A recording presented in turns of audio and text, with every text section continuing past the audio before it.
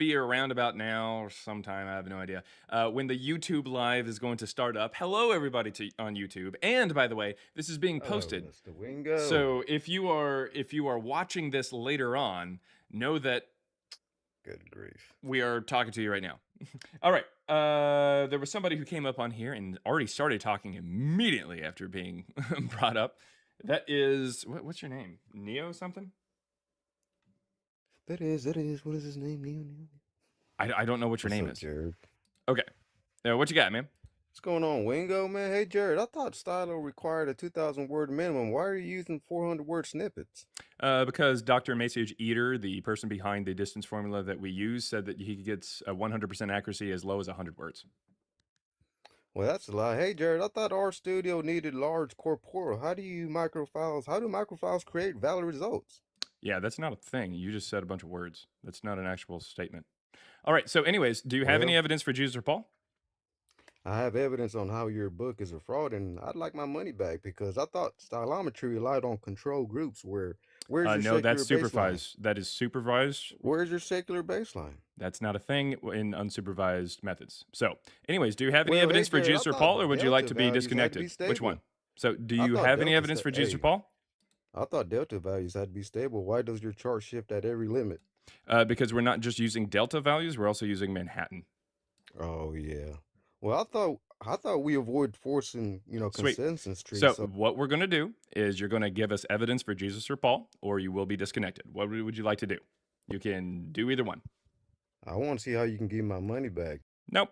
Sounds good. You spent $3, man. And that's maybe because I don't think that you actually bought the book. That being said, you can take that up with Amazon if you really want to.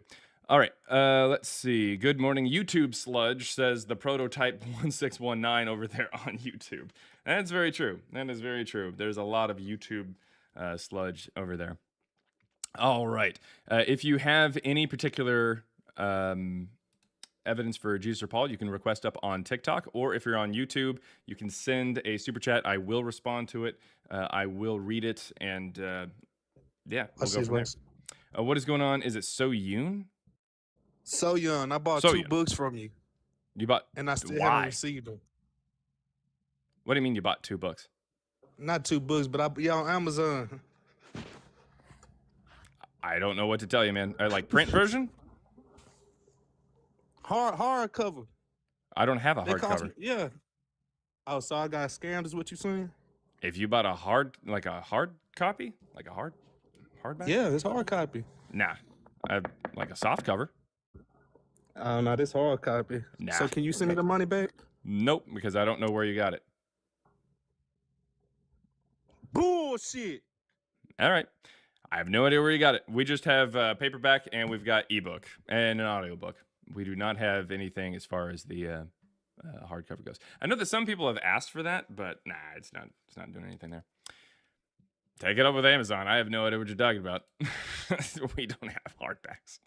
Anyways, if you have any evidence for Jesus or Paul, come on up. Come on up. The request button should be right about there or down there if you're on TikTok. If you're on YouTube, just request up there. The link to the chat should be there or the link to the TikTok should be there in the chat if you want to come up that way. All right. We've got somebody who's wanting to come up there. As long as it's not Deathless Light, I think we should be fine. What is going on? Is that First Light? Correct, yes. First Light, what you got, man? I've got a question since we're questioning. Okay. I think that do you have proof that you exist? Yeah, you're looking at it and you're talking to it. Do you have any evidence for Jesus or Paul 2,000 years ago? Well, this is the reason I'm asking you this is because of your prompt. My prompt is talking about people 2,000 years ago. Do you have any evidence for Jesus or Paul 2,000 years ago, or would you like for me to move on to somebody else? This is if you don't want to hear my perspective. Your perspective of me existing today has nothing to do with whether or not 2 people existed in the desert 2,000 years ago. Right. There's more. I would just simply state this. There is more evidence of Jesus and more witnesses of Jesus living and existing and Paul than there are of you. Okay. And that's the long and the short of that one. Wait, hold up. You think we have historical evidence for Paul? We definitely have more historical evidence for Paul and Jesus than you. Okay. witnessed Everybody knows what accounts time and it is. historical accounts. Let's get ready to rumble!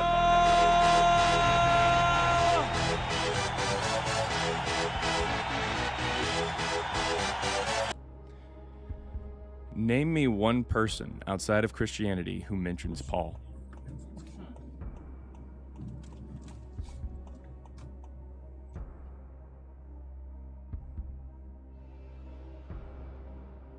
First light. Can you name me one person outside of Christianity who mentions Paul?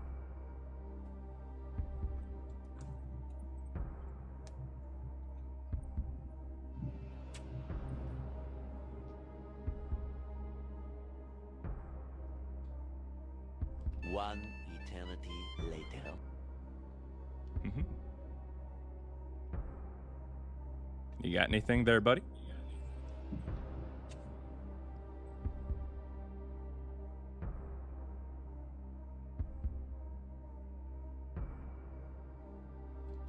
All right. Sounds like you have no idea what you're talking about. Thanks for playing, though. We're going to go ahead and move on to somebody who's got some wrinkles on their brain. All right. More like soft mode. Erect mode. All the way down to your wimpy ass flaccid mode. That's how that goes. All right. We've got next up Patty D, I think. Patty D. I think that's his name. Hopefully he connects.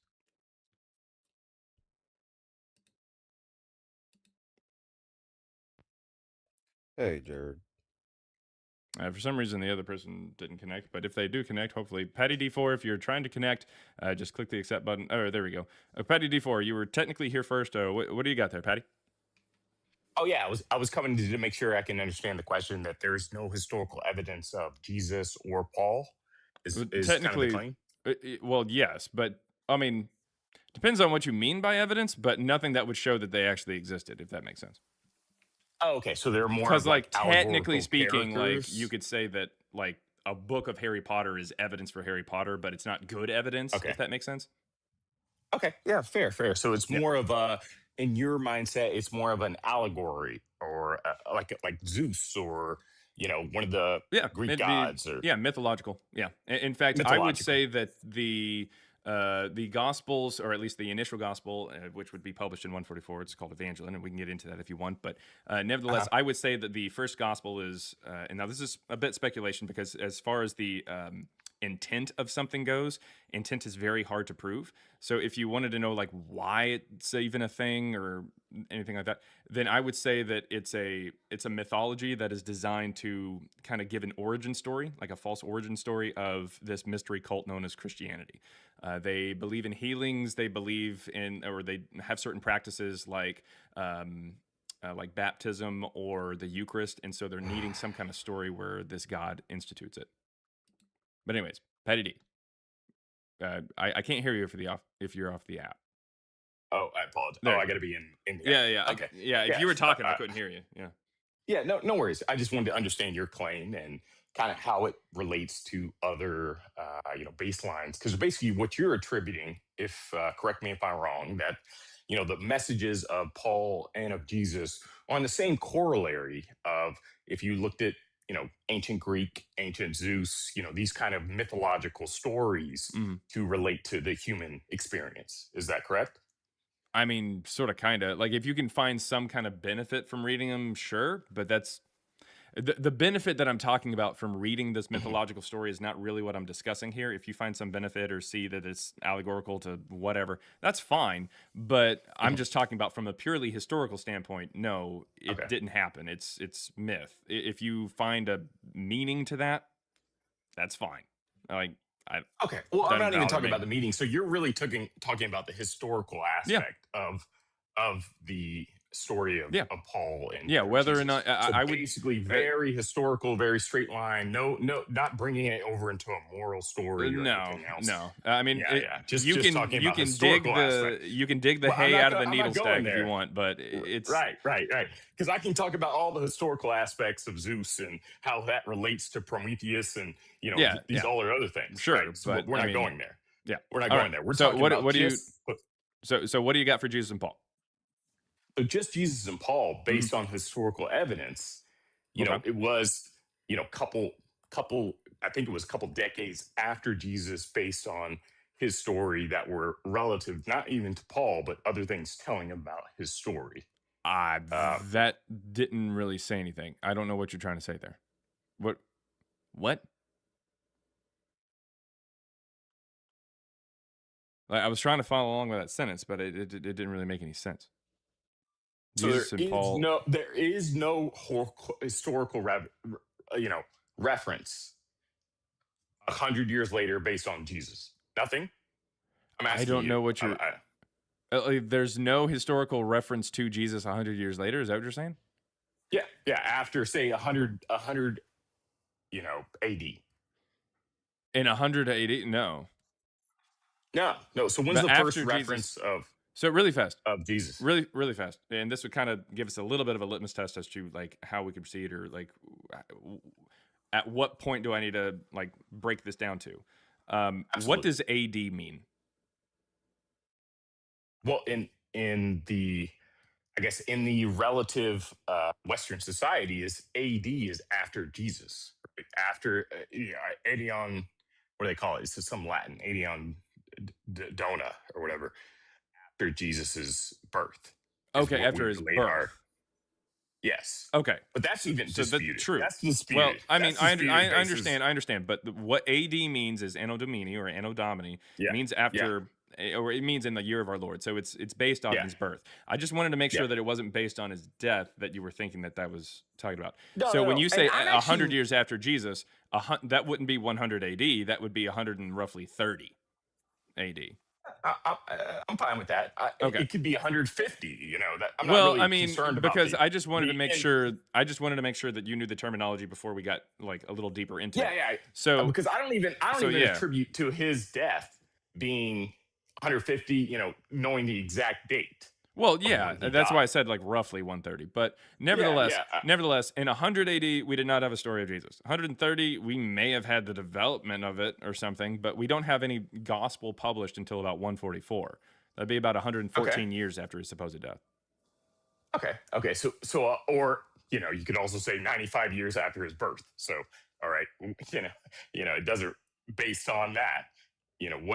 What does it change from 100 years to 114 years? What's the difference there, in your opinion? It's just more evolution of the thought. The Book of Elchasai is a book that the Ebionites used, according to Epiphanius, early church historian there in 4th century. Yeah. It comes out during the reign of Trajan, which would be 98 to 117, and it talks about a Christ Okay. figure that comes to earth multiple times through reincarnation. His name is not Jesus, and he comes to earth multiple Well, times what do with his you sister. attribute to the early people who talked about this same type of character? Doesn't have to be Jesus, who reincarnated and came out after death.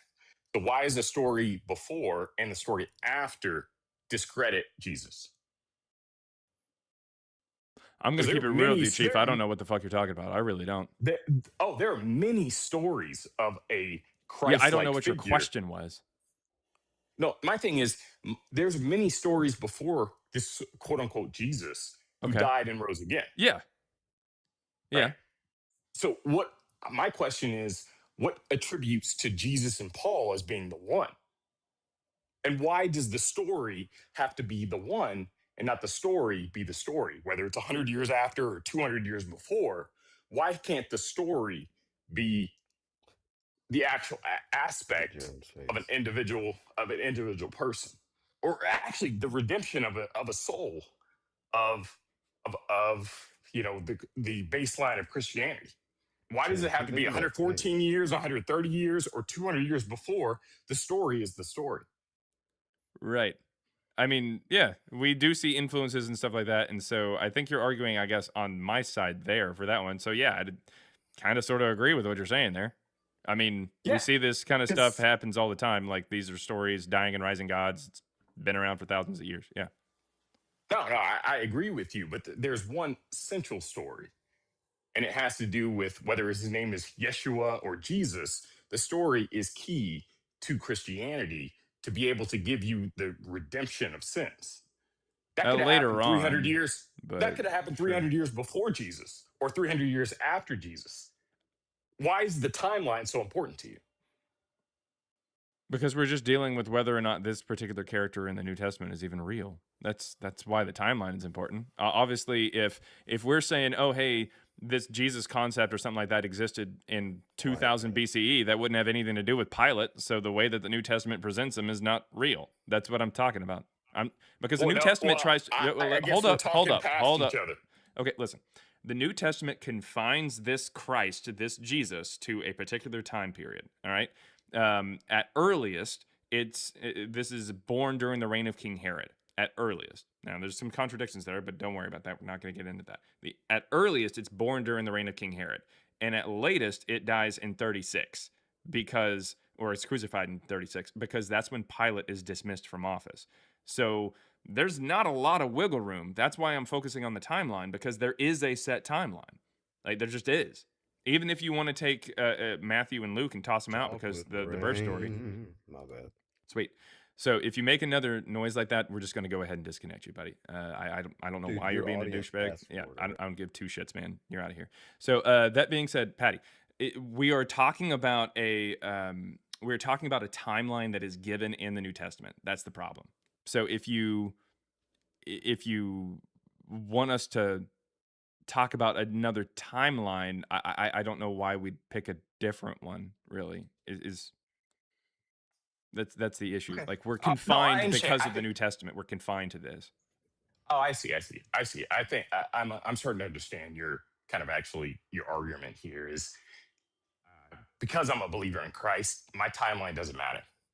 That doesn't make any sense. Are you talking about like a different Christ?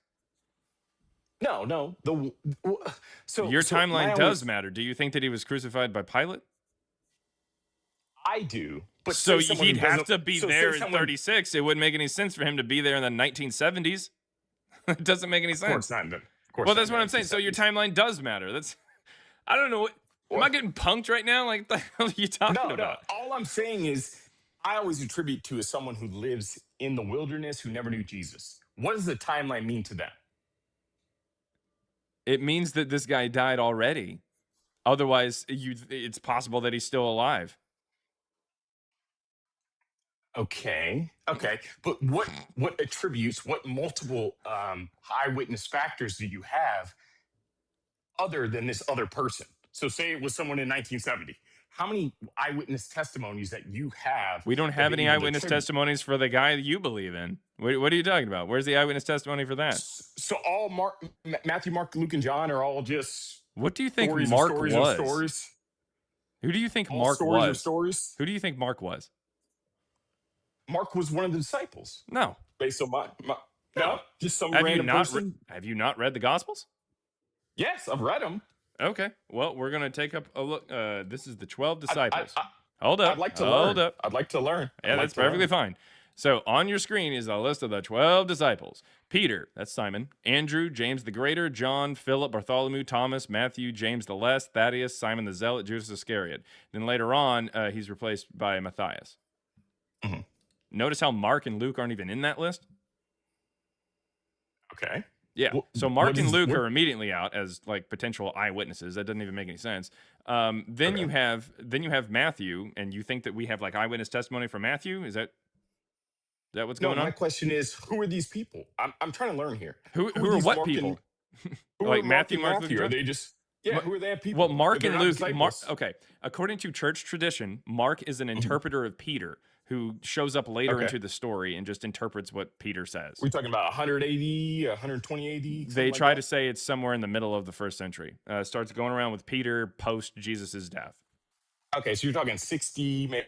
Yeah, somewhere in like 60 to somewhere in there. Yeah. What we were talking about earlier? Okay. So yeah. You're talking Luke is a doctor, according to church tradition, that travels around with Paul, who is also not an eyewitness of Jesus. Okay, so these were stories of stories, is what you're. Even from church tradition, Mark and Luke are not eyewitnesses. Matthew is one of the disciples, but unfortunately, the Gospel of Matthew never says it's written by Matthew and never insinuates at all that it's written by anybody who was even alive at the same time. In fact, it Okay, so uses the Matthew same. was a disciple, but we don't know who wrote it. Yeah, the Gospel of Matthew doesn't say it's written by Matthew. The first time it's attached Okay. to that gospel is in 180 by Irenaeus. Okay, so it's fair. So it's a book of Matthew. We don't know who wrote it. It was attributed 150 years later after Matthew. Yep. Is what you're saying. No, after the supposed death of Jesus. Yeah, it shows up like, and someone's like, hey, he's Matthew. I mean, if he's a disciple, he's with them. It's going to be 150 years later when it was written. Well, right? no, if he's the a first disciple. No.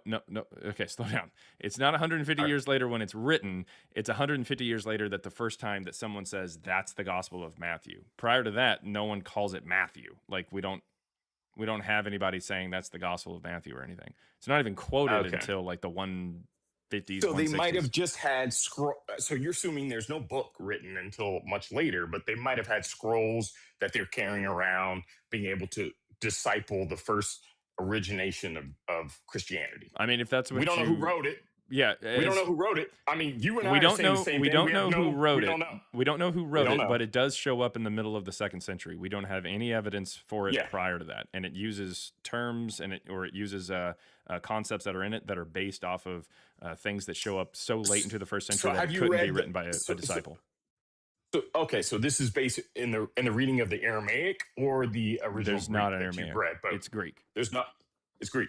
Yeah, it's not written. So it's the Greek writing that happened. 100. I mean, we can all ballpark here. 110, 120 years later to be able to decide who wrote it. We don't know if it's Matthew, but some writing just appears, and then the church begins to use that for 1,000 years. Is it what you're saying? I mean, appears is a weird word to use, but sure, I guess. Like somebody writes it and presents it. Okay, so somebody wrote it, and then it becomes church doctrine. How did that happen? At a certain point. Well, because Irenaeus picks 4 gospels. He says there's 4 corners of the world, so we're going to pick 4. Okay, so Irenaeus is the one who decides that this thing that just appears at that time, he chooses that to be a principal doctrine. It had already been around for about 30 years or so, but he picks it. Okay. He picks it. Now we're going to go back 90 years. I was saying 120, so now let's go 30 years before. He may have looked at it over 10 or 20 years and decided that this is one of the 4 gospels I'm going to use, Irenaeus. I'm just trying to understand your logic, right? Yeah. Making sure I'm following. Yeah, right, so we're talking some 90. in there that I'd argue. Well, no. Okay. I don't know why you keep saying 90. In 180, this would be 150 years after the supposed death of Jesus, which is supposedly around 30. In 180, Irenaeus says there's 4 gospels. All right. It had been around. Matthew had been around since about 150-ish. So 30 years prior. Okay. So in 150, we get the gospel, and then 30 years later, someone says this is canon.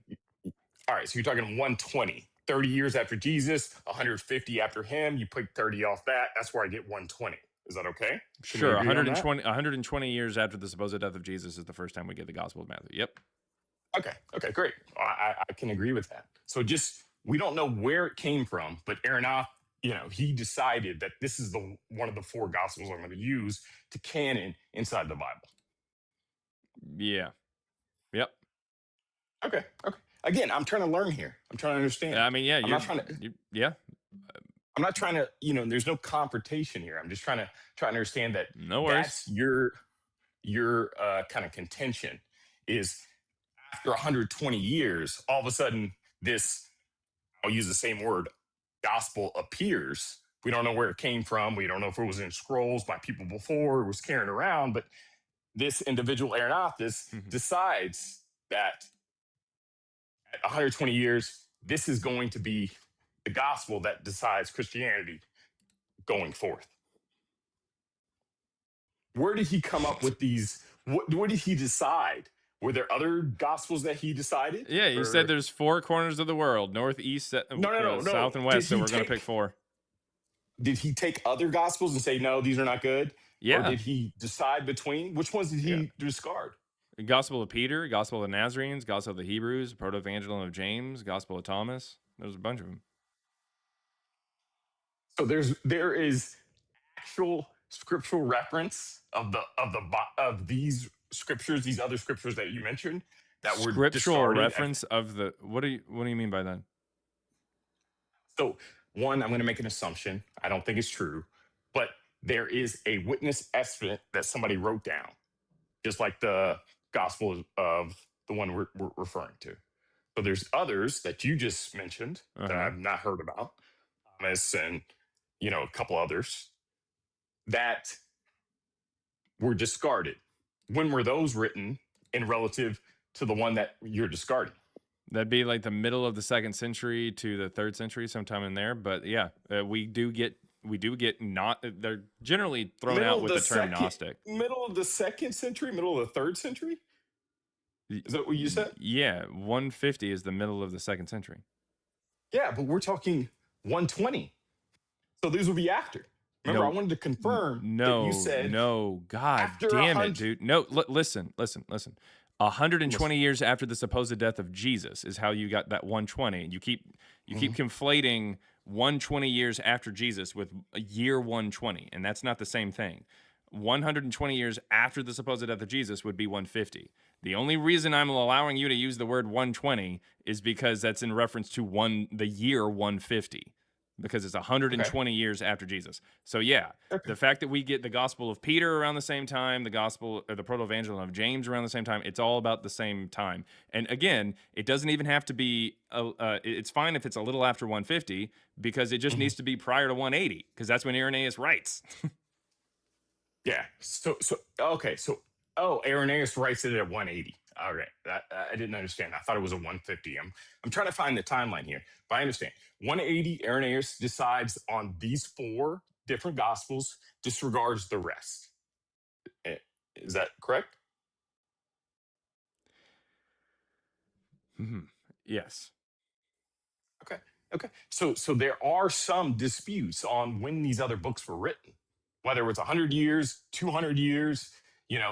There's some disagreement there. It sounds like. What the fuck is wrong with you, dude? Like, I have no idea what you're even talking about half the time. You stumble across what amounts to be a very simple sentence. At straws. I don't know what he's talking about. No, I'm just trying to understand our point. I'm not trying to make, again, I'm trying to. He's grasping at straws. Yeah, I don't know what. He can hold faith. I don't even know if it was holding faith. I think it was just being obtuse. It was really weird. All right, Equestrian Psychotherapist, which is an insane username. What's going on? Oh, I've just stopped believing in God after a deep dive into the Mormon culture for 17 years of my adult life. And it was primarily on this issue. I was sitting in my undergraduate program at Weber State University.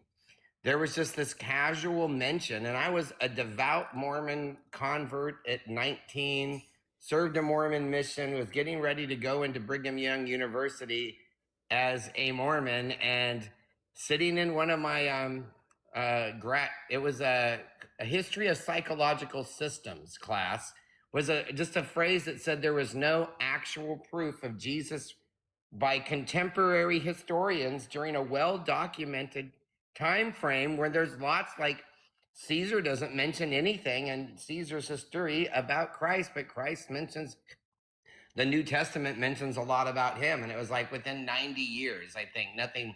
And that sent me down a deep dive. And when I was done, I was like, oh shit, we've been lied to this whole time. And I don't know how individuals like this guy can't just sit there and accept the fact that we've been lied to. Historically, archaeology does not support the existence of Paul or Christ. No, it's a nice story. Yeah. Yeah. I mean, it's nice, I guess, if you like casual racism, but and casual homophobia. Yeah. If you want to find the hay in the needle stack, you can do it if you try hard enough. But I mean, you're gonna get cut up, so it's not fun. But anyways, and I think faith is fine. I'm not against faith. I was a strong believer in God. It meant something to me in that moment of my life. Yeah. But not now. It would seem to me like adopting humanist values where you look for the good in humans and attribute the good that we do as a humanity to other humans. Oh man, that was a great human. That seems like a better way to live than attributing goodness to God. Yeah, I can't really argue with anything you're saying. But yeah, that's equestrian Actually, you're the psychotherapist first. for you. You're like one of the first people I've ever gone live with on any kind of subject. So thank you. I've requested before. Nobody ever brought me on. Oh, nice. It's probably your freaking ridiculous name. Yeah. I ride horses and I do therapy. So I'm training right now Oh, in my okay. 60s. I lost 157 pounds. I became a vegan after a heart attack. And I decided that I could develop Olympic level skill as a equestrian in my old age. And I spend 4 to 5 hours a day training with a show jumping trainer and 1 day a week with a dressage trainer, and I eat a strict vegan diet. And that sounds pretty dope. I would, then I however, see say clients that in the evening. I get that you're an equestrian, but also a psychotherapist. I get that, but like when I when I read your name, it makes me think of something like, I don't know, like this or something. Almost, but more like for the people that ride those. Makes sense. All right. Yeah, and I do the mainstay of my clientele are actually straight couples. I basically run couples fight club. All right. Well, we were having fun. Monday through Thursday from 2 to 9 p.m. virtually. About 50% of my clientele are couples in distress, mostly straight couples, and I watch them argue, and I kind of apply two methods of I think people should be able to talk for the rest of their lives, no matter what happens to them if you partner up. Everything should be open. What is happening? Anyways, that being said, nice that is meeting a equestrian psychotherapist. I want to get to some other guests here, but thank you. But nice meeting you. Thank you Yes. for bringing me on today. It was Yes, fun. And I'm former gonna follow you. Mormon, vegan, equestrian psychotherapist. A W for a wild life. A W You for a have no wild life. idea. That guy's life has to be nuts all the time. And in a good way, it sounded like. In a good way, but like, whoa. Anyways, if you've got any evidence for Jesus or Paul, come on up. The request button is right there or down there if you're on TikTok. If you're on YouTube, you can hop over to TikTok. That's how I take guests. The link is in the chat. It's provided there. You can hop over and request up and I'll bring you up. Or it's on the YouTube profile. You can click the link and it'll come over. If you're interested at all in the book, Christ Before Jesus, it is available. The link is in the bio here on TikTok and on the YouTube profile. But if you don't want to come over to TikTok and you don't want to buy the book or anything like that, I mean, no one's making you do anything. You can send a super chat and I will read it and I will respond to it. In fact, there's some super chats right now. Let me go ahead and take a look at it. $4.99 there from Carrie B9141. I think I know who you are. That said, I bought a book. You autographed it. Tell your dad I said hi. Yes, that is true. Hello, Carrie. How are you doing? I did autograph that book. We're actually out of autographed books right now, signed books, but we got to get some more in here in a bit. $4.99 there from Salty Crab Guy that says, link a PayPal if you'd like to avoid YouTube fees. Well, yeah, I mean, I can do that. You know, it's fine. But, you know, for the most part, you know, I enjoy streaming on both TikTok and YouTube. You know, it's nice. It's nice.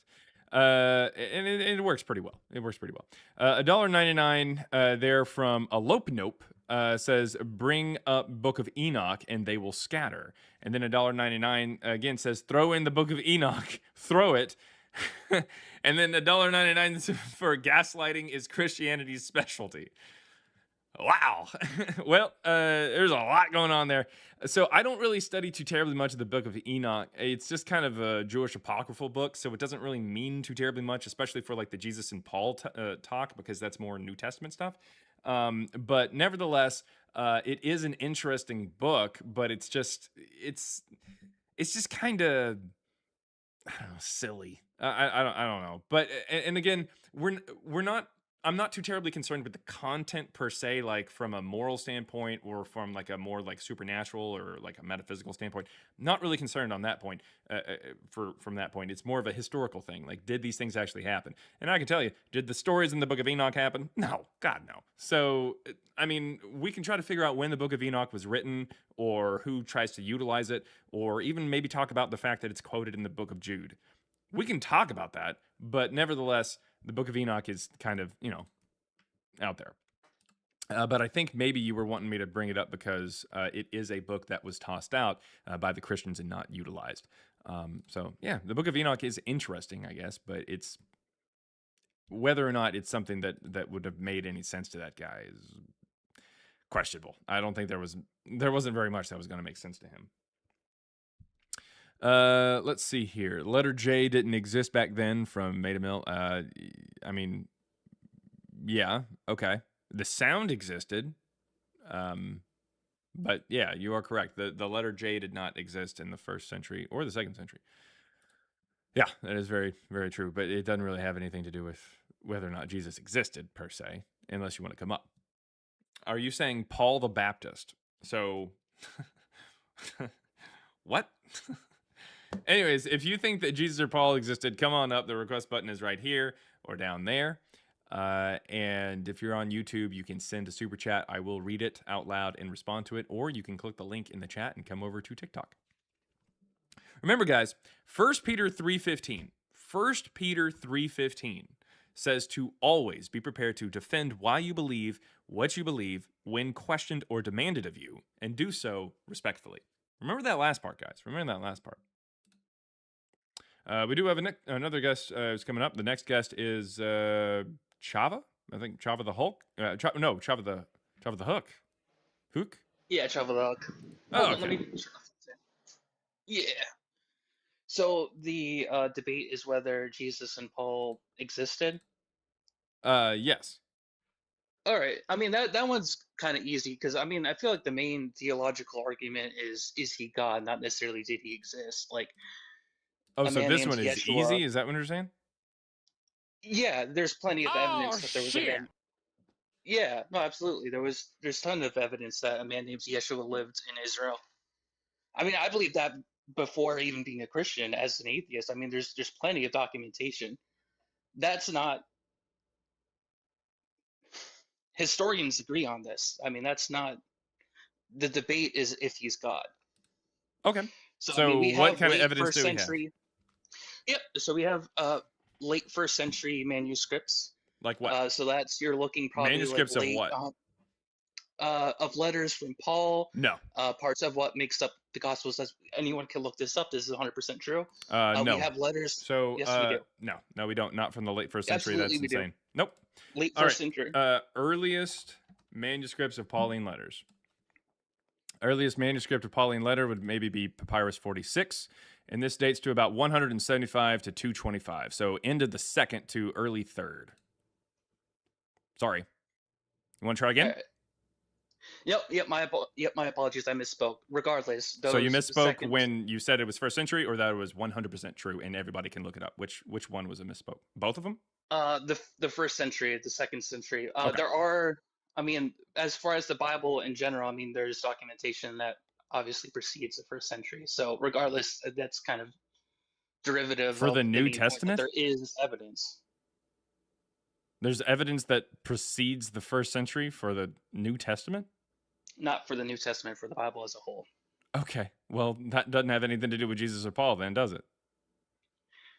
Well, I mean, the Old Testament Mentions Jesus or habitually Paul? Predicts it, yes. Okay. I mean, Is Jesus predictions specifically. predictions somehow evidence that the predictions came true? No, the Yeah, evidence so that that's not came evidence for after Jesus or is Paul. what proves that it came true. Yeah. So like even if every verse in the Old Testament said there was going to be a guy named Jesus and there is going to be a guy named Paul, that wouldn't be evidence that that prophecy actually was actually fulfilled, So right? even if you want to decide that those, second I mean, right? century, Am I right that a prophecy is not evidence that it was fulfilled? Like just reading a prophecy is not evidence of fulfilled? I'm willing to accept that that someone could believe that this is No, insufficient hold up, evidence on its own. slow down. I need you to understand that just seeing or reading a prophecy does not automatically mean that it was fulfilled, right? Like people can On make its own, prophecies. Yeah, okay. I On its agree. own, Yes. yeah, yeah. What that Yeah. means is that you're going to need to rely on evidence to show that it actually was fulfilled. So I don't give a shit about all the prophecies that you think are there before the first century. That doesn't mean anything. Even if I grant you every single one of them, it doesn't mean shit. So where's the evidence that Jesus and Paul actually existed? So far, we have Pauline manuscripts at the end of the first century that are actually at the end of the second at best. So what Okay. else you got? So I believe that this also lands in the somewhere around the second century. There was a Jewish philosopher who references Jesus Christ A Jewish in his philosopher. Okay, and who is this yes. philosopher? I believe his name is something Flolivius or something. Their names are really hard to pronounce. It's like Joseph. If you look up second century Jewish philosopher book about that references Jesus, you'll find it on Google. Yeah, on Google? There's Yeah, and I believe that there's also a documented letter to or from Pontius Pilate referencing Jesus Christ as well. Oh, Pontius Pilate. Pontius Pilate's actually mentioned in this book here. Interesting. All right, So so I mean, we don't have anything from Pontius Pilate, by the way. I need you to understand that the only letters that we supposedly have are part of what's called the Pilate cycle, which is started in the late 4th century and goes all the way to the 10th century. Pilate doesn't even exist halfway into the 1st. He dies in 39 over in Rome. So, no, the Pilate cycle is not real. Acta Pilati is what you're talking about, or Acta Pilati. It means the Acts of Paul, and that is, sorry, not the Acts of Paul, the Acts of Pilate. And these are things that are written in the late 4th to early 5th century. And it talks about how Pilate wrote a letter to Caesar, and Caesar writes a letter back to Pilate and stuff. But it's apocrypha. It's not a real. It's not a real letter that actually was from the 1st century. It addresses certain concepts that show up much later. So yeah. So I mean, unfortunately, as it stands right now, I only have my phone with me, and if I were to like tab out to like look online real quick, it would like boot off the conversation. So I'm not really able to double check real quick. I mean, I'll Okay. take your word for it, but based on All I know right. that Well, there I just went was ahead and Googled, do we have any letters from Pilate? No, there are no surviving authentic letters or writings authored by Pontius Pilate. While there are references to him in official Roman and Jewish histories, and any letters attributed to him today are considered ancient forgeries or works of historical fiction. That's because they show up, again, hundreds of years after he supposedly dies. Or not supposedly dies, hundreds of years after he died, because we know well that he dies in to roughly to about be 39. fair, that's the AI automated response. I wouldn't Okay, put 100% cool. Then we'll stake just to go that. ahead and go to the Bart Ehrman blog, who is the leading scholar on this particular topic. Do we have any reliable sources for Pontius Pilate? We have sources for him, but we don't have any letters from him. That's the problem. Like we don't have letters from Pontius Pilate. Let me see if we have. Let's see if he actually discusses the letters in this particular thing. Let's It's see. it's possible that Maybe? I'm referring Acts that of I'm like Pilate. confusing names. But I know that there's a senator or someone who references him. Say what? There, I might be confusing names, but there's definitely a senator or some sort of person in like a position of political authority who in the second century who did reference Jesus in a letter. So I'm Oh, not sure if that Jesus. was Pontius Okay. Pilate or Yeah. yeah. In a letter, you said? Yeah, I believe it was a letter. So if you look up like second century letter that referenced Jesus. All right. So as far as a letter goes, at best, what you're talking about is Pliny the Younger, letter 96 in book 10 of his complete letters to Emperor Trajan in the late 111 or early 112 would be something that talks about the Christians, and it says that they meet on a fixed day, share a meal, and sing a hymn antiphonally to Christ as God. That's the Well, closest that you're going to get. all right. Did you find the Jewish philosopher bit that I mentioned earlier about So it's not a Joseph? Jewish philosopher. That's why I was trying to give you a No, it hint is a by Jewish holding the book. book. No, it's not. He's not a philosopher. His name is Josephus. He's an ancient Jewish Roman historian, not a philosopher. Well, it's same thing. No, Theology, but that philosophy. being said, he writes Antiquities of the Jews, and that's what you're referencing to. Yeah, Probably the Antiquities of the Testimonium Flavianum. Antiquities of the Jews, Book 18, Chapter 3, Section 3, or if your copy does not have chapters, that would be Antiquities of the Jews, Book 18, Section 63. And it talks about Pilate, talks about Jesus, crucifixion, miracles. It talks about the resurrection, all kinds of things. But So unfortunately, that's my not thing written is, by... Unfortunately, that's not written by Josephus. It's written by Eusebius, and it's an interpolation from over 200 years after the death of Josephus. Even Christian scholars acknowledge that at least a portion of it has been added by later Christians. right. So here's the thing. I think that well, first of all, I apologize for my miswording. I unfortunately don't Not a have problem. the information in front of me. Not a problem. But one thing that I want to emphasize on is if we can't agree that Jesus agreed, I feel like historically there's a lot of prominent figures that we claim to know or to be true Like that what? don't have that same level of evidence. Well, The Pontius same Pilate, level for of example, evidence? we agree that Pontius Pilate exists, but we have Yeah, way that's more because we evidence not for only have the Pilate stone, which dates to the reign of Emperor Tiberius, who he served under, that mentions his name and his government position. We also have two contemporaries of Pilate who mention him. Two people who were alive at the same time as Pilate mention him. That's Josephus and Philo of Alexandria. They actually talk about him a lot. Right. So we Well, have contemporaries, people who were alive at the same time, who we know were alive at the same time, and we have something archaeological that dates to that same time period that bears his name and his government position. We don't have shit like that for Jesus.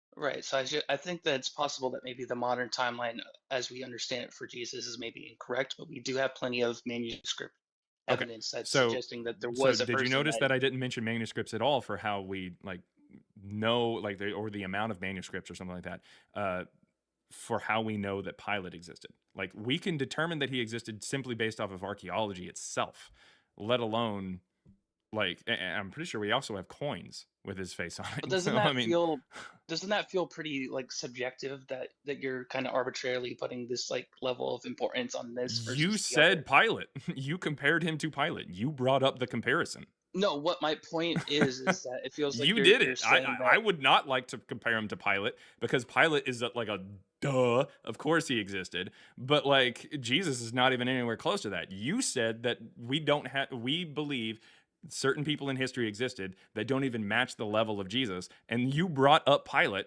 as one of the examples of people who don't even match Jesus, and you literally brought up someone so incredibly proven that you now want to back away from that comparison. No, I'm not backing away from that comparison. No, I'm not. Okay, so then where is the level of where's the contemporaries who write about Jesus? Where's the archaeology that dates to the time that he was alive that mentions him? Well, we Where have is the that? Shroud of Turin. So the Shroud of Turin does not date to the 1st century. In fact, literally the Catholic Church reversed its stance on it in 1988 whenever extensive studies were done in different labs that all came back and said it came from the 1300s, which is when the actual weave itself, 3-to-1 herringbone, required the technology of a loom that dates to that time period. That's also the first time we get people mention it. 3 different letters pop up in the 1300s saying it was fake. The conversation sphere around the Shroud of Turin, a lot of atheists bring up the studies that were done in the 1990s or the 1980s. There has been research that has been done later. So the part of that that's complicated is that it was in part of a building that was burned or it was burning, and there was the Catholic Church.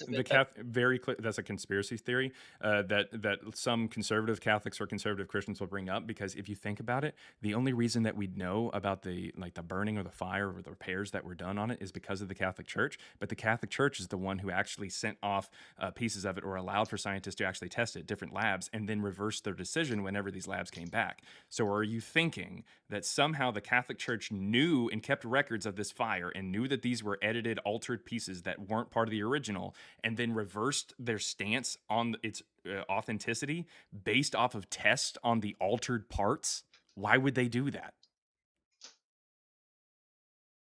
Yeah, exactly. So right here on the screen is the Shroud of Turin's negative. Right there in the middle, you'll see it. It's highlighted there on the right. All right. The fact that it looks like this immediately should tell you that it's fake. It should look like this. Because you mentioned more recent studies. This is a study that was done very recently, about 1 year ago. Sometime in 2025 is when this actually came out. Because, and this was posted in Archaeometry, by the way, which is from Oxford. I believe, yeah, it's got Oxford behind it. Anyways, the point is, the face on the shroud, here's a mask, all right? If you take a look at this, you'll see that we actually have like the eyelids of this supposed person. We'll go ahead and go over here. See how we have the eyelids of the person? See that? There's the eyelids on the shroud. Do you see it? You're off the app, man. Oh, sorry. Yep, I see it. Okay, sweet. Whenever you get the eyelids, that means that you're pulling this skin tight, because if you lay the shroud or lay any sheet on someone's face, the eyebrows or the forehead there, the cheekbones, and then the nose will keep that sheet up above the eyelids. So you're somehow pulling the skin tight, which doesn't really make a lot of sense. But even if you did manage to get it skin tight, what you would end up with when you lay that sheet flat is something that looks like this, which is why the Mask of Agamemnon looks the way that it does. These are actual funerary masks, all right? This here is artwork because it doesn't look like that. It's supposed to look something more like this. We would get the sides of his head because the body, the head, the arms, the legs, the torso, everything, they are 3D objects. And if you get an impression of said 3D objects onto a sheet that you then lay in a two-dimensional plane, like flat, you will end up with distortion. You will get the sides of the things. That's why the Earth is a globe, but when we lay it flat on a map, it's distorted around the edges because you can't get a perfect image of a 3D object on a 2D plane. That's not how that works. It's not how that works. So what they did was they very clearly used a bas relief, which is like kind of like you'll see it in artwork where it's almost like it's popping out a little bit, like half popping out of the stone. It's like almost like 3D kind of images or 3D kind of imagery. Real quick, as the you point is they explain, use is it this. okay for me just to like, as you explain, is it okay just for me to like hop off the app? I'll Yeah, still be able to you hear can you, hop but just you so can I can hop like off. look. That's fine, but TikTok will only allow for you to hop off for like maybe a minute at most. So as Oh, long as okay, you're then gone don't for worry. like as long as you're gone for like 30 seconds and you come back in or something like that, then you're fine. But TikTok will Yeah, then drop don't you. worry about it. I mean, I'll try my best to like explain from things from my memory, but I'm not really the best About the at that. But shroud? listen, from what I've read is that they did recent like X-ray studies, and I know like that the X-ray studies that they did recently is not like the best way to like date a thing. But The from what study you're I've talking about came out in 2022, and it's from the same scientist who did a study in 2014 that got actually retracted because enough scientists were like, you didn't do this in any scientific form. They were people who said that they tested the blood and they came up with these results and stuff like that. And other scientists were like, that doesn't make any sense. And they retracted it. They came back in 2022. They're very very conservative Italian Catholics, by the way, very Italian as well. But the point is, what they did was they used a method that had literally never been used before and said that because the shroud was the guinea pig, and they said it came back was potentially first century. And there's no way of knowing that because it's never been used, it's never been tested before. right. That's the I problem. It mean, was the Waxus, the WAXS method, but it's literally never been used before. the Shroud of Turin aside, I think that I think Well, it that was the becomes archaeology that you were talking about, because the initial uh, the initial conversation was how you said that we have more evidence for Jesus than Pilate, or better evidence. You said better evidence for Jesus than Pilate, and then we talked about how we have archaeology for Pilate, and you were trying to use the shroud. I guess is the first thing you mentioned for well, the archaeology better of Jesus. better might have not been the best word for it. I think that I was more so aiming for more.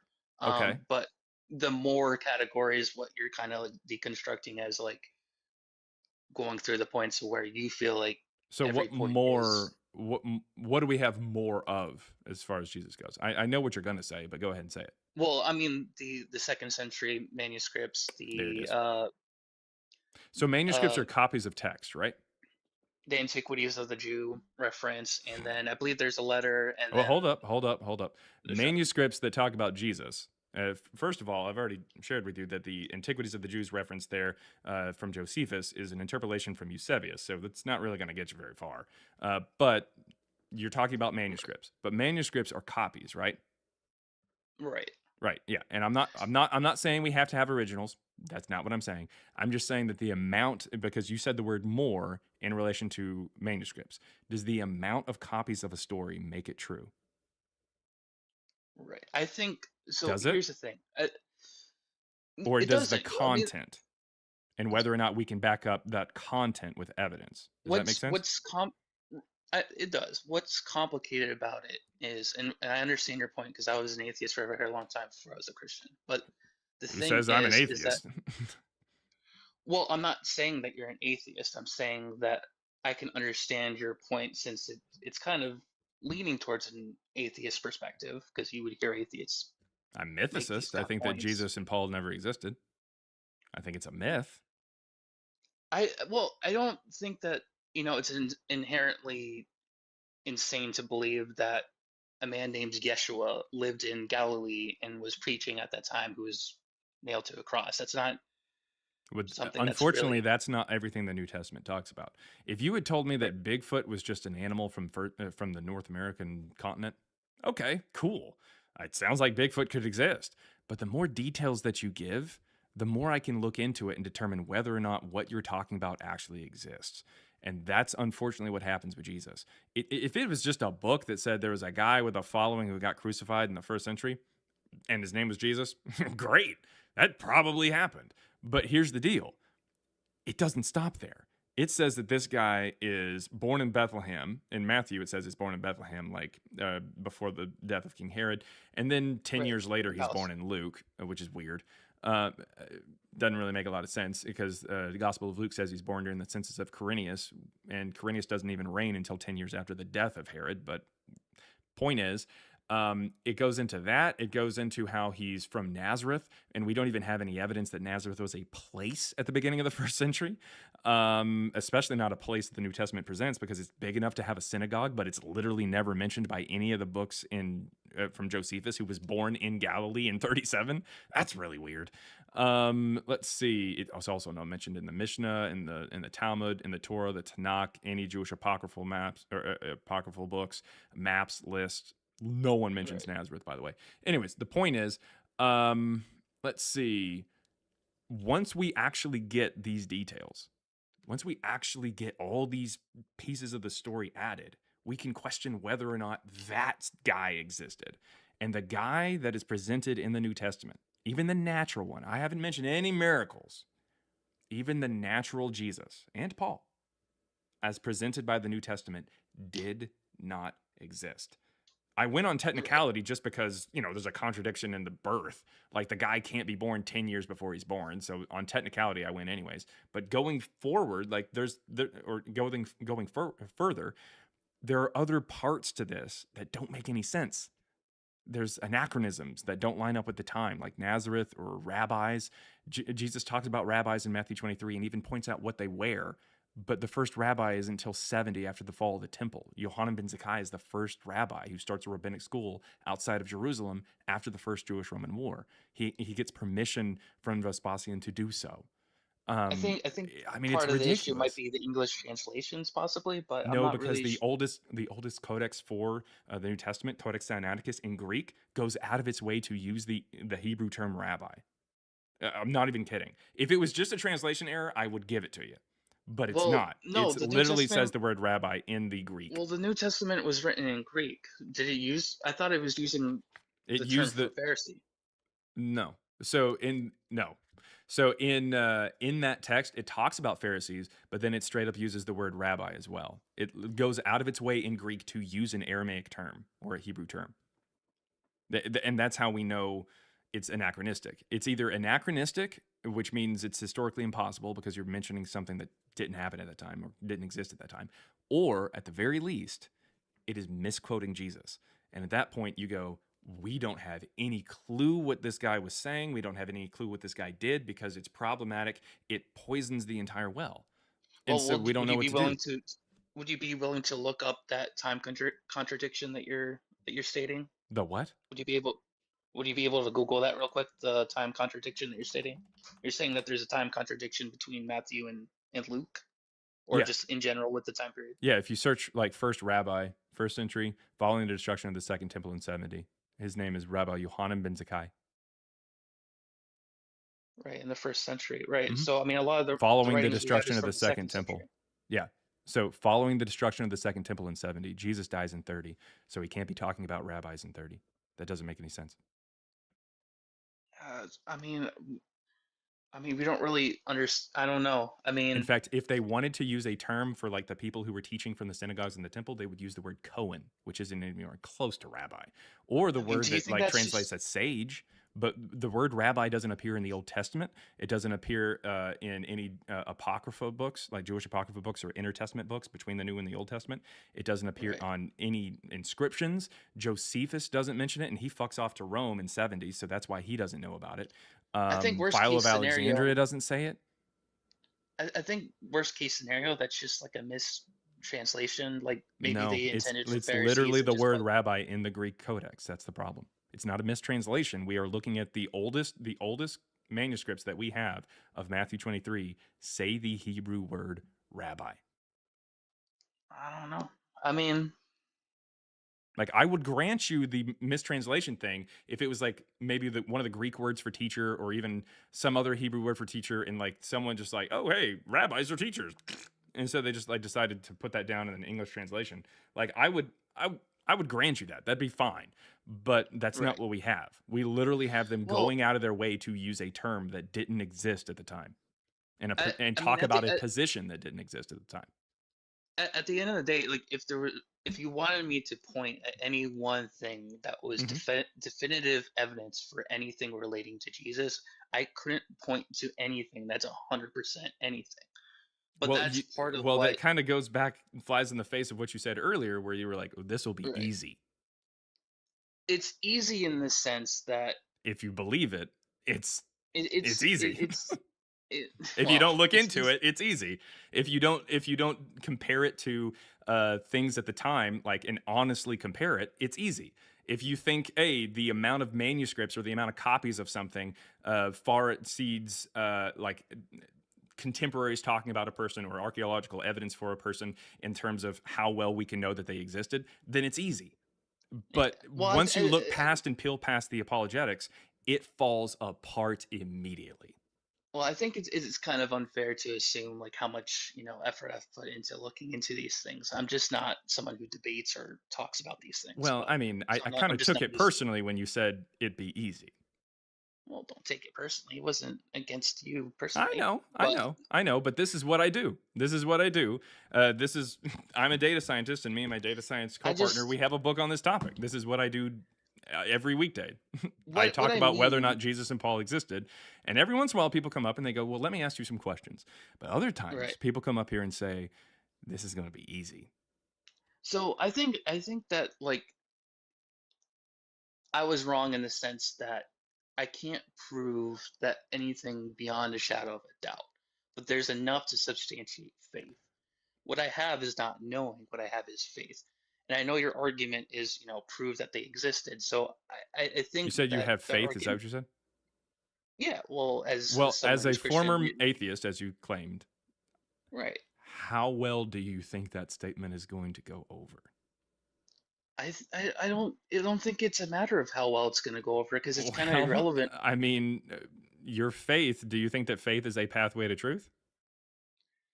I think faith is a pathway to happiness and And into a that's life fine. that I'm reflects not trying to truth. say, I mean, if thinking that Jesus existed makes you happy, knock yourself out. But if you truly Yeah. do think that he did exist, and you want other people to acknowledge that this is a real thing, which is kind of think that insinuated part by of, saying, hey, like, other people believe in this and I think it's going to be easy to prove it. I Well, think I just if it's just a personal thing, it's not going to be too easy.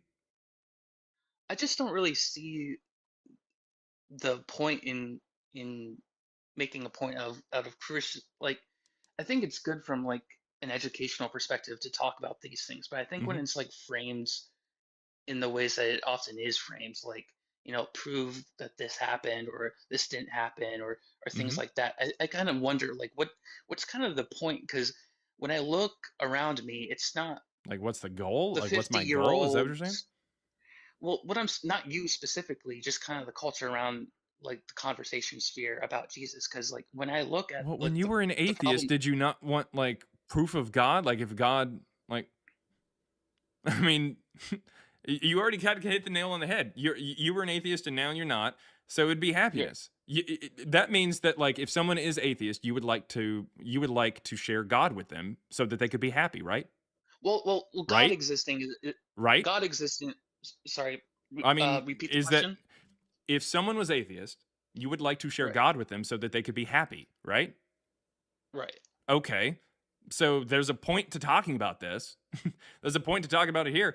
Yeah, some people sincerely do just want to have a historical conversation. And that's fine. That's okay. There's plenty of Yeah. people who I talk to, atheists, Christians, Muslims, Jewish people, Mormons, the fucking weird ass like something crazy like oh, I'm a pagan Norse Druid Mormon adjacent fucking witch person, like something that's got like a billion different adjectives. The point is, some people just love the historic conversation, and that's fine. That's Yeah. fine.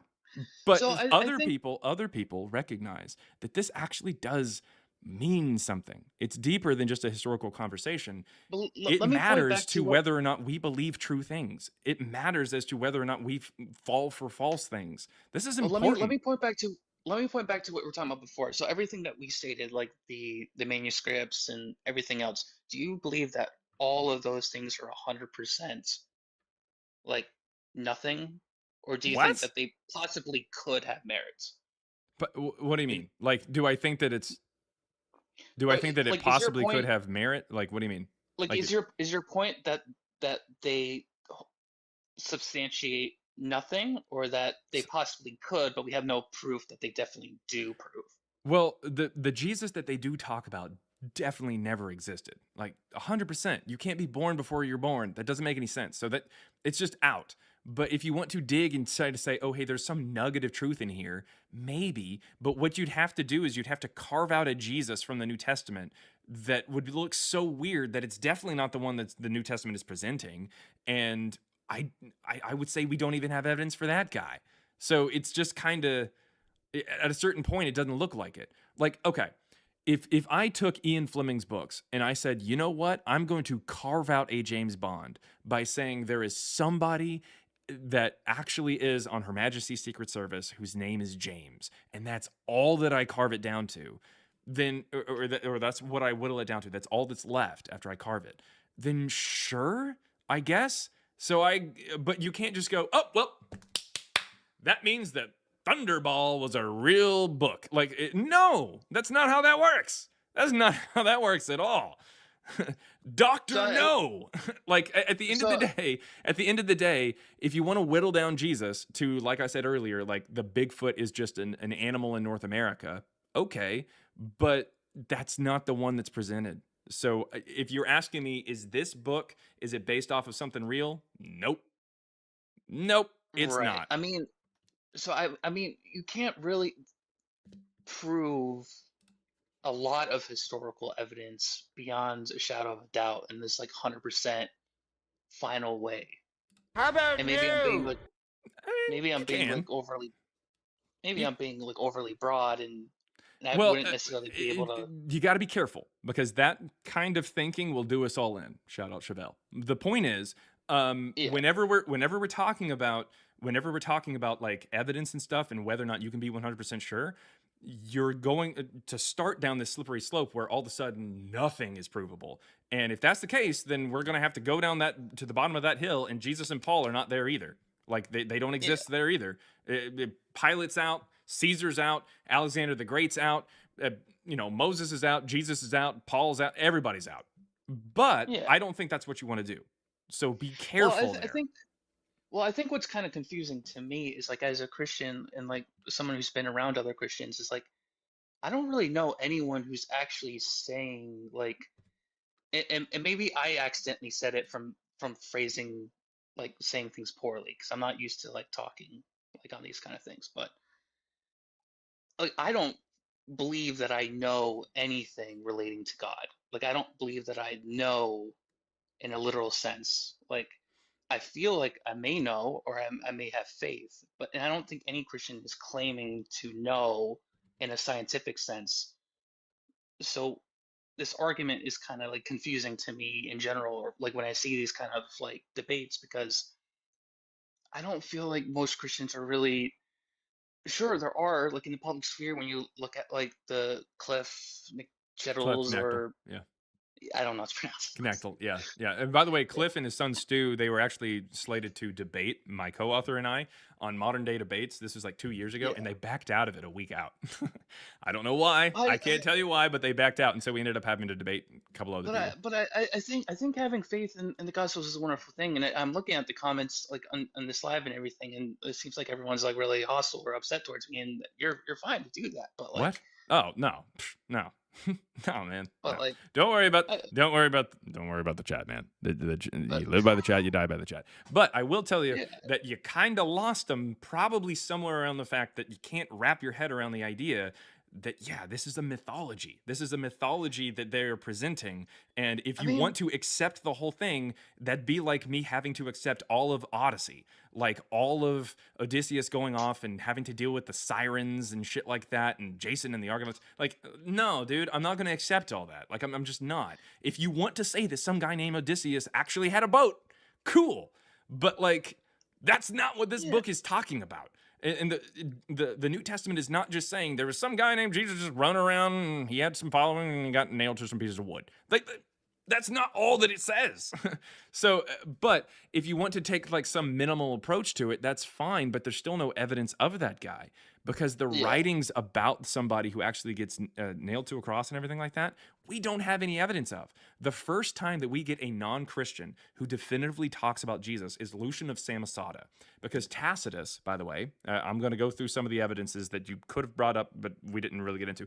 Tacitus is a Roman senator, a former Roman yeah. senator who writes a That's he what I was writes a looking. Yeah, book, Annals, in 116. The oldest manuscript we have of that is from the 11th century. And when we take a look at it, we can see that the Christians are editing it. They're actually literally changing the word Christians, which is what he was saying, to Christians, like by erasing part of the E to make it look like an I. I have the oldest manuscript. I can pull it up. I can show you right now if you wanted to, but I'm trying to fly through this stuff. So yeah, what this means is that the group that was blamed for the fire in Rome that he talks about from Nero in 64, this group is called the Christians, and we see the word Christians in an inscription in Rome in Latin that dates between 16 BCE and 37 CE. So potentially before Jesus even potentially existed. We have this group that was already around, which lines up with what we have from Alexandria, which is a cup that dates to the 1st century BCE that says through Christos the magician. So it's pretty clear that this mystery cult had already been around for some time, and we don't get the story of Jesus until the middle of the 2nd. The first time that we get a gospel that we can definitively date would be about 144. Roughly 144 is the gospel called Evangelion or Evangelion. It's published by a man named Marcion. And he is eventually deemed as a love that heretic. anime, by the way. Oh, yeah. There is an anime, yeah. But and I call it Evangelion to try to distance itself. But anyways, the point is, Evangelion is this Evangelion. gospel. Yeah, well, Evangelion is the actual name of the anime. So I try to. Anyways, it means gospel in Greek. That's all it means. But the point is, Evangelion is this gospel that shows up in the 2nd century, and it gets the ball rolling when it comes to these gospels that we eventually have, these writings that we eventually have in the canon. This is important because prior to this, the Christians are mentioned, but without a Jesus. So Lucian of Samosata in 166, he's a satirical writer, and he's a Syrian writer. And he is a person he's the first non-Christian who talks about Jesus, and he says the Christians worship a crucified sage. But right before that, he says that there's a patricidal con man that grifted the Christians in the early to mid 2nd century and wrote their books for them and edited others. Also wrote a bunch of letters to different cities, if that rings a bell. Right. So it's pretty telling that the first person who really talks about this Jesus character that the Christians believe in is firmly into the 2nd century, like mid to late 2nd century, realistically. and is talking about how he calls them miserable wretches, gullible fools that just fall for anything. And it's pretty obvious that what we have today is just a mythology that people just kind of accept. And because people believe that the church wouldn't be lying to them this entire time, and so they establish it or assign a certain level of reliability on church tradition that doesn't really make a lot of sense as to why it's there. People just believe that it's at least somewhat true. There has to be something behind it, right? Right? But Yeah, I nah. mean, unfortunately, I don't really have like any of the points on top of my head to really, review anything that you're saying or disagree with anything that you're saying. But it's hard, man. Like you can't know for sure. Like in the same way that, those things don't 100% prove the authenticity of Jesus, which I'm willing to agree with. There's no way to know for 100% sure. There's no like 100% evidence. I'm willing to agree to that. But I think in the same regard, there's not 100% evidence that he didn't exist. And Well, that's you what's can't so be. confusing about it. Well, the Jesus in there, definitely not, because you can't be born 10 years before you're born. You know that, right? Well, I think something can be real in despite of a possible literary Well, mistake. I well, don't. can you at least say that the Jesus that's presented in the New Testament, like as the New Testament presents him, didn't exist? Because there's contradictions. So that the way that it's presented I can't don't know happen. if it's as simple. I don't know if it's as simple as not existing. I mean, it's possible that there's part of the Bibles that aren't necessarily 100% correct, but Well, then the way that it's talking about him isn't a real thing. So you can at least say the way that the New Testament presents Jesus is not real. It's not historical. It's not possible. Right? I mean, if there are contradictions, which there are, then the way that Jesus is presented in the New Testament is impossible. I mean, I can't prove anything beyond a shadow of a doubt. I mean, At the end of but the you day, can't like be I'm not. born 10 years before you're born. That's provable without a shadow of a doubt, correct? After this conversation, I'm willing to look that up and do my research, Not a problem. on that. But I will I'm I will willing to take bring your it word up for it. here. Matthew 2 says, in the time of King Herod, after Jesus was born in Bethlehem of Judea. So in other words, during the time of King Herod is when he's born, right? All right, what version is this? What? It's Matthew 2:1. Well, like What version? Is that what you version of the said? Bible. Oh, what Yeah, version would you like? Well, I mean, I've The read the King NRSVU is James the one that version. I was using, and it's the one that's used in universities and seminaries. But which one would you like? Well, I just know the King James version. Okay. We'll go to the King James version. Don't give him a hard time, guys. We know that it's a silly version, but nevertheless. Okay. Now, when Jesus was born in Bethlehem of Judea in the days of Herod the king. All right. So this is King Herod, right? Right. All right. So at the end of this story, as you know, they hide out in Egypt until Herod is dead, correct? Right. Okay. So. Right. This is referring to when his dad brought Jesus over to Egypt. Yes.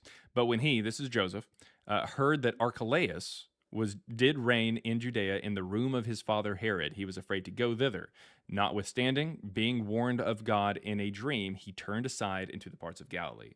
And he came and dwelt in a city called Nazareth, blah, blah, blah, blah. But the point is, this is Herod the king, he dies, and Archelaus reigns in his stead. Does that make sense?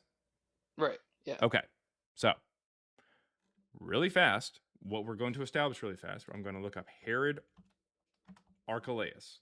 All right, so Herod Archelaus, he reigns in his father's stead. All right, and he is banished in 6. So he starts his reign in 4 BCE because that's when his dad dies. All right, and then he reigns until 6 AD. Right. Does that make sense? You following along? Okay. Yeah. So Herod the king died, like his father, Herod the Great, Herod the king. He dies in 4. But his son takes over, Herod Archelaus, as Matthew 2 says, and then he reigns until 6. All right? That 6 is important because what happens is he's banished and he's replaced. Do we see? Yes. He is replaced It says Archelaus was removed by the Roman Emperor Augustus when Judea province was formed under the direct Roman rule at the time of the census of Quirinius. So this is what happens in 6. And unfortunately, Luke 2 says, in those days, a decree went out from Caesar Augustus that all the world should be registered. This was the first registration and was taken while Quirinius was governor of Syria. Joseph also went from the, sorry, let me go to the King James Version. So, I'm not doing anything weird here. It's fine. I'm going to make sure. And it came to pass in those days that there went out a decree from Caesar Augustus that all the world should be taxed. And this taxing was first made when Quirinius, it spells it weird, was governor of Syria. All right. And all went to be taxed, everyone into his own city. And Joseph also went from Galilee out of the city of David, or city of Nazareth, into Judea, into the city of David, which is called Bethlehem. Blah, blah, blah. Let's see. To be taxed with Mary, his espoused wife, being great with child. So Jesus isn't even born yet. And the census has started. Do you see the issue already? Right. So this census is in 6. Herod the Great, who was reigning and even has a speaking part, and he goes and unalives a whole bunch of kids in Bethlehem and stuff after Jesus is born and whatnot, and the Magi trick him, or they go home a different way. And that's why Joseph has to go to Egypt in the first place, to hide. Herod the Great dies in 4 BCE. That's 10 years prior. I thought it said that he died in 6 CE, or was it saying that he that's died? Archelaus. Archelaus, his son, who takes over at the end of Matthew 2, after Herod the Great dies. This is in the period of Herod. Herod Archelaus is his name. No. Archelaus starts reigning at the end. At the end of Matthew 2, it says... right, but his name is Herod Archelaus. Yeah, the son is Archelaus. Right, so... Yeah, Herod ends up dying. Herod the Great, this is the King Herod. The King Herod, who dies in 4 BCE, he's the one who goes after Jesus. And then he ends up dying, it says right here. Let's see. But when Herod was dead, behold, an angel of the Lord appeareth in a dream to Joseph in Egypt. So he goes back to the land of Israel, but then he hears that Archelaus, his son, was reigning in Judea instead. So he's scared. Right. Yeah. So you're saying that... So there's Herod the Great, dies in 4 BCE, or BC. Right. And then Herod Archelaus takes over, gets removed from office by the Emperor Augustus in 6, and then the census of Quirinius starts, and that's when Luke says Jesus is born. Right. That's like saying that you're born during contradicts because it's trying this part right here. It says Jesus was born during the days of King Herod. King Herod has a speaking part.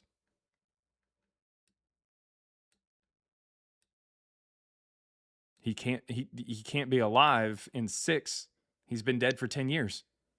His son had been reigning after he died for about 10 years. Yeah.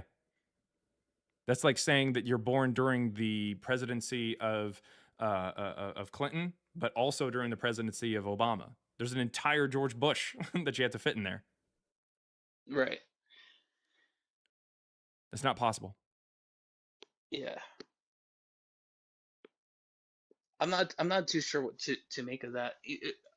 I'll have to like double check that and look at that on my own, but I mean, it's possible that there's some weirdness there. I mean, I'm not really sure. It is. In fact, when you take a look at the census of Quirinius, like here's just the Wikipedia page, it'll immediately tell you. It says the Gospel of Luke uses the census of Quirinius to date the birth of Jesus, but also cites the time of Herod the Great, who died between 5 BCE and 1 CE, removed from office in 4 at the very least, while Gospel of Matthew only references Herod the Great. Most critical scholars agree that Luke is in error, while some religious scholars have attempted to defend the Gospel, sometimes invoking unproven claims.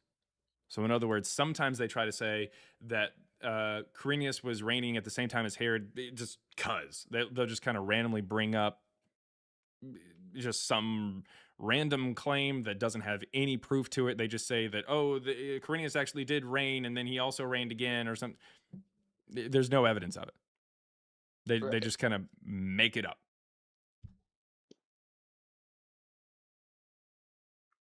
Luke and Yeah, Matthew I cannot mean, be accurate at the same time. In fact, it's pretty obvious that this is the case because if we go back to here, I'm going to go back really fast to Matthew. He goes down to Egypt, right? And right. hides out. Okay. Well, what happens in Luke is they're born. Jesus is born. The shepherds and everything they show up. Blah blah blah blah blah. And then it says, let's see here. When the 8 days and when 8 days were accomplished for the circumcising of the child, his name was called Jesus, which was so named of the angel before he was conceived in the womb. So 8 days old, he's circumcised and named. And then the purification, according to the law of Moses, for her purification, which means Mary was seen as unclean after the birth. And this is 30 to 40 days later, all right, according to the law of Moses. She has to go to Jerusalem, all right? Does that make sense? Yeah, it makes sense. I mean, based on what So you're showing they here, offer those a I mean those sacrifice for timelines this. don't. They offer a sacrifice of this. So this is part of like like raising the kid and the Yeah. purification rites and stuff.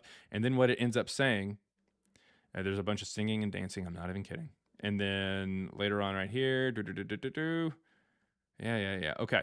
So, oh nope. Here we go. And when they had performed all things according to the law of the Lord, they returned to Galilee, to their own city of Nazareth. So they go up and about 30, 40 days out from the birth to Jerusalem. That's where Herod would be if he was alive. And then they just go to Nazareth. There's no, I mean, it straight up says, when they had performed all things according to the law of the Lord, they returned to Galilee. Even if you think that Quirinius and Herod would somehow, even if you somehow erase 10 years of contradiction or 10 years of Herod Archelaus and just shove them together, story still doesn't line up. One says he goes down to Egypt until Herod is dead. And the other one says as soon as they're done at 40 days or so, they're whenever they're doing the purification rites for Mary at the temple in Jerusalem, then they just go back home. In fact, this one says that they're from Nazareth, whereas Matthew says at the end that he ends up making his house there. Joseph ends up making his house there. And he came and dwelt in a city called Nazareth, that it might be, like he just goes there. He's not from there initially. It starts off with him in Bethlehem. But I regardless, mean, hey, it's a good point. I pretty mean, clear. it's a good point. I just So it's impossible. The way that the New Testament presents this natural story of Jesus, does he go to Egypt? Does he go to Jerusalem and then immediately home to Nazareth? Is he from Nazareth? Or is he from Bethlehem and just ends up in Nazareth? Or like Joseph. Is Herod the Great reigning? Or is Quirinius doing his census 10 years later? It is literally impossible for all this to happen. It's an impossibility. The natural way that Jesus is presented in the New Testament is impossible. The natural Jesus as presented by the New Testament did not exist. And this is, of course, just a technicality. But the anachronisms, the elements that are lifted from prior works, the teachings that are lifted from prior works, all these other things, the third person omniscient parts of the Bible where the disciples are able to like know what Jesus was praying while they're all asleep in the garden before the arrest, it's very clearly a work of fiction. It is not at all some kind of normal story about someone who actually existed. The way, even if you think that there's a Jesus behind it, even if you think that, the way that he is presented in the New Testament, you cannot deny, is impossible. And that way did not exist. I don't really believe in that frame of mind of like it has to be like this 100% perfect thing. Cool. In order So for it would to be you say true. that the way that it's presented in the New Testament didn't happen? It's not 100% accurate, so the way that it's presented is not real? Would you say that? My personal belief stance is a faith stance, not a knowing stance. So Okay. So again, yes or no? unfortunately, Can you you're say that the lukewarm. way that the New Testament presents him is not real? I can't provide substantial evidence for either yes or Okay. no. So you think that your faith allows for people to be born 10 years before they're born? That's kind of a fallacy because that's not necessarily what I'm saying. What I'm saying Cool. is Well, that I'm asking again. I am asking you a direct question. This is the point of the live where you show that you've learned something and you've grown here. Can you say that the way that the New Testament presents Jesus, even the natural Jesus, we're not even talking about the supernatural stuff. You can believe in that all you want from faith perspective, but the natural way that it presents Jesus did not happen. No, I don't agree with what you're saying. So, in your mind, whether due to faith or whatever, it is possible to be born 10 years before you're born. That's just that it varies from, Just a yes what or type no of is what we're Christian you looking for. are, In your but mind, whether from faith or whatever reason, it is possible in your way of thinking to be so born 10 years before you're born. I'm trying to answer your question. So I'm Okay, a Protestant then please Christian, so that just would be answer the 66 question as months. please You're just answer. taking one Yep. tidbit. Yep, because that's all it takes.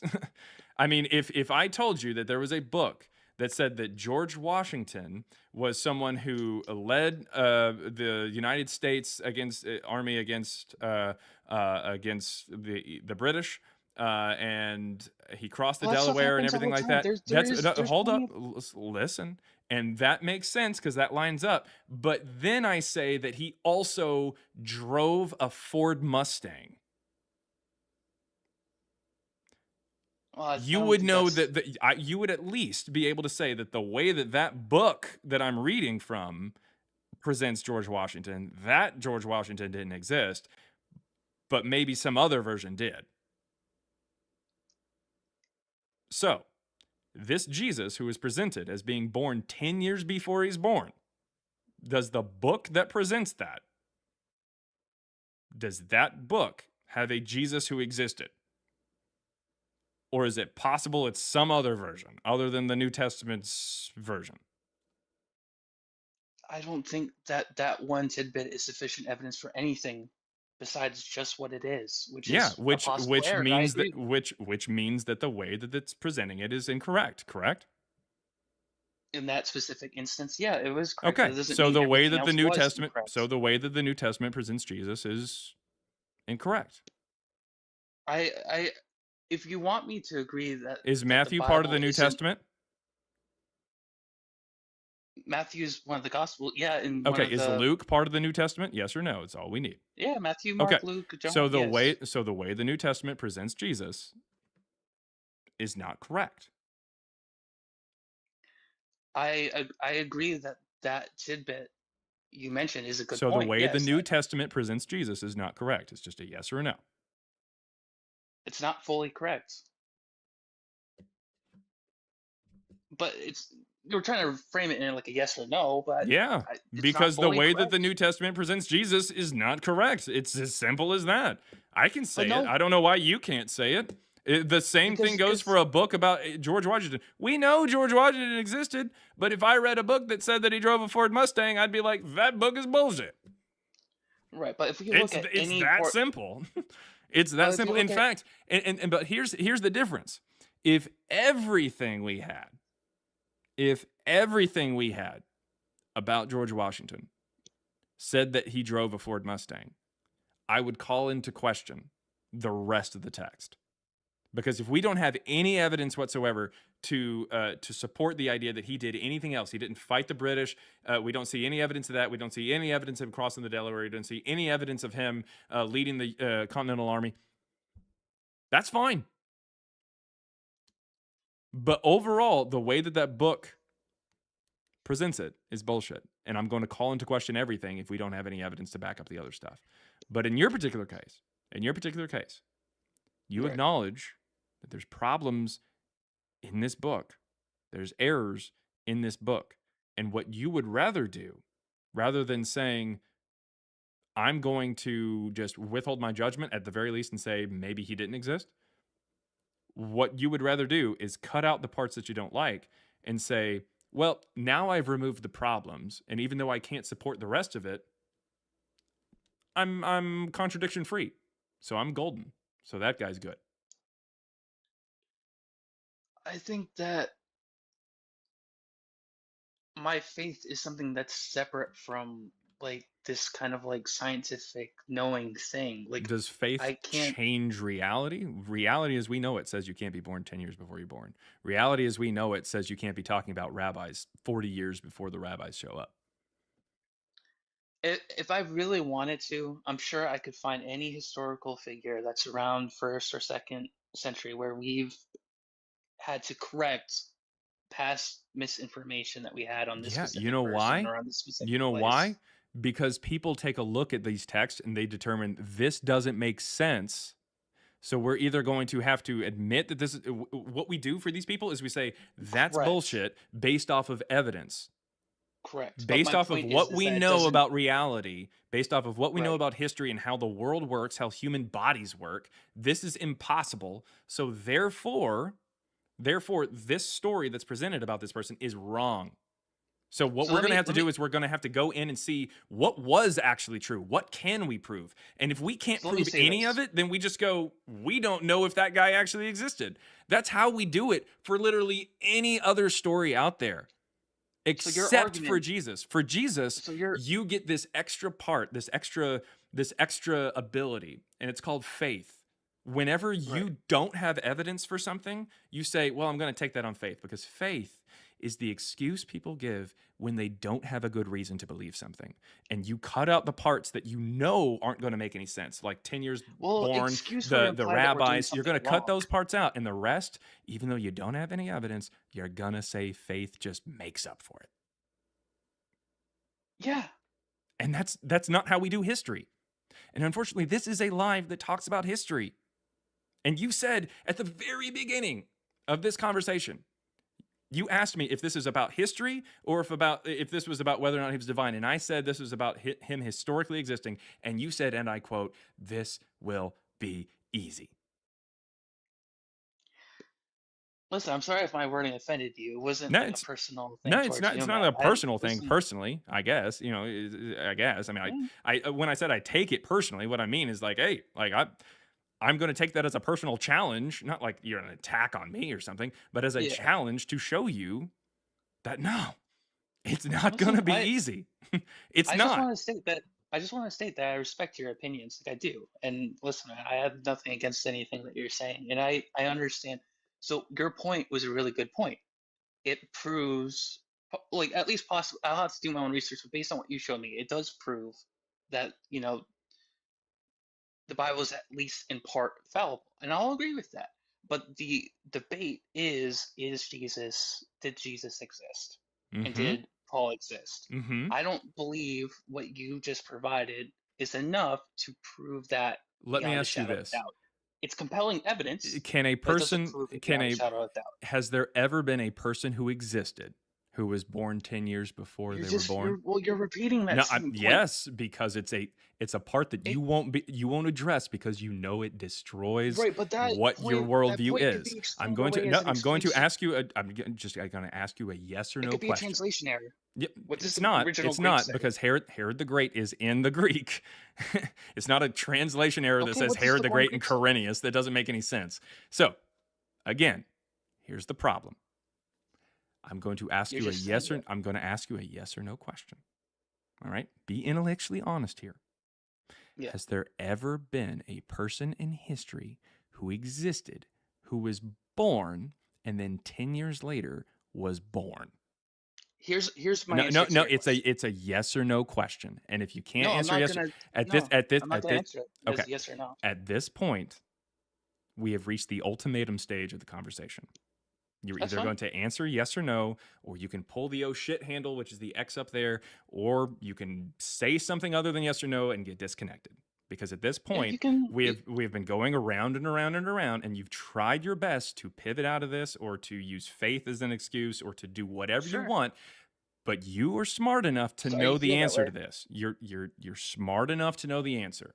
I've talked to you for quite some time, and I can tell you're an intelligent person. Use that Well, I appreciate intelligence it, man. and answer this question. Yeah. Has there ever been a person in history who was born and 10 years later they were born? I have to be able to use my own words to explain myself. All right. All right. So we'll move to the next guest here.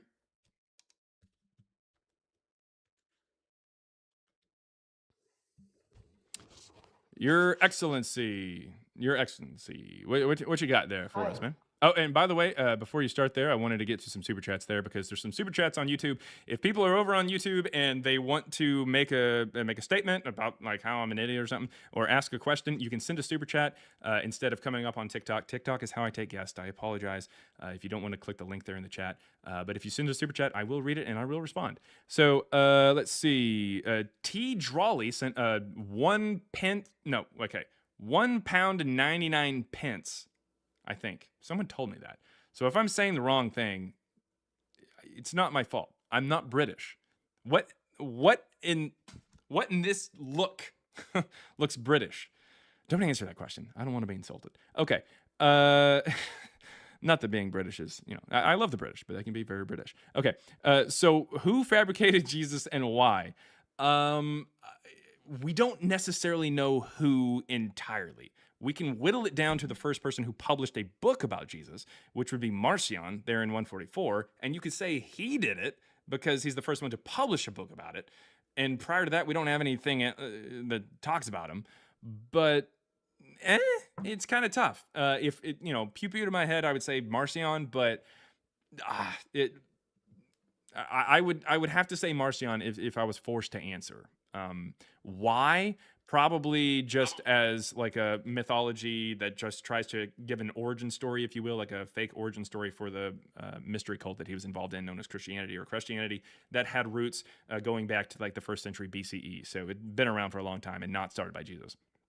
Then $4.99 from Rashad Jamal 5882 said, "Would you be interested?" And it would say, "Would you be interested in saying all this before critical scholars who've actually written on this topic and not in YouTube?" Yeah, absolutely. In fact, there's been scholars who have popped into the live. Me and my co-author, we've discussed things with multiple scholars on this particular stuff. We're actually working quite a bit with M. David Litva, who cited us in his new upcoming book. Make sure to be looking out for that.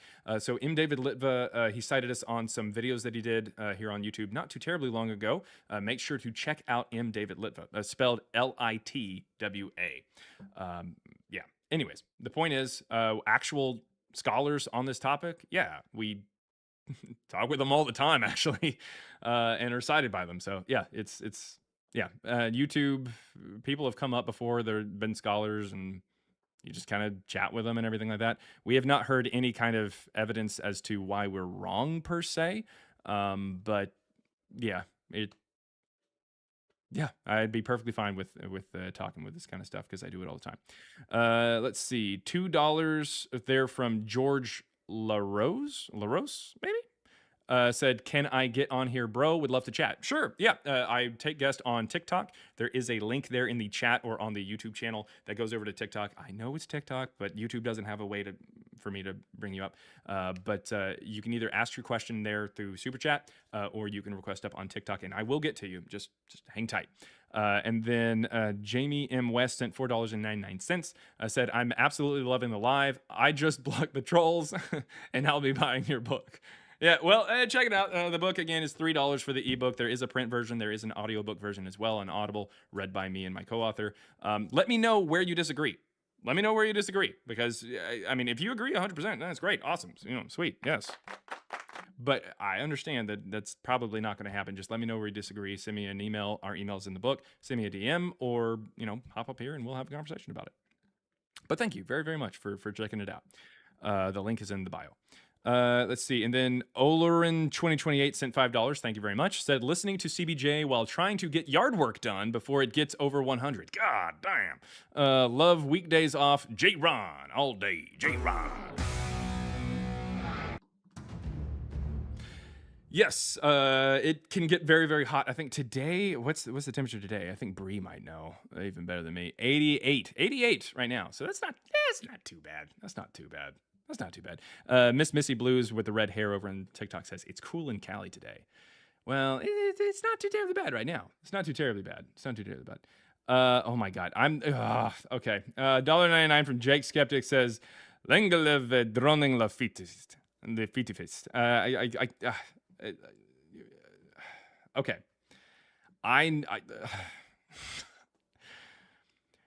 Go to levete. I fond die. All right.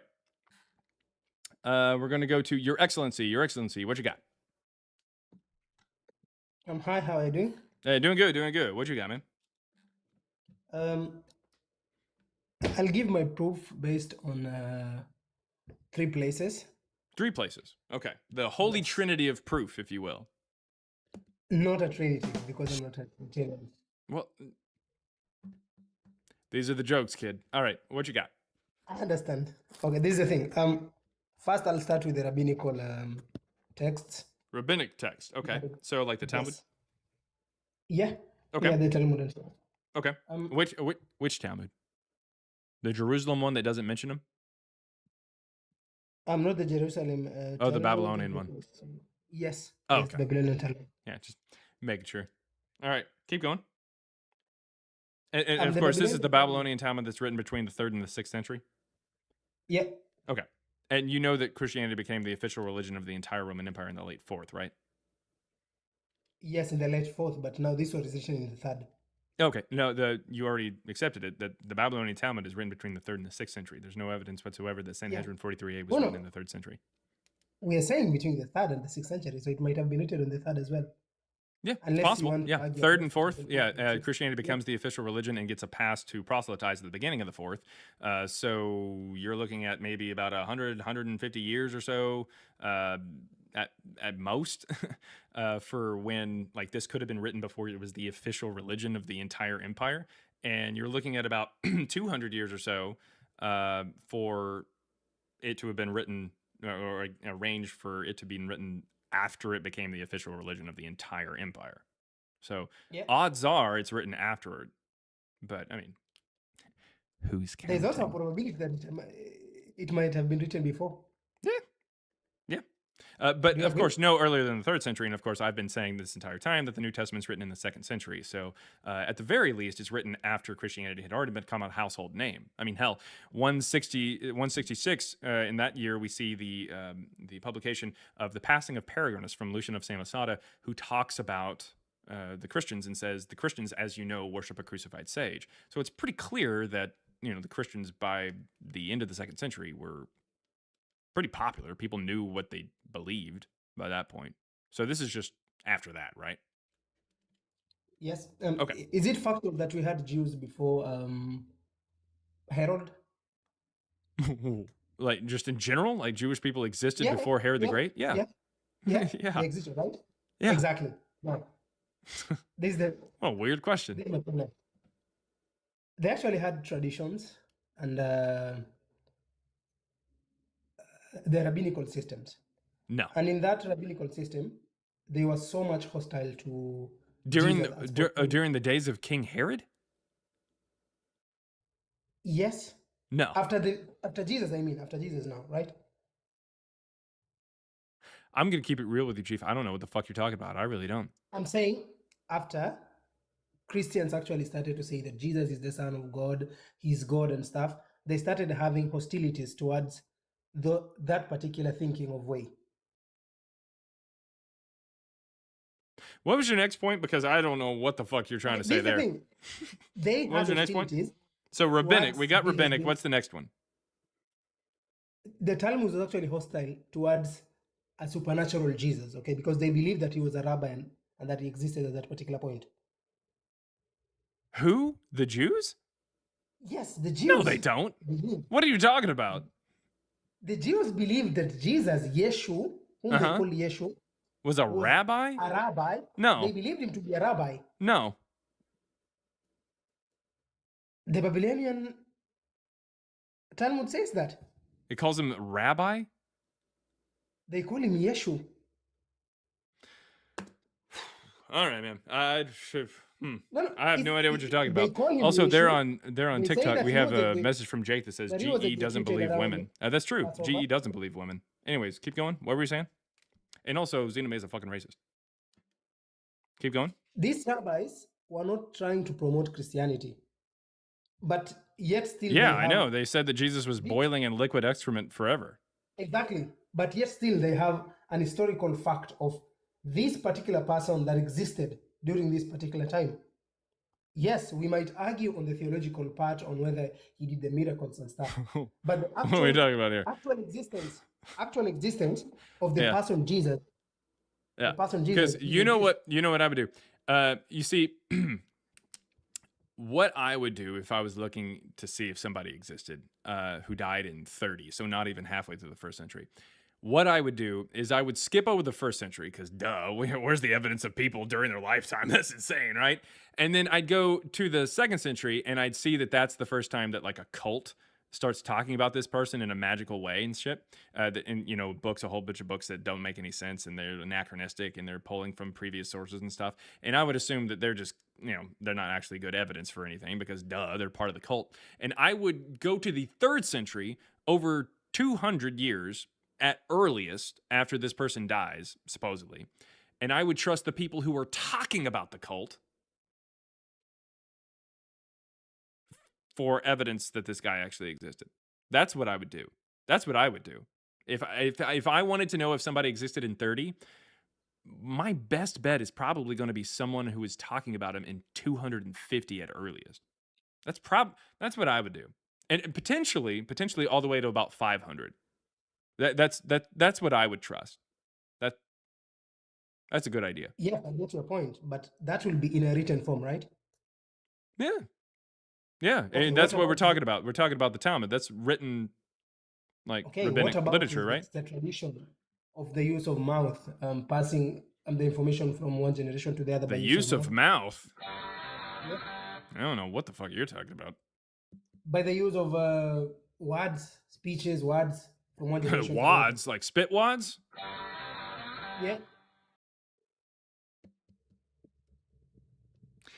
Man, this is going nowhere fast. What's your next point? Because rabbinic doesn't make any sense. What was your next part of the Trinity? It makes point only that you don't want to think in that particular mode. It makes sense if you buy into it initially, but you know, once you look into it, it doesn't make sense. Him not existing. You're already biased towards him not existing to the point that nah, dude, you brought up something from the 3rd to 6th century and said that this is evidence for somebody who doesn't even make it halfway through the first. The fuck are you talking about? Why like, will the people in what are the you 3rd talking century about? be speaking about this guy? No, And the yet they don't rabbinic have the, love for rabbi- him. the rabbinic tradition does not somehow like go all. Listen, why would they have? Why would they have the stories? Why would they have a story of some guy who was just a nobody, who they just condemned to death in 40 years before Jerusalem was ransacked, and the rabbinic Judaism starts? Why would they suddenly have a rabbi in the 3rd to 6th century who knows about this? Why would they know about? How would they know about that? And why is it that they're calling him Jesus the Nazarene, which is not anything to do with Nazareth? Because you know what doesn't mention Nazareth? The Jews. Or who mentions that? The Talmud doesn't mention Nazareth. Neither one of them. The Mishnah doesn't mention Nazareth. The Jewish Apocrypha doesn't mention Nazareth. Josephus doesn't mention Nazareth. Philo of Alexandria doesn't mention Nazareth. The Talmud, the Torah or the Tanakh doesn't mention Nazareth. It's almost as if Nazarene is coming from what the Christians call him. In fact, that's what they call the Christians. They call them Nazarenes. It's almost as if they are pulling from the Christian material and not some actual court case that they had kept records of 40 years before their main city was ransacked and rabbinic Judaism starts. It has nothing to do with whether or not Jesus actually existed, and everything to do with the fact that they're just talking shit about a religion that is culturally appropriating from them. I mean, it's pretty obvious that's the case, man. So anyways, what is your next point? Exactly. That's what my proof on people who are hostile to Jesus, and yet they will have an historical evidence of him. Now I'll go to historical proof of people who had the love for him, and they still who had the took what? the traditions all the way. Who had the love for him. Okay? And this one now I'll take you back to Ethiopia. Say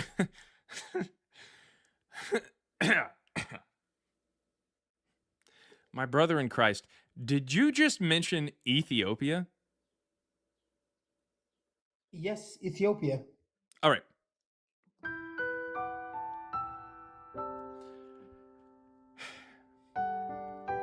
What century is the evidence you're going to be talking about from Ethiopia from? This is the thing. In the Acts of Apostles, we're going backwards. We're trying to get to Jesus. And the first thing you mentioned is someone who supposedly writes a minimum of 200 years after he dies. Potentially even, I'll this is explain the true, tradition to you. 500 years after he dies. Then when I asked you, what is the next one? What's the next piece of evidence? You go, you know that range from 200 to 500 years after he died? Fuck it. We're just going to go with something that's around about 500 years. Who wants the 200 years when you've got 500? 500 is bigger than 200, so it must be better, right? You know, I'll do you one better. You know who talks about him in 1820? That's a bigger number. Joseph Smith. And Joseph Smith says that Jesus is one of our brothers because we were all spirit orbs at one point in time. I'm sure you know about this because you believe in nonsense. So yeah, spirit orbs, and Satan is our brother, and Jesus is our brother, and everyone's just brothers and sisters. We're all just like spinning around these little marbles or whatever. This is on Kolob. Surely I don't need to explain Kolob to you. Kolob is like a planet. Sometimes it's a star, and God lives there. He has a physical body, by the way, and he just kind of beams over to America, like whenever he kind of fucking feels like it. But anyways, the point is, 1820 is bigger than the 500s. It's also bigger than 200s. So I win. Is that how this works? No. You didn't even allow me to make my point. Yeah, I know. It's because your point was dog shit. Move to the third one.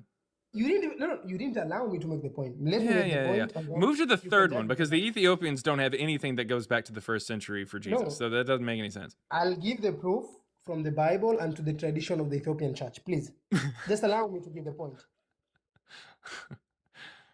In Acts I guess we're not doing anything. Listen. Go ahead. In Acts, it's not like I want to talk to people who actually have wrinkles on their brain or anything.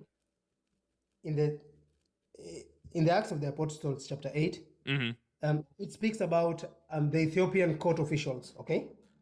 This is Acts chapter 8, correct? Yes. Okay. Yes. You know, this is Acts 8, everybody. Acts 8. Turn in your Bibles. Hold up. I gotta grab my Bible. Turn in your Bibles. I'm going full Joel Osteen. Turn in your Bibles to Acts 8. Acts 8, everybody. Acts 8. All right. So, what verse is this? Are we? I'm guessing we're going to Acts 8:26. Is that correct? I think so. Okay. So Acts 8. All right. 26. Acts 8 speaks about the Ethiopian eunuch, okay? Okay. Sweet. So let's see. Scroll down. No, these people have their balls. Okay. Here we go. Yes. All right. Verse 26. Yeah, there was an Ethiopian eunuch, okay, a court official from the queen of the Ethiopian church, right? Yeah. Now. Right there. Yeah. The same Ethiopian eunuch who existed in the kingdom of Axum went back. Where does it say that he's from that kingdom? If he's the eunuch of Ethiopia, then he must have existed in the eunuch? The eunuch of Ethiopia? They only have one down there? They're like, guys. You know what would be a hilarious prank? You know Frank? Yeah. What if we cut off his frankfurters? What about that? Huh? Anybody? Yeah. He's the only guy who runs around. He'd be like, hey, why am I different from everyone else? Is it something we're doing here? Anyways, please continue. Because we don't have any idea as to like who this person was actually like. It says a court official of the Candace, the queen of the Ethiopians. Is that what you're referring to? He was there in the lands of Ethiopia. Okay. That's why he existed. So is this before or after Philip just decides to teleport? Because, I mean, right here, it says that they baptized him and everything like that. When they came up out of the water, the Spirit of the Lord snatched Philip away. The eunuch saw him no more and went on his way rejoicing. Probably because Philip wasn't in his fucking face anymore about the matter. And then it says, but Philip found himself at Azotus. And as he was passing through the region, he proclaimed the good news. So in other words, he just kind of teleports. Is this your evidence for how Ethiopia got The eunuch, gospel? No. The eunuch who was actually baptized by Philip came back to Ethiopia. And then, of course, as soon as he's baptized, Philip teleports, right? I'm speaking about the eunuch. I'm not speaking about Philip. No, you just said that he was baptized by Philip, and it literally says right after baptism, it says when they came out of the water, Philip teleports. Do you believe that part? Yes. Oh, okay. So it's pretty clear to me that you don't understand how time works, and you also don't understand how like reality works. So what was your third point? Because I mean, what you're talking about isn't going to do anything here. We can argue on the theological part of someone teleporting and stuff, but the fact remains that the Ethiopian eunuch was there, and he came back to Ethiopia. Where does it say that? Tradition. It doesn't say that he went back to Ethiopia. Where does it say that? How will you explain? How else will you explain? Where does it say that? The oldest manuscript. How else will you explain the oldest manuscript of the New Testament? You know what? It teleported out of thin air over to the 2nd century. Because I mean, we believe in teleportation, right? We believe that things can just kind of materialize. How else will you explain teleportation? Magic. The oldest manuscript of the New Testament in Ethiopia. Magic. That's how I explain it. Why? No, you don't believe in magic. You don't believe in No. You believe in magic. I'm using your magic against you. It's called I might believe dark in that magic, but you don't. So you can't give that as an explanation there. Actually, the more that I talk to you, I guess my magic would be more mulatto magic. Anyways, that being said, I don't understand. I don't understand why you think this has any connection to. Who gives a shit? What does this have to do with anything? Like Ethiopia is some Ethiopian guy with his balls removed talks to Philip, and then Philip teleports. What does that have to do with the existence of Jesus? How does that establish Jesus? This was during the first generation of the followers of Jesus. The first generation of the followers of Jesus of when? Like of who? Before even the Roman Empire became Christians, the Ethiopians had already converted to Christianity, and the king of Ethiopia. This doesn't say anything about the Ethiopians converting. Where does it say that? Because the Ethiopians have a tradition. Okay, so Ethiopian tradition. So like the Ethiopians say it, so it must be real. Yes, because it's something that has been portrayed from one generation to the next. Prove it. I'm proving it because I'm an Ethiopian. And I know that. Yeah, cool. I'm an American. So I believe that Jesus, like I was saying earlier, I believe that Jesus actually, after he rose from heaven, rose into heaven and everything like that, there in Jerusalem, after he kind of walks around and eats fish with a bunch of people, he descended out of heaven down into America. And I'm American. We have a tradition that goes all the way back to the 1820s that says that he did that. How many people have the same view? How many people have the same view? 20 million. 20 million. They're called Mormons. If you want to have the same people to have the same belief, you must have something that is constant towards that particular population and everyone in that particular population agreeing to the same narrative. Okay. Well, 20 million people called Mormons all over the world. In fact, there's some Mormons over in Ethiopia believe that Jesus descended into America. So I don't know what to fucking tell you, man. So if something is not written, then it doesn't exist. Is that what you're saying? No, apparently if something's written, then you can just kind of say whatever you want. And tradition means a lot because magic. That's what you're saying. That I'm just kind of doing what you're doing. And I can't do that, I guess. Saying if something has not been written, is this thing to me? Are you basically like saying because I'm not black enough, I can't say this thing? That's what you're literally saying. If something has not been written down, then it didn't exist. Oh wait, by the way, are you saying that Ethiopia has the oldest New Testament manuscript? Yep. No, that's not even true. They have the oldest. They have the oldest Bible, like complete, like Old and New Testament, like together. Not the oldest New Testament manuscript. That goes to the 3rd century. The Ethiopian Bible. No, listen. The Ethiopian Bible dates to the 6th century. The oldest manuscript for the New Testament goes to the 3rd century. Congratulations, you're stupid in years again. No. I'm speaking about the Ethiopian Bible. Yeah, that's not the Again, oldest New Testament manuscript. because It's also not the oldest Old Testament manuscript. It's just the oldest copy of a Bible that combines both of them. I didn't say the Old Testament because I believe the Old Cool. Testament. Do to you be think that the Ethiopians had the oldest New Testament manuscript? Yes. No, that's not true. So again, the Ethiopian Bible is just the oldest Bible that has the Old and the New together, and it's the oldest collection of both of them together that dates to about the 6th century. A full manuscript for the New Testament is in the Ethiopian Bible with more. Cool. books We in have it, like older Israelites and ones like than that are full. So no, dude. And which one is that? We have Codex Sinaiticus, Vaticanus, and Bezae, all before the Ethiopian Bible. No. Yes. They date to the 3rd to 4th century. The Ethiopian Bible is in the 6th century.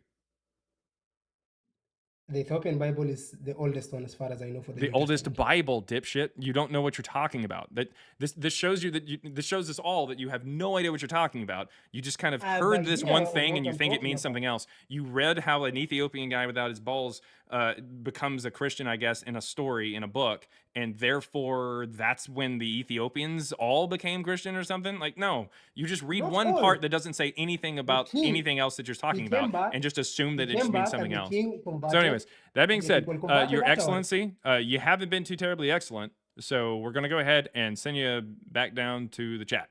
Sound good? It's okay. Have All a right. good day. Yeah. All right. So, by God grace, not you're doing 777. What you got? And thank you very Hi. much to my main man, Cyber Deconstruction, for sending me a text on that one, because I didn't even catch that he said anything about the New Testament manuscript. I was just I was just trolling him. Anyways, what you got by grace? By God grace. Okay. I'm just curious. You are looking for historical evidence or spiritual evidence? Because Historical, spiritual please. evidence. Hold the historical. spiritual. Yeah. Okay. I'm looking for evidence. Historical- Hold the spiritual.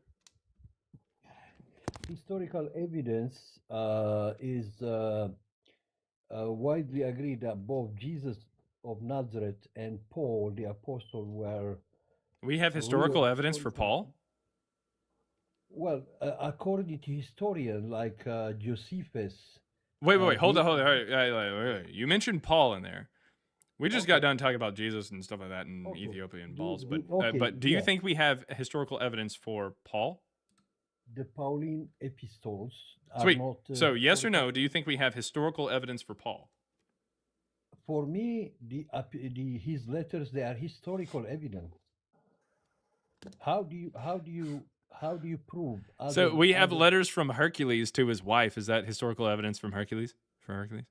In fact, we have letters back where we don't have any letters back to we Paul. don't Does have that mean that letters. Hercules existed? Hercules, we don't have letters. We have. No. Yeah, we do. There are letters from Hercules. Hercules was never taught about a real existing. It was a story told by a blind man in Greek. I forgot his name. That he was sing these stories of the Hercules and all these deities that the pagans they worshipped back in the days, but they never say that they existed. Was like a fictional characters. You understand? But Jesus was confirmed. Sweet. So, really quick, this is a copy of one of the letters to Hercules. We actually don't even have letters to Paul. So that I don't know how that happened, but we actually have letters to Hercules from Dea Nira. Almost need Honey in here to give me the fucking way to pronounce that, but a letter that shares her feelings sent to Alcides by your wife, if Deianeira is your wife. So, what is that proof to you? It proves, I guess, that Hercules existed because we have letters that deal with him. Is that how we determine things? No. Oh, because- okay, sweet. So, how did you No. determine that Paul is a How real did you- person? How do you determine the Roman, the one that who decided the crucifixion of the Jesus, Caesar was real, because historical. Yeah, the Caesar, the Roman Caesar, who decided the crucifixion of Jesus. Is it real or not to you? Was it real? Is a question, brother. the Caesar that determined whether or not Jesus would be crucified? Yeah, Is that what you're saying? Caesar. Yeah. No, but not for Julius the reason Caesar. you I'm think. Italian. Sorry, my English is not very good. I'm Italian. And Giulio Cesare is a real figure that he existed in the time of Jesus. And he is the one who, when the Jewish pressure him to crucify Jesus, he This is washes Julius hands. Caesar. Sorry, no, Julius. Caesar Augustus, Tiberius. Which Hold on. Caesar are we talking about here? Because I mean, Julius Caesar, by the way, he he dies in 44 BC, so be kind of difficult for him to preside over Yes, a sorry. I think court case 80 years later. But okay. Yeah, Julius Caesar actually. oh, okay. Julius So yeah, we're Caesar. gonna go ahead and double down on that. Yeah. Well, Julius Caesar is 44 years before Jesus was born. Yeah, and he so decided whether or not Jesus was crucified. he is the one who was the Caesar in that time in Judea, and Yeah. the Jews they took Jesus to his attention because they accused him Right. of certain thing that they was against their law. So Okay. first Caesar told them to. And this is again Julius Caesar that you're talking about. Yeah, Julius Caesar. Yeah. Yeah, just making sure that we check in throughout this time. Yeah, go ahead. Hold on. Let me.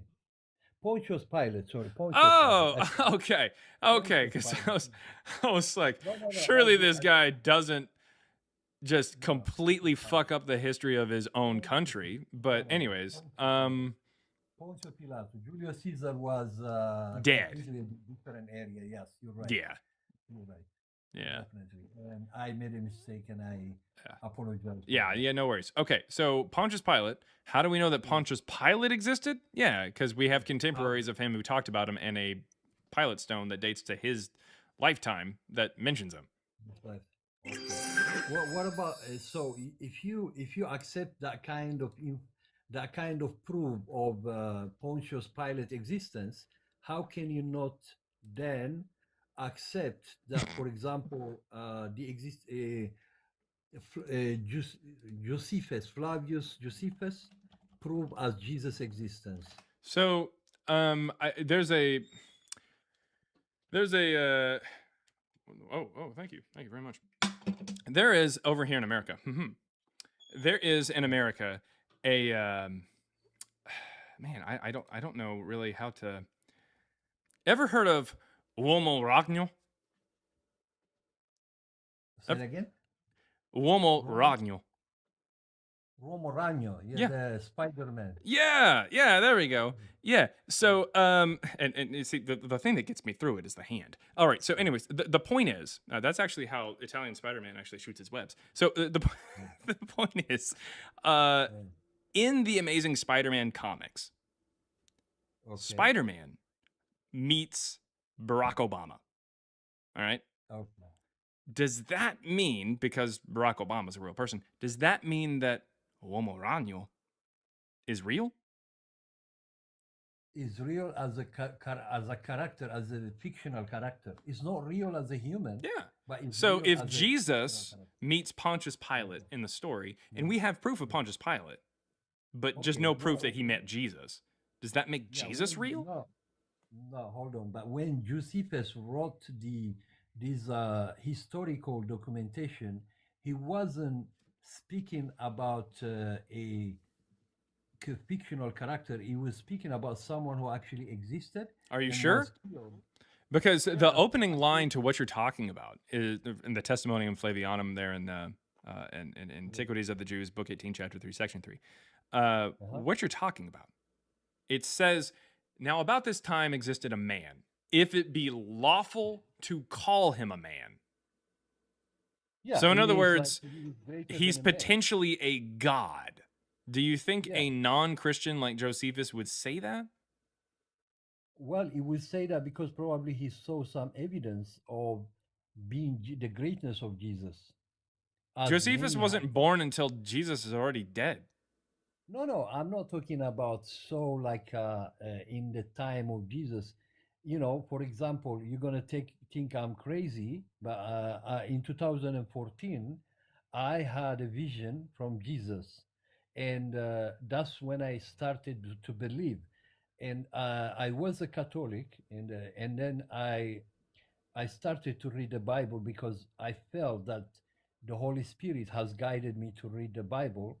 And then after I read the Bible, I changed my mind about the Catholic Church, and I went to be baptized, and I now consider myself a new born again Christian. And the vision that I had, you can say it was just a dream, or you can say, I don't know, you were high or you were drunk, whatever. But for me, it was so real that I felt like this is the evidence that I cannot refuse, even in front of any other evidence, like scientific evidence or any other spiritual evidence, that I know that Jesus is real because he appeared to me. You know what I'm saying? I'm not saying you'd have to believe me, but I don't have no reason to lie to you because I'm not even part of any religion or any I don't claim to have a ministry. I don't claim to I don't have followers. I don't intend having followers. The only thing I want to do is testify the truth about Jesus and what he done in my life. Do you understand? And Well, I think you're right. yeah. I think you're right. In what sense? I do think you're crazy. Okay, that's you can say that because see that's what happened when you spiritually have some great revelation and they change you. People, not only you who doesn't know me, but my own family thinks that I'm crazy when I tell them I see Jesus. I saw Jesus, yeah, Yeah, because I would recommend possibly seeing someone about that because that doesn't make any sense. And also, you said that you're a born again Christian, but yet you don't subscribe to a religion. You just said you were Christian. Because no, because religion Uh-huh. it has been created by men to confine us to one denomination. Okay. But I So believe how do you know that the story of Jesus wasn't just created by men and you've because fallen into their trap? after that vision, I received the Holy Spirit. How do you know that And the Holy after, Spirit is real? Because the only reason you know what that is because of the Bible. no, because the reason that you know that the Holy Spirit is real is a presence of God. How And do you know that God is real? Because that comes from the same fucking book. You keep alluding to characters and concepts that are in the book, but you admitted that like people, like men wrote it. So like, how do you know that it's true? You're just kind of experiencing, you're falling into their trap. They want you to think this. Okay, but for example, Right? like you have dreams, right? You have dreams and visions. And when you have dreams and visions and they happen as the God.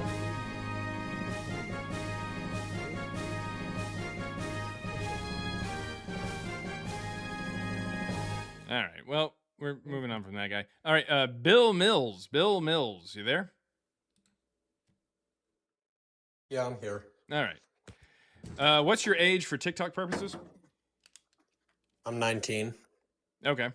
And have you or are you currently seeing Jesus in a vision?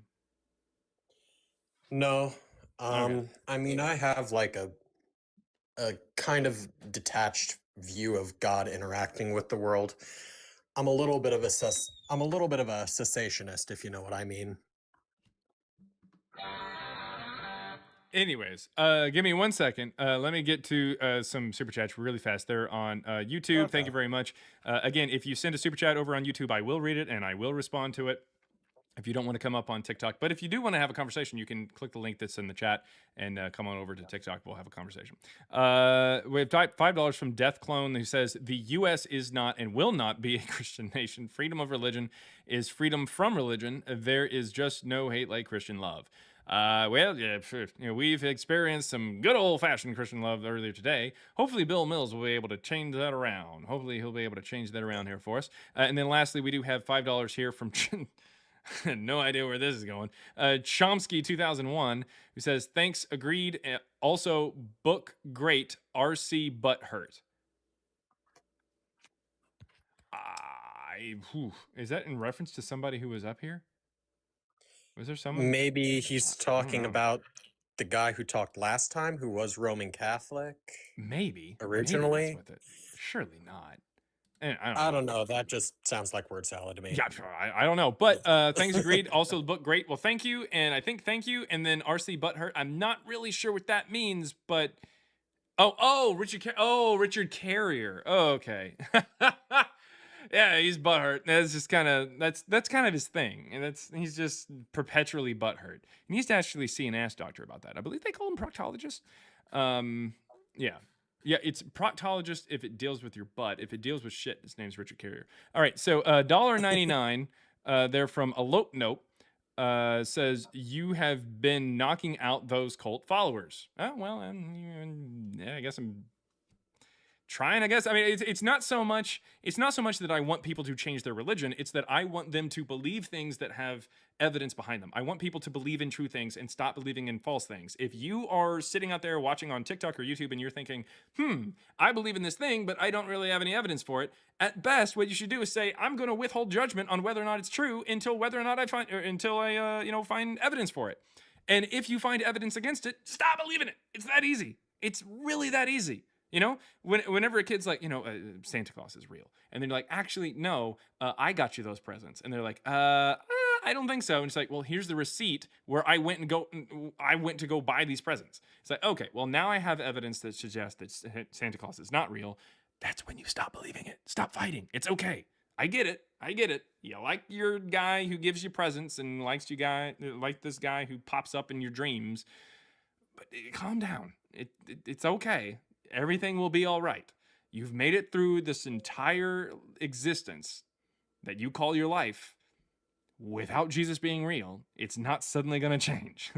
Also, $1.99 from Hardwork8395 that says, just left your mom's. She says hi. God damn it.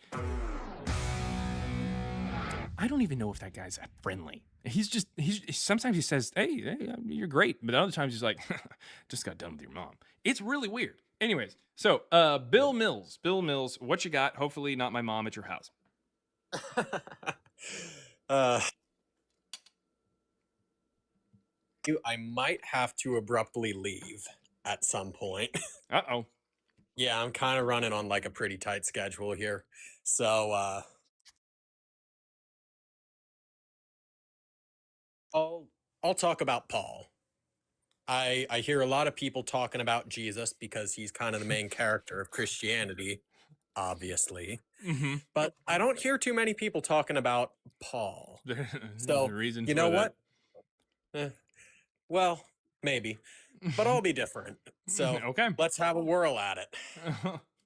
All right. Why do you not believe in Paul? Existing. Okay, he was asking for it, guys. He was asking for it, so here we go. Everybody knows what time it is. Let's get ready to rumble!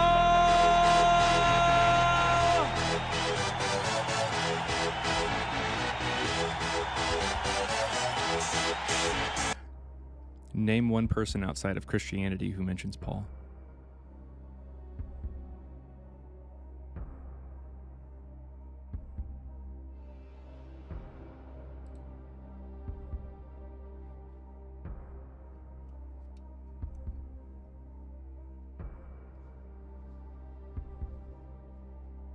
Can't hear you when you're off the app there, Bill. Oh, I didn't know it was like that. Yep. Name me one person outside Christianity who mentions Paul.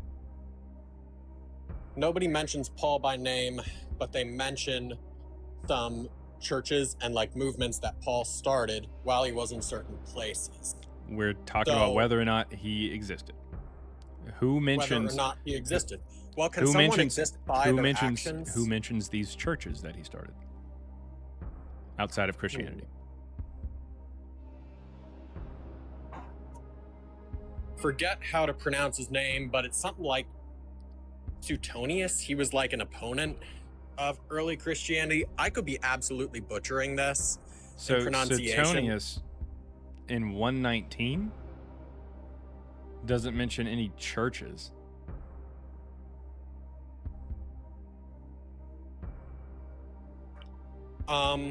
Mentions like Christians being expelled from a place, meaning that No, the movement he mentions that Paul Jews. started. He mentions Jews being expelled. He doesn't mention Christians. And apparently he knows what a Christian is because he says that Christians were persecuted or not persecuted, but like punished there in 64 around the time of Nero. Priscilla and Aquila were expelled from Rome.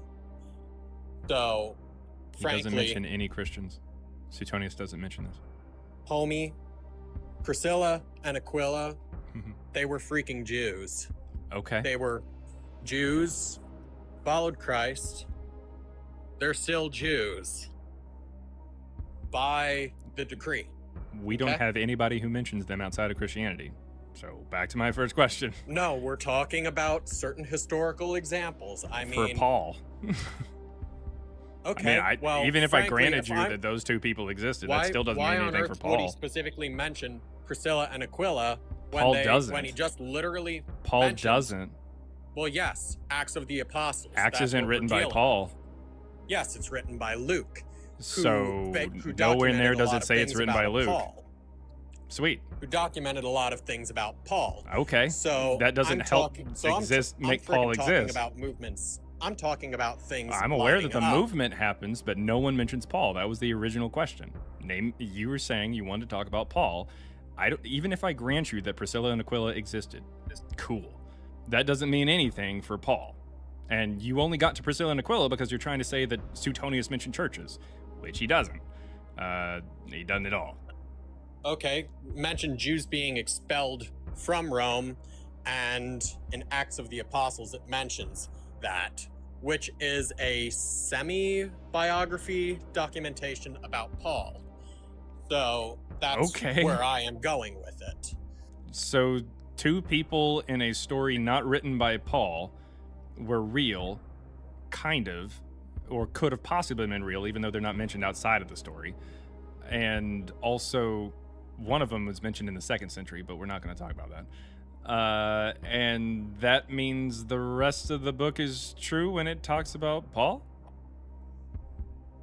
Well, I would say yes, because frankly, Luke references Paul and Luke didn't and write kind of- Acts. Where does it say that Luke wrote that? Oh, son of a gun. Dude. I mean, you're it's making pretty statements, widely- back it up. It's pretty widely accepted that Luke wrote Acts. No, I mean, it's actually not. The most critical scholars, or the majority of scholars, do not say that Acts was written by Luke. In fact, Acts actually uses quite a bit from Josephus, whose autobiography was published in 99. In fact, Paul gets into a shipwreck that is mentioned in Josephus' autobiography in 99. It pulls a lot of material from Josephus, meaning it couldn't have been written by Luke, because Luke is a traveling doctor according to Christian tradition with Paul, but he wouldn't have been able to write post 99. That doesn't make any sense. well, can't two things be similar, but still happen? A story that's taken from Josephus in 99 happened to some guy who died in 60? Well, frankly, what I am trying to tell you Mhm. is two experiences can be similar. Okay? I Like, mean, here's it's an example. the boat going I- to Rome for the same reason and ends up in the same place after a shipwreck. Well, can't that be true? Why does something only need to happen once? Why can't Because it's something not the happen only thing twice? that they pull That's- from Josephus. It's pretty clear. That's not- That's why scholars say that they pulled from Josephus, especially Antiquities of the Jews, in order to craft Acts. It talks about the That's two a pretty people wide who. assumption. Okay. That's a pretty wide sweet. assumption. It mentions like Theodos and Judas the Galilean in the same way that Josephus mentions them. Okay. Yep. Like it's pretty clear that they're pulling from Josephus. In fact, Acts is pretty dog shit because like when it talks about Paul's conversion story, it has Jesus quote Dionysus. It has Jesus quote Dionysus when he says, "It's hard for thee to kick against the pricks." That is from the Bacchae, a play from Euripides written about 500 BCE. So, I mean, they're just pulling from multiple sources. The Acts seminar put on by the Westar Institute had a bunch of different, like, interfaith and interdenominational people that got together to vote whether or not Acts was historically reliable, and they voted it as historical fiction. Like, this is including pastors and stuff like that. It was led by John Dominic Crossan. Okay, are we talking Bart Ehrman pastors? Or, okay, he's not a pastor. Bart Ehrman theologians? Or are we talking like actual Christians? Like interdenominational, yeah. They were are we Christians talking about, in there. Yeah. Okay. Yeah. Well, I'd be surprised to see the Westar who Institute they are put it sending. Because frankly, if we're doing across denominations, there's literally United Church of Christ churches that are agnostic or atheist. That really tells me nothing. Okay. So what I'm saying is I'm doubting the reliability Sweet. of the people who actually did that. Not a problem. Where did you get the idea that Luke wrote Acts? To be honest, I thought it was widely accepted. No, it never even That's says it in why- there. In fact, the that's only reason why. that they say that is because it talks about it's addressed to Theophilus at the very beginning, and that is an address that's at the beginning of Luke 1. But Luke, the Gospel of Luke, never even says it's written by Luke. Yes. Okay. I'll give you that one. We can just call it anonymous authorship, like the Epistle to the Okay, Hebrews, which is not a problem. traditionally attributed to Paul, but I attribute it to Apollos for different reasons. So Fair I enough. guess we'll. Okay, so I guess we'll who outside I of guess Christianity we'll just mentions call Paul? What? Who? So back to my initial question then: who outside of Christianity in antiquity ever mentions Paul? Outside of Christianity, he isn't mentioned by name. However, that's to say that somebody can be very popular in one particular circle, but that doesn't make them world famous. Okay, not a I mean, problem. you're Let's open it basically up to saying- some. Let's I mean, open you're it up to some basically Christians. Name me a Christian who says they personally knew Paul. A Christian who we says have they a personally testimony knew- from, and we can tell that that's a testimony from them. Yep. Whoever says I personally knew Paul. All right. I'm thinking about this one here. Let me go ahead and make it easier for you. Name me a Christian who says I personally knew someone who personally knew Paul. Now we're going 2 degrees of separation from a known author. Here's a Christian. Cool. Peter. All right. Peter, who, let's see, he says he knew someone who knew Paul. Well, Peter wrote the epistle. Like Peter the did? epistles. You sure? Are you sure? Because, I mean... what about... I think Acts 4:13 says that Peter was illiterate and definitely didn't write 2 Peter. Even Christian scholars acknowledge that 2 Peter and 1 Peter aren't even the same author. What about... 2 Peter is what you're Clement? talking about, and it still, even if I grant you that he could write, and even if I grant you that he wrote in Greek, which is a language he didn't speak because he's a fisherman who speaks Aramaic, and even if Here, I we grant can you have- that he wrote in Greek and Did wrote you know that religious scribes text existed? in the 2nd century, Did you know that then scribes it would show up existed, as the dude? same author because they're still being translated from the same person or dictated by the same person. So, did you know that stylometry exists, and we can tell that a different style means that it's not coming from the same source, regardless of if it's written or dictated? That being said, 2 Peter is absolutely not the same style of author as the first Peter. So even if I granted you all of this stuff, it still doesn't say that I personally knew Paul or personally knew anyone who knows Paul. Okay. What about Clement of Alexandria? He cited Paul in his letters. We Clement can of- also talk about how Paul's letters were viewed as authoritative by, like, with the whole Marcionite controversy. They were included in Marcion's canon.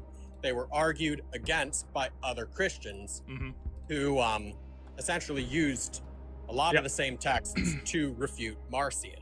Cool. So you know who Clement of Alexandria was, right? I might be confusing him with Clement of Rome. Am I doing that? Yes. I always Clement get of Clements Rome. confused. So where does Clement of Rome mention Paul? Mentioned him in 97 AD in one of his epistles. Okay. And how do we know that Clement wrote that? It doesn't mention Clement. How do we know that Clement wrote that? Mm-hmm. Well, why are you making the leap? Why are you making the leap? That Well, I like, mean, you said literally Clement every wrote it. Christian- How did you determine he wrote it?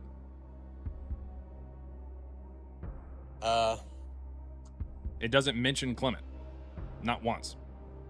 In fact, the only reason that it's even dated to the mid-90s is because of the fact that it says recent tragedies and hindrances that have befallen us. And that is taken to mean the persecution that the Christians claimed that they got under Emperor Domitian in the mid-90s. But unfortunately, there's no evidence that they ever got persecuted by the Emperor Domitian there in the 90s. In fact, there's evidence to suggest that it was just the Jews that got persecuted under Domitian, which is why multiple scholars in the 20th century pointed out, yeah, this is just some kind of later lie that the Christians came up with. They're just kind of adopting what the Jews went through and saying that they went through it as well. There's no evidence that Domitian did anything to the Christians. Okay.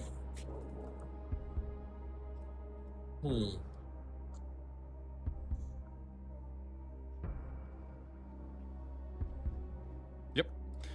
So that being said, we could also say that if Clement wrote that, that's fine, but the Muratorian canon says that the Shepherd of Hermas, which is a book that comes out in the middle of the 2nd century, was written by the brother of Pope Pius, who was Pope in the middle of the 2nd century. So the Shepherd of Hermas must be a mid-2nd century book. Not a problem, but in that text, the author says he tasked Clement with delivering a letter for him. So apparently Clement is alive in the middle of the 2nd century, which would place Clement in the middle of the 2nd century after Paul is first introduced by Marcion in 144. Paul, by the way, is not even a first name. It's a diminutive. It means the small one. In fact, in Acts 13, where Shaul starts going by Paul, it mentions in the verse before that, Sergius Paulus, which means the little Sergio, because Paulus is a diminutive. It just means the small one. It's not a name. It's not like a first name. We don't have any evidence of it being used as a first name prior to the 2nd century by the Christians. We don't have any letters going back to Paul. We don't have any early drafts of his letters. No one mentions Paul outside of Christianity. No one mentions him inside Christianity until the 2nd century. No one says they only have one letter of his. They always say they have a collection because that's just a trope back then. Okay. You said outside of the 2nd century. What about that collection of Pauline letters that, was already in existence a little bit before the 2nd century? We don't have any evidence of them. The first time we get them is in 144, published by Marcion. In fact, there's no material in the letters themselves that dates to the 1st century. In fact, there's even stuff that dates to the 1st century BCE, because it mentions how while he was in Damascus, he was being harassed by King Aretas. And King Aretas IV is who people generally point to because he's in the middle of the 1st century. But he didn't have control over Damascus and couldn't have control over Damascus because somebody else did, who we have coins for that shows that they did. But King Aretas III did have control over Damascus, but he dies in the middle of the 1st century BCE. Okay. It's interesting. So this is why people don't bring up Paul. All right. So in all humility, I'll say I probably did come into this pretty unprepared. Actually, that isn't a probably. I definitely did. Not a problem. I just no saw. problem. I was just scrolling through YouTube Live, and I'm like, oh look, this guy's talking about this. Let's see what I can do. Okay. So anyhow, I would say that it's probably time to end the hard mode. Well, that thing that you heard with all the music and stuff like that, yeah, that's hard mode. We activate hard mode whenever people start talking about Paul and saying that we have evidence for him, because, and my co-author, he actually makes this joke every once in a while. And by the way, I know you're watching right now, so hi, Matthew. Anyways, that being said, in our book, or not in our book, but we have a book on this topic, Jesus and Paul, and the dating of the New Testament and everything, including the Pauline epistles. And my co-author makes this joke every once in a while. He says that he believes that Paul didn't exist even more than he thinks that Jesus didn't exist. And that's because at the very least, we have people who were like trying to add things to text and stuff like that and trying to claim that Jesus was real. But we don't even have that for Paul. the early church fathers fucking hated the guy, which hated the concept of him because he was first introduced by a heretic who is Marcion there in 144. In fact, Yeah. Tertullian, writing in 200, church father, he says that he has to take Paul's existence on faith, and the only reason he does so is because he has his own edits of Paul's letters. Otherwise, he believes that Marcion just discovered Galatians in the 2nd century, just Yeah. made it up. I am it's pretty aware of bad. that. Tertullian's actually kind of harsh than some like super Tertullian's ultra liberal new. Well, yeah, of course. I mean, the He's dude crazy. literally the dude literally became a Montanist. I mean, how can you not be a little bit crazy and then, not be a Montanist? Reading Tertullian is like reading brain rot, like Christian brain rot. It's really weird. Like he almost uses like gross out stuff, like it's shock value almost. It's weird. But anyways, honestly, I got that too, actually. But anyhow, my overall, I don't want to really call it a point, but my just idea is that. Yep. Still there? Yep, Yeah, I'm there we go. still here. I'm just having some connection issues. Like, give me 5 seconds here. It's a little bit crappy because you're cutting out. So, okay. Okay, I think I'm good now. All right. So, my point is that you can't really have a figure be invented in roughly 50 years if we give any credit to First Clement. You can't just invent all that and then have people be like, okay, bro. Like, I'd expect to see a little bit more questioning. Of Paul? That's just my thing. Yeah, of Paul. Like, I think any He's just a person with character that half a people brain. like. It's the thing. It's Yeah, the same I thing think with anyone Jesus. with half a brain would kind of question that and be like, hey, this guy just appeared in the last 50 years and I can't really remember him previous to that. Well, what's up with that? Not exactly. So that's my Marcion publishes the first New Testament canon in roughly 144, and this includes Evangelion or Evangelion, his gospel. Yeah, includes, yeah. Yeah, but I think I know. Evangelion. Yeah. Well, yeah. And then you also have 9 or 10 books written in the style of letters attributed to a man named Paul. So, I mean, I understand why people would like take a look at that and basically say, hey, I don't know if this is real, but nevertheless it's presented as if it's old. That's the point. They're trying to cast these stories back into the past and say, hey, this is a guy who spread the gospel and stuff like that. There's no evidence that this Paul actually wrote any of this shit, like none. In fact, as a data scientist, me and my data science co-partner, we take a look at the New Testament in Greek and chop it into pieces, and we see that the letters of Paul, even the authentic ones that people say are undisputed, have multiple authors, and they come back in 2nd century style Greek is the problem. They come up alongside authors there in the 2nd century, and that's really bad. What that's showing us is that these concerns from people like Tertullian and stuff like that are legitimate. That this Paul isn't a real person. It's just he's a character, he's a megaphone, if you will, for Christianity, and people like that character, and so they just kind of run with it. But he's not a character that I feel like has any real basis in history. Whereas you could maybe make the claim that Peter, James, and John, like the inner circle there for Jesus, may have been real people that just get cameos in the story, because that's who the Catholics attach themselves to for different like apostolic traditions or apostolic succession. They say like Peter, like we'll go to Peter, we'll go to James, we'll go to John. Oh, I knew someone who knew John. No one even claims that for Paul.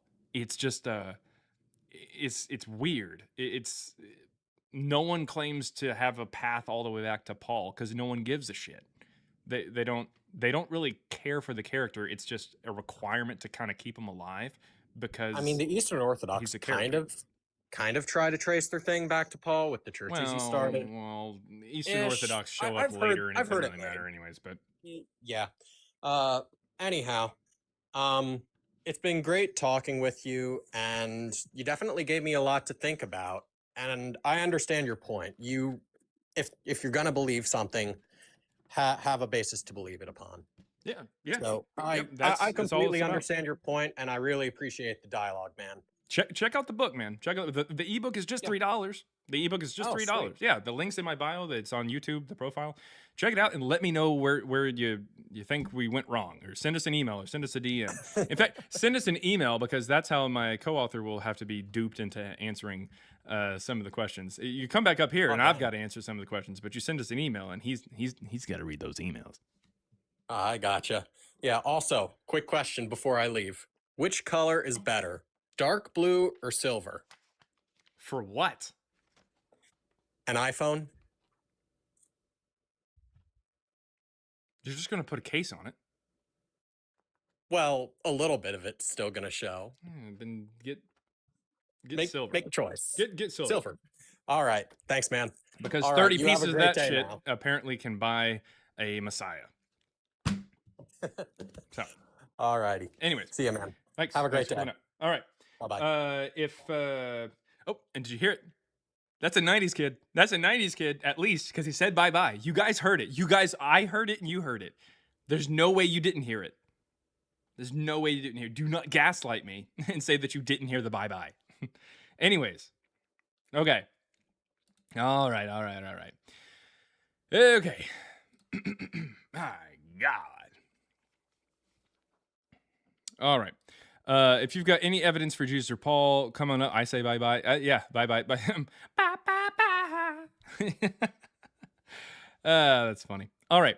So if you've got any evidence for Jesus, come on up. Thank you very much. And over there on YouTube, really fast. I know that some of you have mentioned ads and stuff like that. If you become a member, I think it's like $2.99 to become a member. It's just $2.99 there per month. And you get no ads. You get a little badge there on YouTube. You get to use some emotes. We're going to be putting some emotes, some custom emotes, some original emotes there for YouTube that aren't even available on TikTok, are going to be there on YouTube. And you get the little emotes and stuff like that if you become a member. So thank you very much to anybody who has become a member. I think we've got like a few people who have already done that. So thank you very much. Thank you very, very much. All right. So we've got someone else who's wanting to come up here. And then Mazakine over there on on TikTok says, "Oh, hey, friends.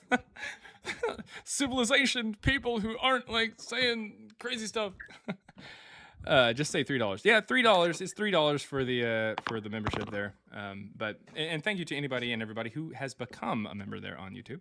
But Meki, I think Meki. It is Makai. Oh, it is Jesus Makai. Christ! I'm sorry, man. No, All right. you're good. You almost had it, man. You're okay. Good. So really quick. Yeah. My bad.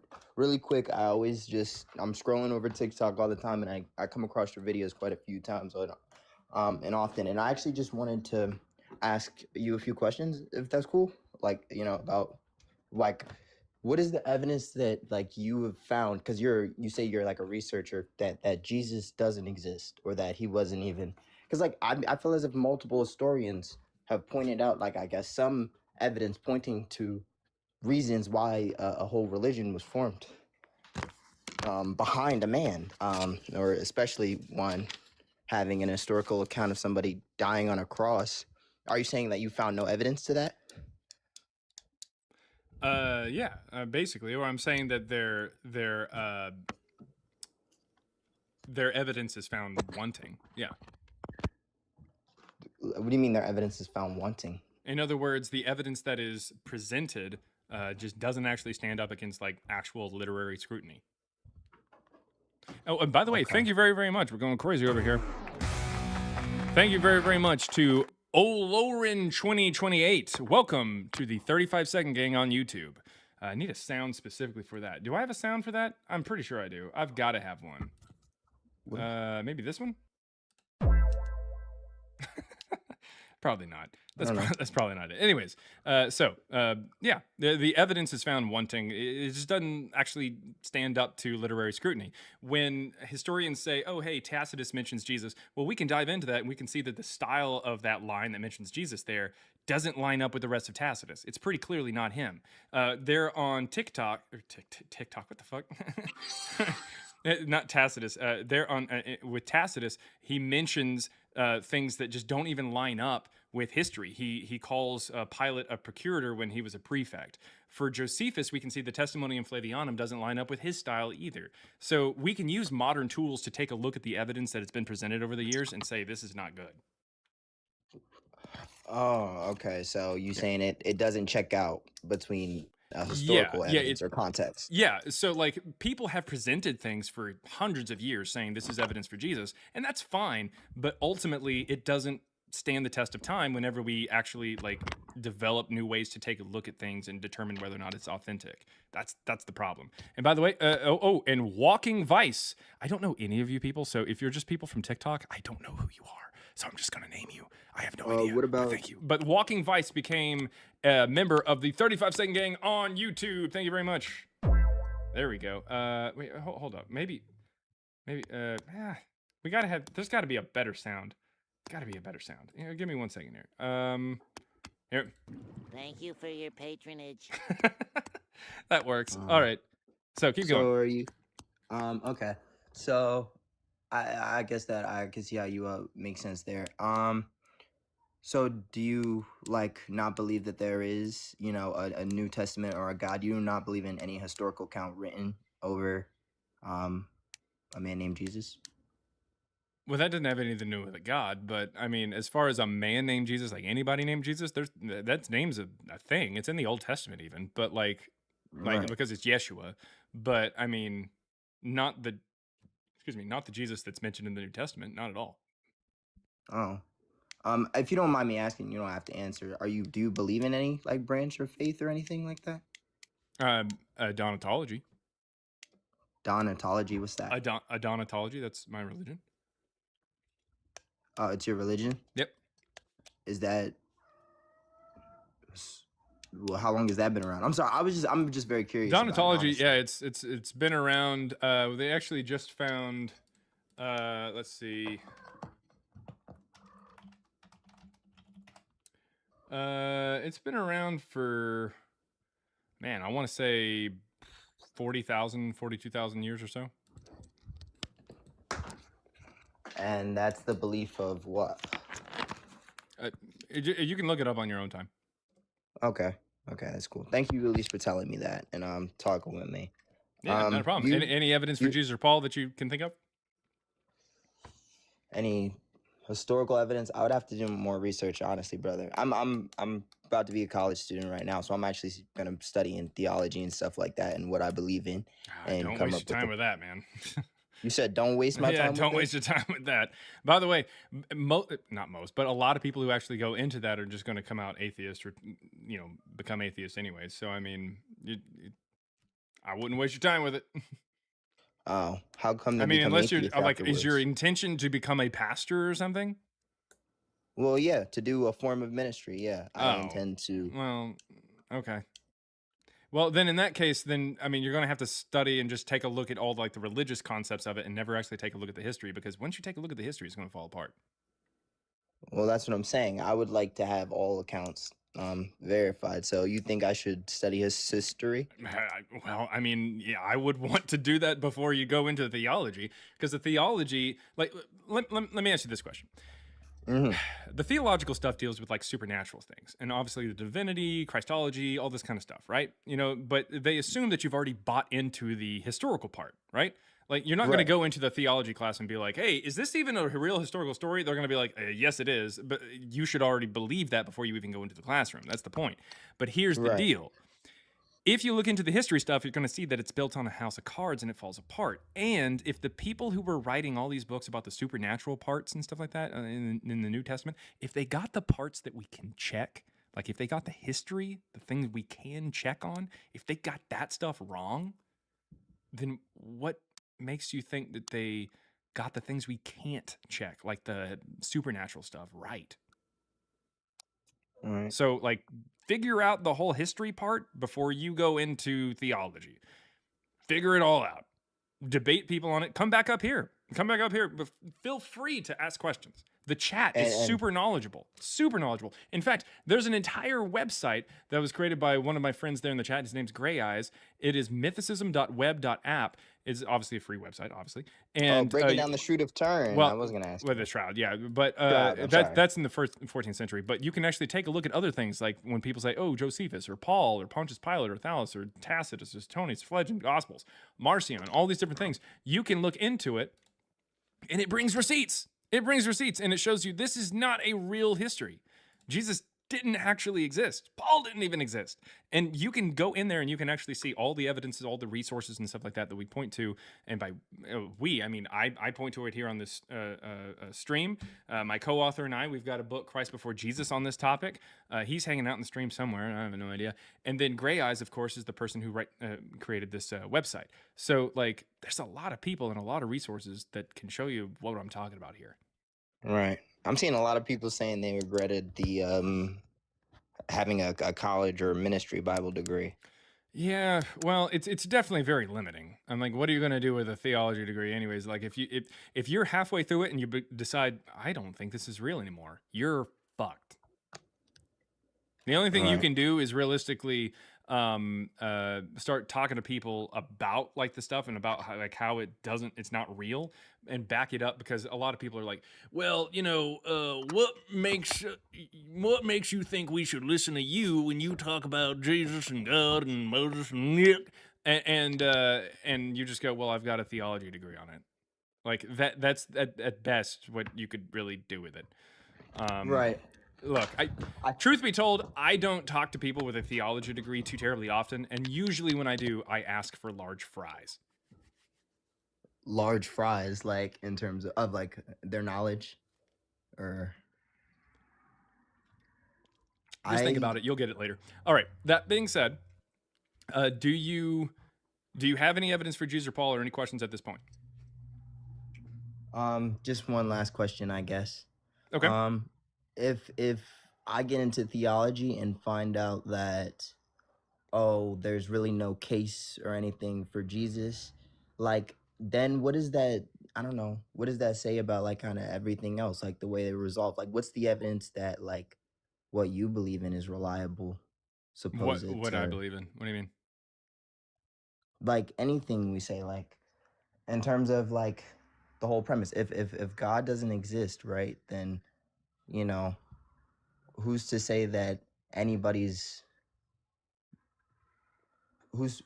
I don't know. I'm sorry. I think you're getting it. Like, are you saying like if God didn't exist, then what religion is real? Is that what you're saying? I mean, essentially, yeah. If God didn't exist, then who's to draw the line between, you know, what there is out there in the world? I mean, and if anything, and if we do it, then can we objectively say that anything is super wrong or anything is super right, or, you know, can we? And then there's a word. It starts with E and it rhymes with evidence. Who's to say that this is right? Evidence. If you're going, hey, if God didn't exist, then what does exist? I don't know. Maybe the thing that has evidence. If you think that there's evidence for God, then, you know, prove it. If you think that there's evidence, go find it. I'm not telling you to stop being a religion. I'm not telling you to start being a different religion. And even if you look up Adonatology, you'll see that I'm not necessarily saying this kind of stuff.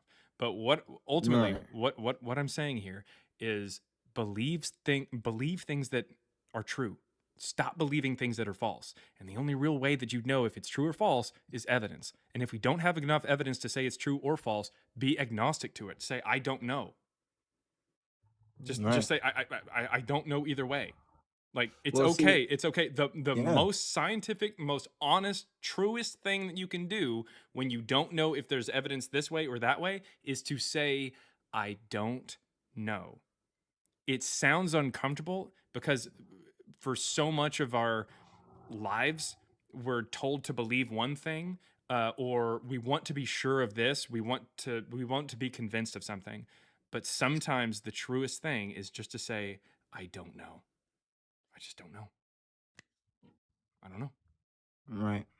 And that's fine. It's okay.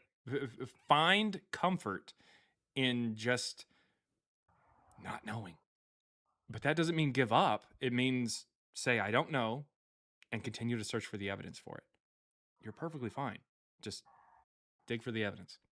That's all it is. All right. I'll Life's a continue to glitch do over that. there on TikTok just said, I just looked up Adonatology, LOL. Well, I like Right, yeah. big, but what'd you say?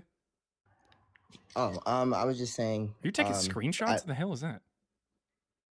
No, that was my friend right next to me. I'm sorry. Taking screenshots of his phone? Yeah, of something. Yeah, I guess he was sent.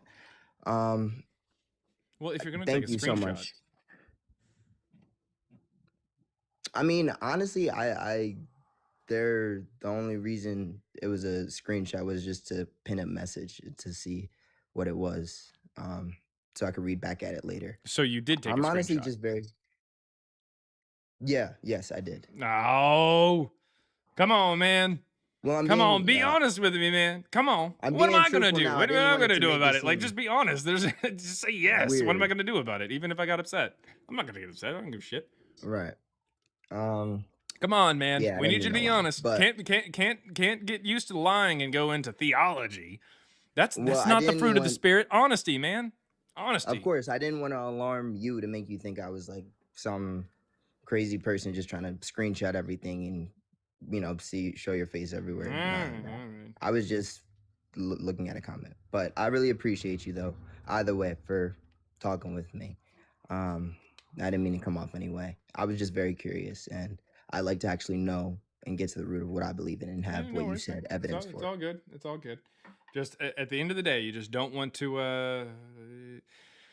You don't want to plant your flag, especially something that's going to potentially determine your career and the rest of your life and everything like that, in something that you don't Mhm. have any good evidence for. Make sure that you have evidence for what you believe. I don't give a shit what you believe. Just make sure that it's true. Yeah. Okay. Thank you so much. I appreciate you, and I will come back if I ever see you again or Sounds good. feel I'm called to. here every weekday. I'll be here tomorrow from 9:30 to 3, just slanging facts. Yeah. Anyways, thanks for coming up. That was See you. Mackay, everybody. Is that how you pronounce it? I think it was. I think it was Mackay, right? I think it was. It's like Mackay. It kind of sounded like macaw, like the bird. Like Mackay. All right, don't clip that. All right, shit, it's on YouTube. All right, anyways, I might edit it out. I don't know. Probably not, though. Okay, lively discussions about... All right. Okay, let me check these super chats. Again, thank you very much to Aloran and Walking Vice. I was focusing so much on walking that I forgot that it was Vice. So yes, thank you, Vice, on TikTok for becoming a member of the 35-second gang there on YouTube. Thank you very, very much. Let's see, $5 super chat there from Aloran 2028 says super fan on TikTok and YouTube member. Hell yeah. Do I have a hell yeah? I think so. Because you, my precious little bitch boy, Stop it, are sir. tripping balls. So that wasn't the button that I meant to press. But we're gonna leave it. All right. Thank you very much. CBJ is my favorite live. Aw. Don't tell Joel and Mezzo. I won't tell them. I won't tell them. Because as I have found out, what Mezzo doesn't know won't kick me across his backyard. Anyways, and Joel, I can take him. Yeah, well, until I saw him beat the shit out of a lasagna. That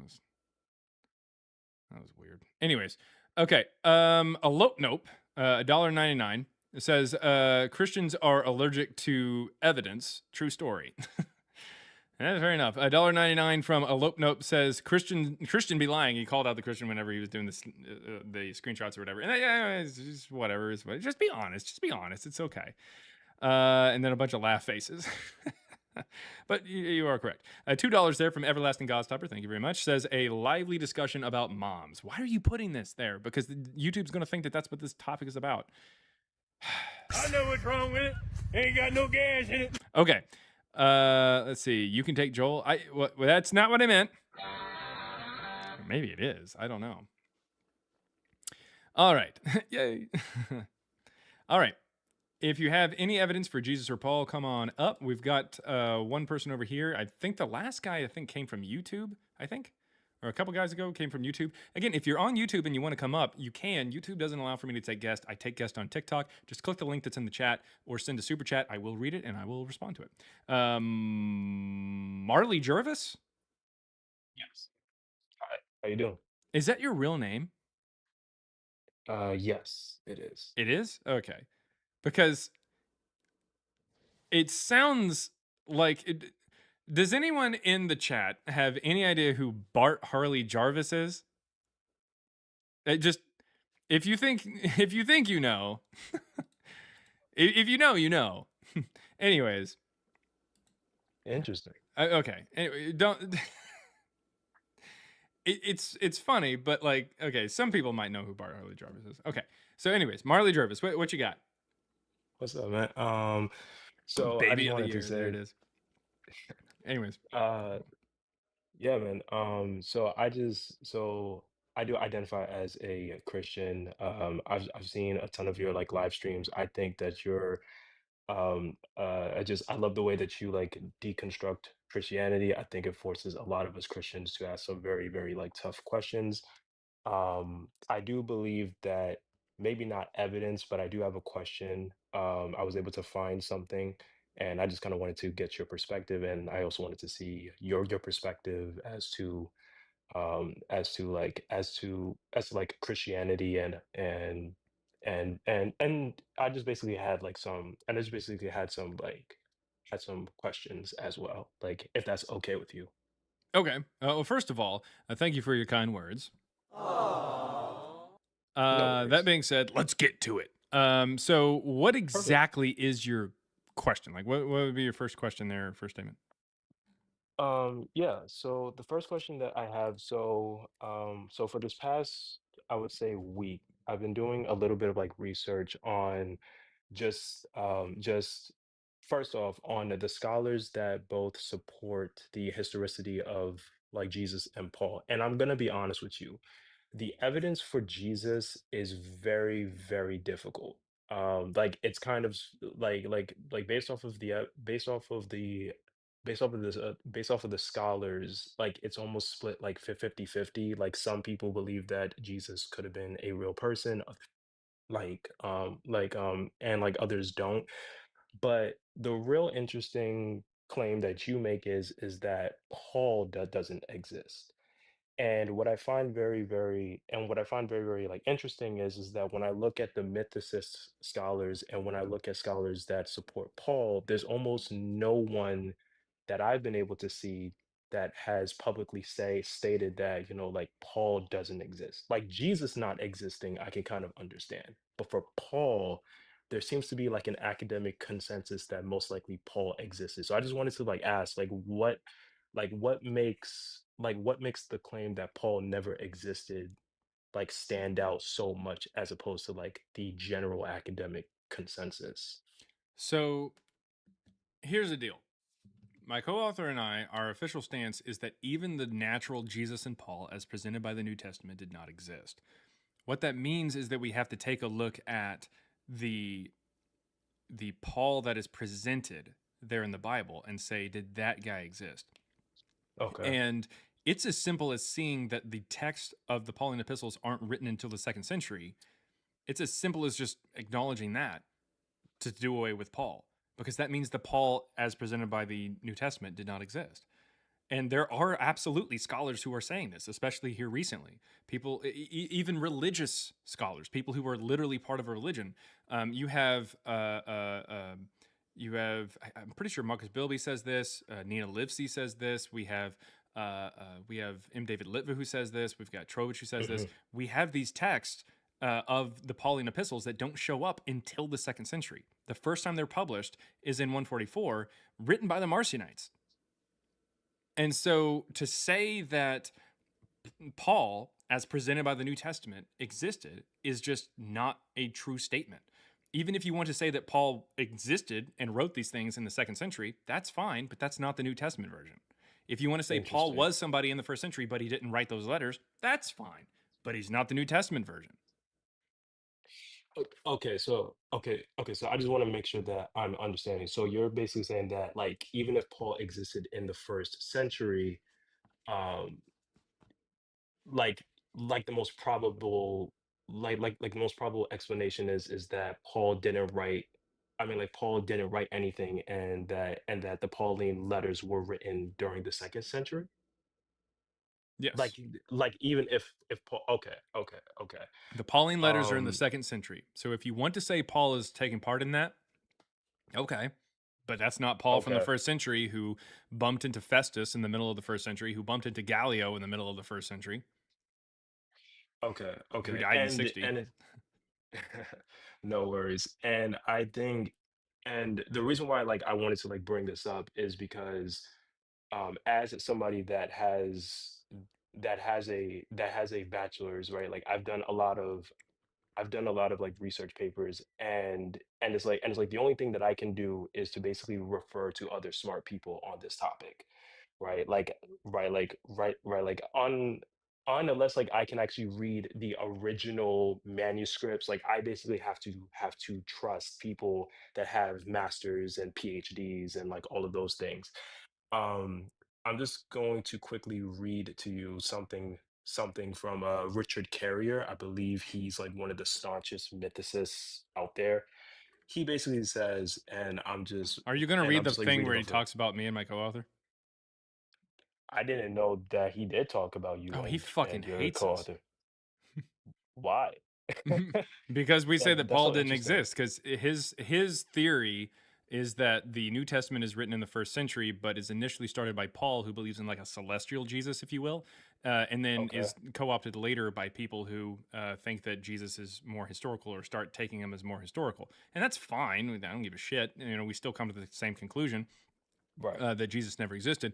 But ultimately, he believes Paul did exist, and he does believe that the New Testament's in the Yeah. first century. He hates the fact that no, there's no evidence that they're in the first century, and he just, for some reason, says Jesus never existed. But he grants like the church tradition reliability, this ridiculously high, arbitrarily set level of reliability, when they say that the New Testament was written in the first century. So So like, what's it's his kind of weird. evidence to like make a claim like that? Because like I am reading from like one of his because blogs. because it's technically kind of true, partially kind of, like he's barking up the right tree. It's just the tree's in the wrong Okay. spot and he doesn't know where he's at. So here's the deal. um the the reason why he thinks that Paul is talking about like a more spiritual Jesus who didn't actually exist is because the first time that we get anything from Paul, it's published by Marcion in 144. And Marcion's theology is that Jesus wasn't a human being. So, yeah, the earliest iterations of Paul's letters, the oldest versions of these letters, are going to be talking about Jesus in like a Hmm. almost like a non-historical kind of way. And so Right. Richard Carrier's picking up on this and he's going, "Oh my God, look at these parts where he's almost talking about Jesus in a spiritual way and not historical." And it's like, well, yeah, he's kind of getting it. But for some reason, he thinks that Paul is writing this in the first century because he just fucking loves church tradition, I guess. But like, we see that it's written in the second century, and there's a reason for what he's seeing being there. That's ultimately what it is. If you combine Richard Carrier's position or his way of getting at things, except for his weird Bayesian thing, which is cute, but whatever, knock it off. Anyways, the point is, if you Which one? combine that with Yeah. second century writings, and that's when it first shows up, I don't know how you could possibly wriggle out of that. If you take Richard Carey's position and just shove it together with our dating, I don't know how anybody would get out of that. You're definitely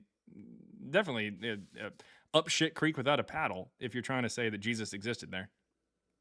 Right, which was something that I was going to bring because he does mention the Bayesian Yeah. or the Bayes factor or whatever, and like Yeah. I was like, like what is that? Like like like I said, like I said before, I think you mentioned in previous live streams that you are a data scientist. Yeah. I believe that the Bayes factor has something to do with data science, I if mean, I am kinda. mistaken. I mean, Okay, okay. kinda. It involves a little bit of math, but it involves making or like it involves making an assumption first of like when these things. It's not actually telling you whether or not whether or not your assumption to begin with is real per se, you've got to start with a presupposition. And his presupposition is that Paul is in the first century, and his Right. presupposition is that Paul is writing these things. And then he basically takes a look at this to see what are the odds that this is actually the case. And okay, that's fine, but like you still got to start with these assumptions, and you're assuming things that we don't have any It's a evidence for. It's presupposition weird. is like it's like a presupposition Yeah. is what you're arguing. His presupposition is that Paul existed in the first century and wrote these texts. And we don't have any evidence that Paul existed, let alone existed in the first century, let alone existed in the first century and wrote these texts, let alone existed in the first century and wrote these texts as we have them. Like it's Okay. so weird. So I'm glad that you said that because like I do kind of have this question. Why is it that so many people, regardless of the side that they take, they agree? Because I think you did mention that like there are starting to be like academic scholars that are like coming out saying that like Paul definitely didn't exist. But like what I'm saying is that why, like some of the people that I have listed here: Thomas L. Thompson, PhD at Temple University; Raphael Lataster, PhD at the University of Sydney; Thomas L. Brody; Robert M. Price. None of them agree. I mean, like none of them agree with the prompt that Paul did not exist. So I guess like when I went on another debate, somebody was Some of basically like, these like this is like a acknowledge the idea. Christian. Some of these acknowledge the idea that Paul's writings don't show up into the second century. Like Bob Price is open to that idea. N- So like No, they agree on that, but like they don't agree on the notion that like Paul yeah, but never ever nevertheless, existed. it doesn't really matter. Like at a certain point, I don't give a shit because again, I'm talking Okay. about the Paul that's presented in the first century, or sorry, presented in the New Testament as somebody who's Okay. writing in the first century. And if Paul's letters don't show up until the second century, then I don't care. Yeah, I mean, if you want to say Paul existed, he would have to be a Paul in name only, or a Pino, as I like to call him. So I mean, it Fine. doesn't. I don't care. Who cares? Interesting. Like it's not the New Testament, Paul. So It, and I do have a question. Like, what is the evidence that like it was written in the second century as opposed to like the first century? Like, yeah. So I am again, like the first genuinely time that we get curious. anybody mentioning Paul is in the second century. Okay. The earliest iterations of Paul's letters show up in the Marcionite canon. They're published in 144. They are versions that get edited later on. We don't have anybody prior to him mentioning them. We have writings like from Tertullian, who says that he has to take Paul's existence on faith, and the only reason he does so is because he has his own edits of Paul's letters. Otherwise, he thinks that Paul was or Galatians was discovered by Marcion. Okay. I mean, it's pretty clear that it has nothing to do with it. Hell, Paul's not even a first name, dude. It's not a first name; it's a diminutive. So like it just What do you mean by it's it's a diminutive. It means the small one. It's like it's like it's Oh. like calling Pliny the Younger. If you've ever heard of him, Hmm. it'd be like if Yes. his name was the Younger. What? Like That's that interesting. doesn't make any sense. Like look, if we go Okay. to Acts 13. Acts 13. Yep. And by the way, also there are multiple authors within the Pauline works as well. We can see that Okay. even the authentic ones have multiple authors, and they come up together with we can So see like that like where bits in and Acts pieces of like 13 four do you want gospel. me to read? Really quick, I'm gonna show you really fast. But like Oh, okay. I'll pull it up on the screen in just a second. But bits and pieces of only 4 of the epistles are even things that are written by one person who you might consider to be Paul, but it still comes up as Okay. second century style anyways. I mean, it's pretty D- obvious that this And is just not something that is is that there. using stellometry in order to like Well, verify that that? part, yeah, but as far as Okay. the rest of Okay. it goes, like we don't have any evidence that he existed prior. In fact, in some of like even the authentic or undisputed letters, as they claim, like Romans, it mentions things from the second century. So what? Like Erastus, who is supposed to be someone who is a public works official, they're mentioned in Romans. Right. So he Okay. says in that text, he says like Erastus, the public works official or whatever, he greets you. And we found an Erastus stone over in Corinth. He's supposed to be a public works official in Corinth, mentioned in the book of Romans, because he's writing to Rome from Corinth, supposedly. Right. Anyways, the point is, so Erastus, we found a stone that was on like the pavement, and it says this pavement was paid for by Erastus. And people tried to Yes. date that stone based off of Paul. So they dated Paul based off the stone and dated the stone based off of Paul. So it was circular reasoning until a second stone was found, which was part of a pagan theater in the 2nd century. Is that the Galileo inscription? No, it's the Erastus stone. Gallio isn't mentioned in the Pauline epistles. Oh, That's in okay. Acts. Okay. Also, Is that- Gallio is just someone in the 1st century or whatever, but the Gallio inscription doesn't mention Paul or anything like that, but it does mention Gallio, but that's in Acts, not the Pauline epistles. Anyways, so in Acts, we do have, however, this right here. This is just kind of interesting. So his name at first is Shaul, right? That's what he goes 13, by. What? Yeah, it's just Acts 13. It's just Shaul. Okay. So in other words, it's just that's what his name is. But eventually, right here, it says right here. This is where he starts going by Paul in verse 9. And every time it mentions him afterwards, it calls him Paul. Right. Then Right. Saul, who was also called Paul, filled with the Holy. Okay. Yeah. So, anyways, in verse 9, he starts going by Paul. But interestingly enough, this is Paulus, and here is Paulus, right here. And it says he was the proconsul Sergius Paulus, an intelligent man who summoned Barnabas and Saul and wanted to hear the word of God. So Hear the this word of right God, here, right. like we can see that word is it's just a diminutive. It just means the small one. So this is like the younger or the smaller Sergio. That's all that means. It's not a first name. It's a diminutive. Okay. Okay. And okay. Interesting. I actually didn't. I actually didn't like know that. I'm still trying to like And guess read. where he never says that I had a different name? The Pauline epistles. Interesting. So he never once references No. that at all during the Pauline epistle. Okay. No. Okay. It's just a Interesting. later story that shows up. Interesting. So I actually did want to get into the I wouldn't say so much evidence, but I do think it is very fascinating.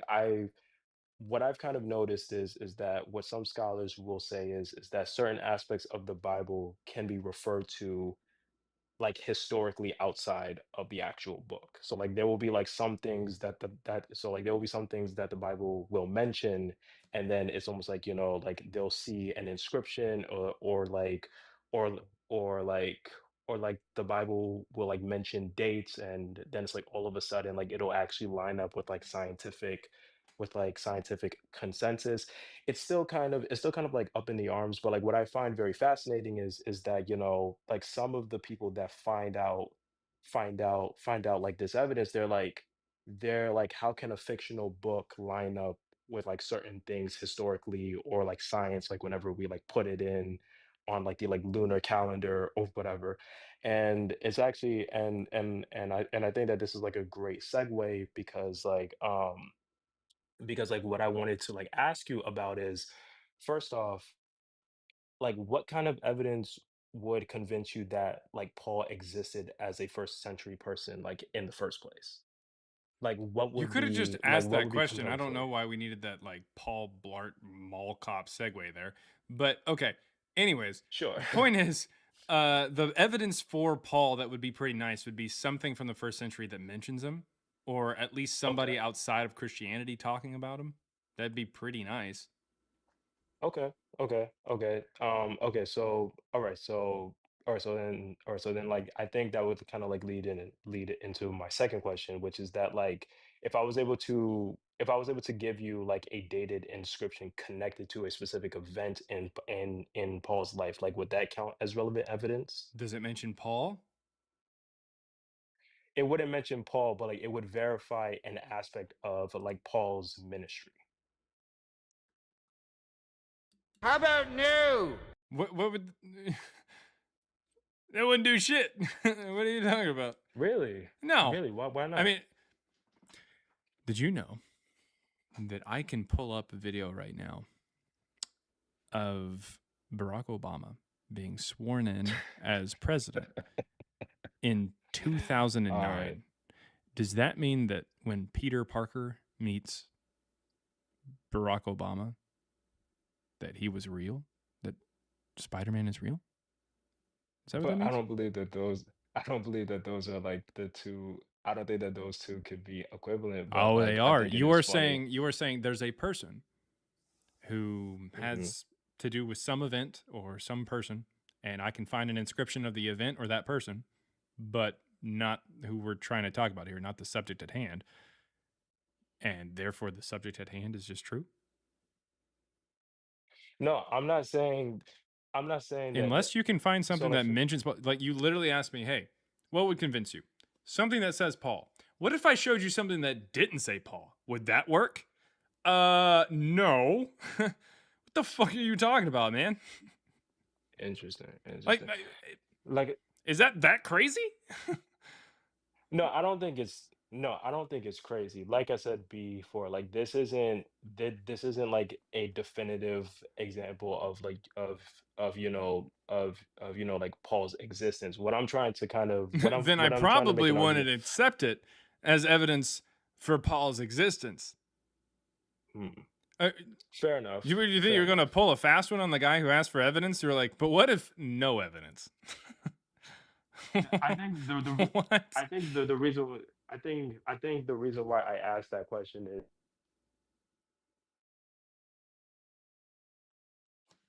Something happened to him?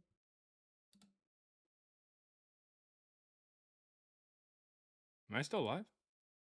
or like from historians, they will basically say is that like is that like to verify somebody existed, like any kind of like evidence that could basically like align with a Man, you're going to have to get closer to the McDonald's Wi-Fi because we can't hear you, man. You're going in and out. It's crazy. Maybe even try in and out. Try that.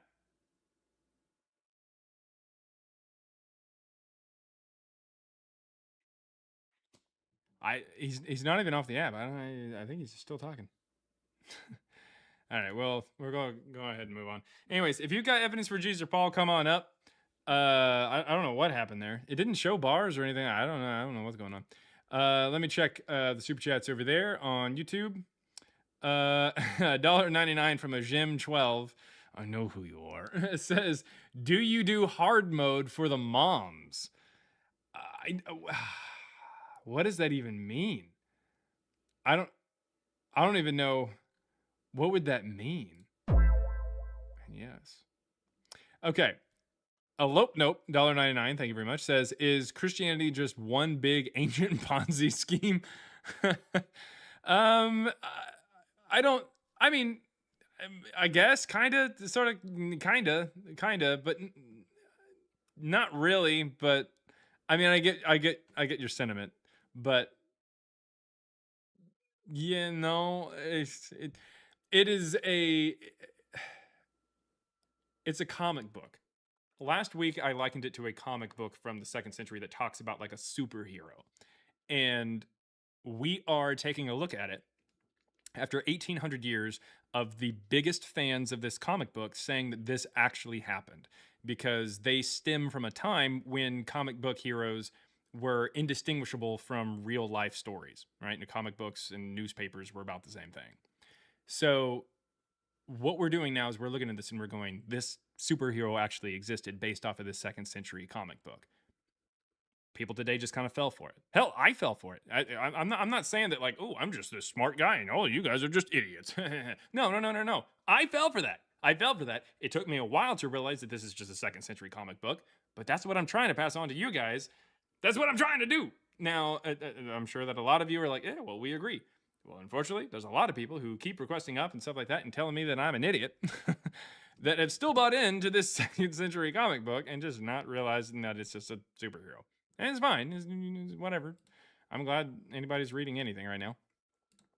But nevertheless, it's not really that it's a Ponzi scheme. It's more that it's just an old myth. It's just a mythology. And even though, unfortunately, it has lasted a lot longer. Well, not a lot longer per se, but like as far as the size goes, it's lasted a lot longer than say like some other um, mythologies. Um, Eventually, it will go the same way that other mythologies go. Just how it goes. That's how that works, guys. It's how knowledge works. All right, and then we got $4.99 from Gerd Engineer. I always feel so nervous reading these because no telling what he's going to have me read off. That's supposed to be from Gerd Engineer, if you know who I'm talking about. So I talked about Richard Carrier and everything like that, and so this comment says, "You're talking about my Dom Top Courier. How dare you question him? You're making my sugars get all out of whack."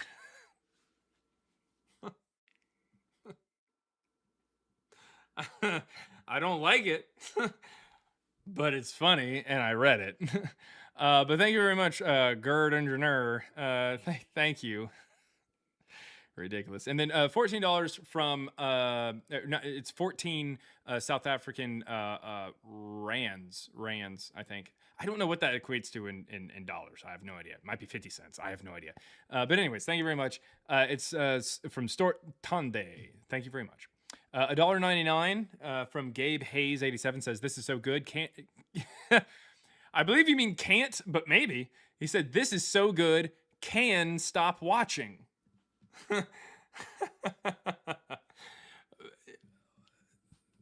Well, yeah, you can. At any point in time, you can stop watching. So thank you for thank you, but thank you. I will leave it at that. $2 from Zeno Lepoudre, who says, "Ave Mathal, Ave Priapus, et Ave Regina Quiforum." All right, Jesus Christ. You guys are finding all kinds of weird languages for me to read that name in. I think I actually missed one earlier on. Someone said something. Oh, okay. Yeah, I apologize. I don't know how I ended up missing these. Okay, so there was a $1.99 from Hardwork8395 that says, "Matthew should know I just left his mom's house." $1.99 from Elope Nope that says, "Buckle up time, woohoo!" That is probably back when we went to hard mode. And then $5 from Love for Christ that says, "The only reason you don't want to believe Christ exists is because you're scared of the reality that you go to hell if he does." Why would, what? No, that doesn't make any sense. Just because some sweaty guy existed 2,000 years ago in the desert means that there's eternal hellfire. That doesn't make any sense at all. What? No. So we're going to go ahead and move on from that. That's weird. And then $1.99 from Quickward 1000 that says, oh man, Apollo Eosis as inspo for a Jesus character. Thoughts? Let me see who that's supposed to be. I don't know who that's supposed to be. Maybe that's someone else or something. Okay. Oh, okay. Yeah, possibly. It's possible. There's Apollo there. So I mean, there's a lot of things that could potentially be the formation or go into the formation. A lot of like concepts that can influence the creation of Christianity or the offshoot of. It could be the offshoot of whatever. I would say that it's probably more connected to Serapis, but nevertheless, it could be a blend with Serapis.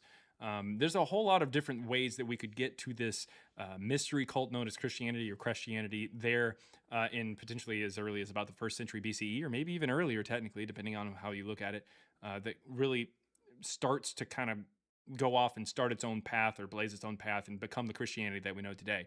So it's actually a lot of fun to try to figure out where it comes from. It's definitely possible. I will keep that tab open and I will read it, and I'll make Matthew read about it too. That's the best part. Okay. Let's see. Anybody else got any evidence for Jesus or Paul? Come on up. We are looking for evidence for Jesus or Paul. Come on up. Come on up now. You hear? Come on up. Prispus Christos. I don't even know what that means. But thank you very much. And again, I wanted to say thank you to the people who became members as well over there on YouTube. It's $2.99 to become a member on YouTube, and there's no ads. On TikTok, there's no ads either. So I'm just saying. I'm just saying. But yes. Let's see. I think the Jesus Ben Sirach argument is interesting. Yeah, I think that the reason that they have the name Jesus is because they're making their character do a lot of teachings that are very, very similar to Jesus Ben Sirach. And so because Jesus Ben Sirach is something that was written in Greek and is coming from those teachings, I think that the more Gnostic Jews probably brought that with them whenever they left Judea and went to the surrounding areas around Judea after the Bar Kokhba revolt in the 130s. They probably brought some of the teachings of Jesus Ben Sirach, and it just kind of melded in with this mystery cult that was already around at the time. And so we end up with Jesus, this preacher who's echoing shit like that. So let's see. What was that Mountain Dew flavor though? Yeah, it's actually I don't really care for Mountain Dew too terribly much. But it's a dirty Mountain Dew cream soda dew. It's not bad. It's really not bad. Like you can tell that it's a Mountain Dew, but it's also a cream soda. Matthew is a big fan of cream soda. So Matthew, if you're watching this, check out the Mountain Dew cream soda and send me a message. Send me a message and let me know that you heard that little shill for Mountain Dew there. All right. All right. If anybody has any evidence for Jesus or Paul, come on up. Here on TikTok, the request button is here or here. If you're on YouTube and you want to come up, just click the link that's in the chat or send a super chat and I will respond to it. Dr. Pepper cream soda is legit. I believe you, but I can't drink Dr. Pepper because it makes me sick. I don't know why. Must be one of the 23 flavors. All right. What is going on? Another social account. Hey, can you hear me okay? I hear you all right. Yeah. What's going on, man? Awesome. I'm driving. I just want to make sure. Thanks. Oh, first time, wait. long Hold up. By that, you mean you're in the back of an Uber, correct? Well, I'm not watching the screen, if that helps. Because you're in the back of an Uber, right? Sure. Okay. Sounds good. Sounds good. All right. He's in the back of an Uber. He is riding in the back seat. He is not driving. Someone else is driving him. What do you got? Another social account? Yeah. So, first time, long time. I found you on TikTok 2 or 3 months ago, and I've been listening as I can. So, if this topic has already been covered, I apologize. As long as it's not Josephus and Tacitus. Yeah. I don't have any evidence of anything. I'm not here to sway you of your thoughts or any of that. I'm just curious about you and your co-author are data scientists, correct? Yeah. Okay. Are there any data scientists that have peer reviewed your findings or provided any feedback around? And in the process, yeah. I mean, our work has been cited, like stellometry work and everything like that has been cited by multiple scholars on the topic. So, I mean, yeah. I mean, it depends on what you mean by that. Yeah, I mean, you can take a look at. Yeah, I'm just curious. You can take a look at like M. David Litva's citation of us, Chris Hansen's citation of us. Other than that, I mean, as far as like a peer-reviewed paper from a data science standpoint, like just purely like mathematicians and stuff like that, no. But it's not that we haven't or it's not like they've said, oh, this is bullshit or something like that. It's just that preparing for like peer review from like a data science point of view takes some time. It takes a lot of like foundational material and stuff like that whenever you're dealing with something like this big and this monumental. So it just takes some time to get those kind of papers out there and have them peer reviewed. Sometimes it takes years for things to be peer reviewed. Sure, I get that. No worries. But the actual work that we use, like the actual distance formulas that we use, that's been peer reviewed. The actual software, stellometry itself, has been peer reviewed. What hasn't been peer reviewed is the Bible. Fair enough. That was it. Just was curious if that was out there. I have yet to read the book, but I want to dive into that. So thanks for pushing me in that direction. Yeah, I mean, you can definitely take a look at it. I mean, the thing that is really big for me is, so I'm not a scholar.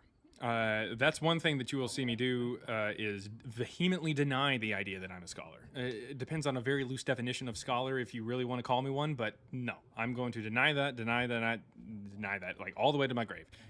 Because a scholar, in my opinion, is somebody who has a PhD in a relevant topic. I do not have a PhD, much less one in a relevant topic here. My bachelor's degree is in data science, and this is what I do, but nevertheless, I would not consider myself to be a scholar. But nevertheless, when you take a look at, are you still there?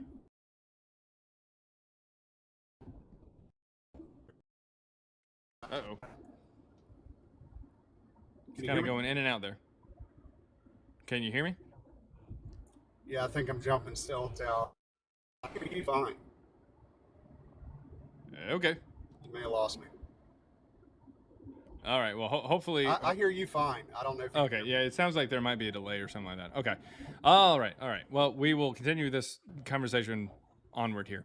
But anyways, the point is, I am more concerned with my peers. My peers are not scholars. I mean, it'd be great if scholars could take a look at this and say, yeah, we approve this and stuff like that. That's perfectly fine. Obviously, you'd want that. But what I'm more concerned with is my peers. My peers are people at my education level, maybe a little below it, maybe a little above it. Those are my peers. My peers are the people who show up on TikTok and YouTube and watch this. And what we do in our book is we say, hey, here's the software that we use. We give a link to it and we say, this is the software we use. Go and check it out. Go and check it out. See it for yourself. We are asking for our peers to review the work. That's what we're asking for. I mean, if two dirt farmers from Texas can figure it out, you guys can figure it out, definitely. I believe in you guys. I think guys, connection's going in and out there. If you find a better connection, you can come up later. That's perfectly fine. But for right now, I'm going to go ahead and drop you down. All right.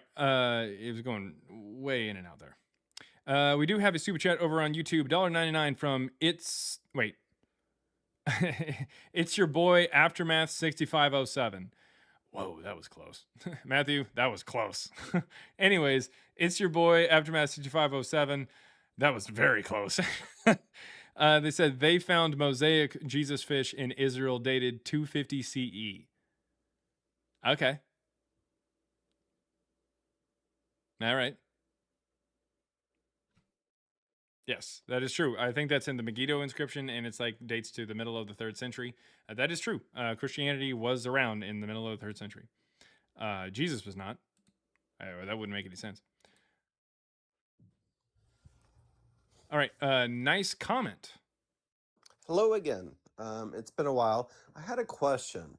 As an ex-Mormon, skeptical-minded person who really enjoys sitting in your chats, has stellometry been applied to the Mormon canon? Yes. And it's when authorship presumably aligns with Joseph Smith. Am I jumping to great conclusions here? Yeah, a lot of it does. Some of it does not, and we're determining what that is exactly. A lot of what he writes in the Book of Mormon is based off of older quotes that he found from George Washington, from Thomas Jefferson, Thomas Paine, that kind of shit. So sometimes he rephrases it. Sometimes he pretty much takes it word for word. So it throws off stellometry a lot because stellometry is taking a look at the most frequently used words. And whenever it just randomly like quotes someone else, it's not going to know what the hell that is. But we are finding that some things are Joseph Smith, so it's out anyways. But the most damning part is not necessarily saying, hey, this is Joseph Smith and this isn't. I mean, that would be great if we could find that, but this is not the case. One of the most damning parts, in my opinion, is where it says that in the text, this is, say, Mormon writing, or this is Moroni writing. And it sometimes will link up it's sometimes it's different voices. Like it'll say, like it'll be one voice for Moroni sometimes, and there's another voice for Moroni sometimes, and then that voice is also Mormon sometimes. Like it doesn't follow every time. Interesting. And what we had initially kind of thought was it's possible that Mormon and Moroni, and I think this is still kind of true to some extent, that they're almost like pseudonyms. So like when Joseph is writing, he writes as Mormon. When like Emma is writing, she writes as Moroni. Oh, It's something Emma. like that. Yeah. Seriously. Oh yeah, So like Emma was definitely other involved. more. Oh shit. Okay. Yeah. Yeah. Absolutely, But she was involved. but they're able to tie like these different characters to the same writing style as Joey Jr. and like so it's like hey I'm Nephi, hey I'm Moroni, and they're writing in similar styles, or they're switching back and forth between Yeah. the authors. Yeah. The authors that are stated in the text itself did not line up with the same voice every time, and that's Interesting. problematic. Yeah. Yeah, and I mean, there's great swaths of the Book of Mormon that are just full on like carbon copies of, Isaiah or something. Yeah. yeah. Yeah. So- Well, in that part, it's really weird, especially since, and that's why we tackle in our next project the Old Testament first to just kind of lay the groundwork, because believe it or not, the Old Testament isn't written until the third century BCE. Yeah. It's just not. So it doesn't matter if it's Deutero-Isaiah, doesn't matter if it's Trito-Isaiah, doesn't matter if it's Isaiah himself. Who gives a shit? The fact that it is quoting specifically from a section of anything that shows up after 600 BCE, which is when Lehi supposedly comes over to America. Yeah. I don't know what to tell you. It's not there. So like the Mormons will try to say, oh, there must have been some version of Isaiah or something like that was around or whatever. Or it must have been written like right before like Lehi leaves. Bitch, it's not written for another 300 years until after he Yeah, leaves. it's like, totally nah, it's totally bad. yeah, it's totally anachronistic for sure. Oh yeah, doesn't make any sense. But like these studies that you guys are looking at, you guys are comparing what body of publication, because like I mean, I'm sure in his day-to-day conversation he wasn't writing out letters similar language like King James Version English. Yeah, so that's like, are we something that comparing, we like- actually did. Is we went through and removed, or what did we do? We tried to find a way to bypass. So it's tough. What you're actually hitting on something that no one else has brought up before, and Oh, it was cool. something that we have we recognized a little bit into our research, was the concept of, if we're going to compare this style that's written in the Book of Mormon to Joseph Smith, unfortunately, what Joseph Smith writes is not in the same style. Like, he's deliberately using different verbs. So therefore, could it be possible that that's tricking stilometry? Because he's writing as if he's somebody else, if that makes sense. And writing in an older way of writing. Yeah, but or pretending to, because it's not Well, consistent yeah, with pretend. how- Yeah, exactly. Yeah, he's but, doing like, a if shitty Steve- job of it. But Yeah. nevertheless, that was something that we accounted for, and I don't think it made a huge difference, believe it or not. But nevertheless, yes, that is something that came up, because I was like, if he says the word "you" in his normal writings, but says "thee" or "thou" in the Book of Mormon, like, isn't that going to be a problem, like, to compare Yeah. it? And I mean, to some extent it might have had an effect, but it wasn't huge, and if I can remember correctly. But nevertheless, it's still, we can still find problems, even if we don't link it with Joseph Smith. There's still massive problems that show splits where there's not supposed to be splits, and Yeah, no I split mean, where it- there is supposed to be a split. Like, I imagine if we're applying the same methodology on a text by somebody who is ghostwriting, and we know that they're like, there's a large body of work, like say, like if Stephen King suddenly decided that he was going to ghostwrite like romance novels set in the Edwardian era or something like that, we'd still be able to like be like, hey, this is Stephen King Yeah, you versus J.K. can. Rowling. Yeah, it might require a little deeper of a dive, but you can find it. Yeah. Yeah. Cool. Well, I'm not going to be. I have to head out here soon, but I if you ever publish a paper on it, I want you to definitely talk about it here so I can hear about it. And proposed title, one component could be "and it came to pass," because he has a fetish for that phrase. Yeah, And I like would into a love that. dish. That's an Like into a dish. Yeah, I hate that. Like, you can tell that Joseph or his crony or whoever's writing it, whenever. It's like they learn a new phrase in that day. It's like they've got like a phrase a day calendar or something, and then they just start just spamming it just over and over, and you're Yeah, like, okay, I get it. You're but making it a doesn't. tree trunk submarine likened to a dish. You put a door on top likened to a dish. You have windows on it likened to a dish. It's like, okay, Yeah, I don't understand why you keep using this phrase. It's dumb. Like, just yeah, move on. And it came to pass is sprinkled throughout. Like, yeah. it's not even to But taste. It's like he just unscrewed the top of the salt shaker and just poured it in. It's so uh, bad.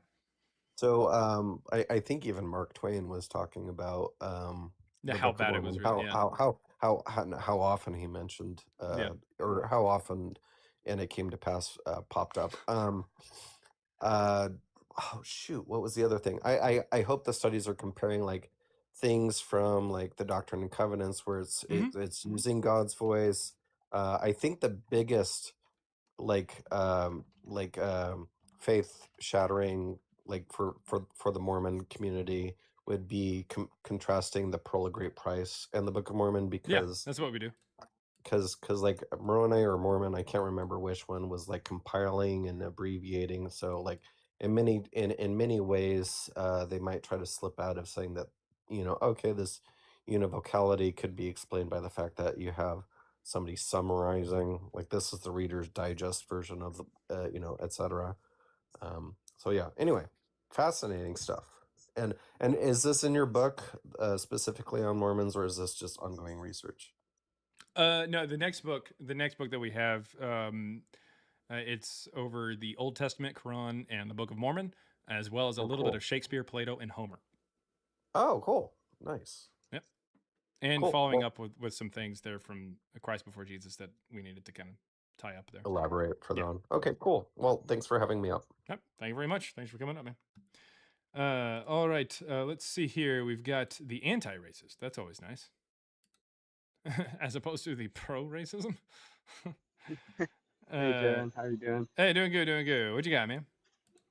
I had a question. So I've been researching therapists, Mm-hmm. and when I looked online, I see that it says that historians have seen that it's actually a forgery from the third century, and that Jesus was from the first century. And I'm just Wait, trying to, what? what? Yeah, it's really weird because so when I look up Serapis, it Uh-huh. says, oh, some people, it was written that Serapis was worshipped by people that are Oh, worshippers okay. of You're Christ. talking about you're talking about the Hadrian letter. Yes. Yeah. Yes. So what that means is either Hadrian actually wrote it or somebody in the 4th century noticed that Christianity was like Serapis, because no one ever compares Christianity to anything else. So either 4th century people are like, this is bullshit, or Hadrian is like, this is bullshit. Which one would you like? Yeah, exactly. So I got So it doesn't confused. matter. Is there Like any it's other? either ancient Yeah. forgery or it's ancient. Like either way, it's ancient. Okay, perfect. And is that the only letter I can reference when it comes to Serapis, or is there other That's the historical only one that documents? talks about like Christianity and Serapis like together per se. Christ. Eusebius and Epiphanius talk about how there's a group that Philo of Alexandria mentions in his book on the contemplative life, which is the Therapeutai, down off the coast of Lake Marotus there in Alexandria. Which, by the way, is where Emperor Hadrian supposedly is writing this letter to. So either somebody is sussing it. Either this is a real letter or somebody was like hot on the trail of what this is. Anyways, the point is, Epiphanius and Eusebius, early church historians in the 4th century, they mention that the first Christian monks, as they say, is this group that Philo talks about in Alexandria called the Therapeutai, and they have ties with Serapis. According to an inscription at the Greek island of Delos. Gotcha. And this would be like 3rd, 4th century then, or Fourth century is Epiphanius and Eusebius talking about something that happened in the early 1st century, or from Philo of Alexandria, that has ties with Serapis. Okay. That's where I was trying to find. Thank you so much. Yeah, I'm trying to make sure So I have mean, my it's things straight. Yeah, and then the Emperor Hadrian letter either takes place in 130, or it's like a 4th century forgery, I guess. But I don't know. Like, what's weird about it is that Christianity is never blamed for worshiping anybody else other than Serapis. Right. Like, if you Right. think, like, Yeah. no one ever says, "Oh, Christianity, they actually worship this other god." This is the one time that they do it, and it's Serapis, and it just happens to be the one that is in Alexandria and Sinope, the first place that we get the first gospel, like Marcion's from Sinope. It just happens Yeah. to be the god that like the Therapeutae are associated with, according to an inscription on Delos, that the Eusebius and Epiphanius say are the earliest Christian monks, which wouldn't even make any sense because according to Christian tradition, Mark the evangelist is the one who brings Christianity to Egypt, which would be Alexandria, and this happens in like the 50s. But by that time, Philo of Alexandria is already dead, so he already wrote about the group down there. So it's clearly it's the case that later church fathers recognized early instances of what would eventually become Christianity, and they saw the connections, they claimed them as their own because that's where they kind of sort of came from, like either offshoots of them or them themselves. That's where they came from, but yet it doesn't line up with the church, like their presentation of how Jesus starts Christianity and stuff like that. Like, it's almost like there's history that they kind of stumble upon, like real history, and then there's the ecclesiastical history, like the church history, and it doesn't really line, or like the biblical history, and it doesn't line up with itself. Right. Yeah, Yeah. but It's, what it the gets so real weird. history lines up with is like that letter and stuff from Hadrian. Yeah, it's just so fun. It's so weird because when I research it online, they like overpass this. They Yeah. like look at, oh, don't pay attention to this. Don't even Yeah, look into this. don't even look at it. Yeah, And yeah. And and by the that way, like there's tripped no me way out. to really determine. There hasn't been any. There hasn't been really any proof that it's not real. I think the only thing that they say is that like there's like a year or two off from who it could have been written to or something, or it mentions somebody. So there's like a 1 to 2 year period where it's potentially off. Like this person died at this point, but it was mentioned here. So like it's one of those kind of deals where there's a Gotcha. potential that it could be fake, but the only real evidence you have that it's fake is that like a 1 year gap or something from when someone supposedly lived but they or died and they're mentioned in the letter or something. The point is, there's not really any good evidence to suggest that the letter is fake, and even if it is fake, it's from the 4th century, and somebody is sussing out what the Christians actually believed. Right. Yeah, and that's what was interesting to me, how they put it in the 4th century, and then what's more interesting to me is even if it is fake, like you said, all of this is fake. So it's like they're just adding on to other stuff that, none of them really rely on actual history, but hearsay. And it was interesting for me to research that online, and so I just want to make sure I have my story straight when I'm talking about it. Yeah. So I will research that other you're talking about, Eusebius, and make sure I have them locked down, because when I do talk about this, like the questions never stop coming at me now. And so, I have to be ready, I guess. So thank you very much, man. Okay, I'm gonna make sure I look into that and get my stuff straight. And yeah, I'll have questions later on when I come across. So Makes you're sense. a great guy to come here. Yeah, I trust your data. So Well, thank you a lot. Thanks. But yeah, look into it and let me know what you think, man. All right, you can go ahead and drop me. Okay, Thank you. thanks. Bye. All right, let's see if we got any evidence for Jews or Paul. Come on up. Let's see. I don't know what all this is. That's funny. Where's the number? There's no number. What you do is you click the link that is there in the chat. There should be a link to TikTok. TikTok is how I take up guests. If you don't want to come over on TikTok, that's perfectly fine. You can send a super chat there on YouTube and I will read it and I will respond to it. Or you can click the link and come up on TikTok and I'll bring you up and we can talk. Let's see here. We've got $9.99. Thank you very, very much from, I'm not reading your name. I can't read your name. Stop saying, Gabriel Itch. I will go with that. Gabriel, and then Itch, 01. Thank you for the super chat. Change your name, goddammit. Anyways, it says to piggyback off last guest, there's a direct correlation of, I guess, Joseph Smith's usage of wherefore and therefore from Book of Mormon and Doctrines and Covenants with the chronology of how and when the Book of Mormon was written. Yes, we can actually see that the way that he's writing in Doctrines and Covenants is indicative of not indicative, but it's yes, it's indicative of how he wrote the Book of Mormon, or that he wrote the Book of Mormon, because it lines up in that same way. He's an idiot who doesn't understand that wherefore and therefore aren't really the same things. Yeah, but he uses them interchangeably in the Book of Mormon and also in Doctrines and Covenants. There's also this claim, by the way, and this is something that I definitely wanted to kind of put to bed here. There is a claim that Joseph Smith only had 3 years of education. Okay, cool. Well, his older brother went to college. He went to school at a feeder school, or older brother at least went to school at a feeder school that was across from like Dartmouth, which is pretty wild. It's like a feeder school for Dartmouth.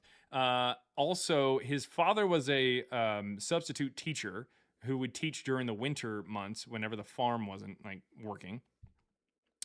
He was also part of a junior debate club, and I'd like to point out Abraham Lincoln put himself through law school with only about 1 year's worth of school, and Mark Twain had 5 years worth of school.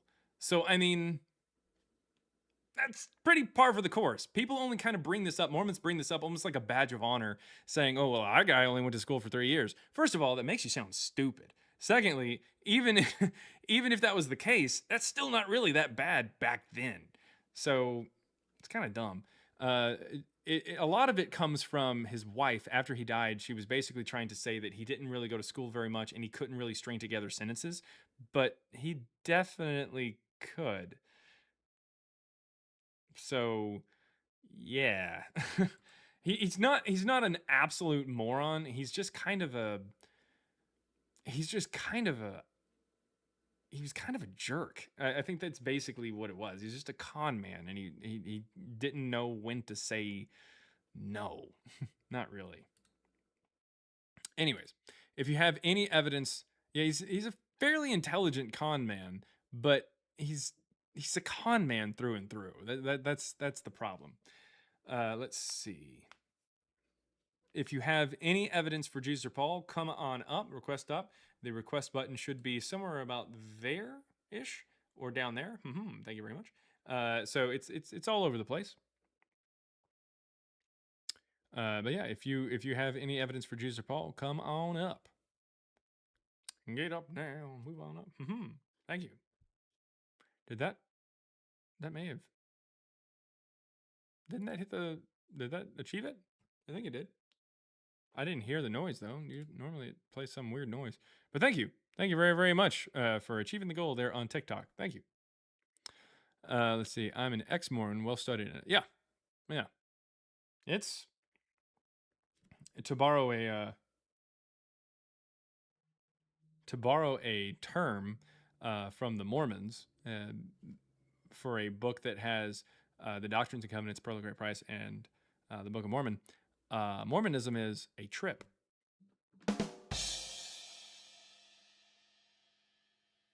I actually used to have a quad, and I actually really liked it. I don't know what happened to it. I have no idea what happened to it, but it was kind of small. I wish I had like a little. It was like leather bound and everything. It was nice. Anyways, hey Nicholas, what's going on, man? What you got down there? All right. Any evidence for Jesus or Paul? Anybody? Bueller. How's the cat doing in its new house? I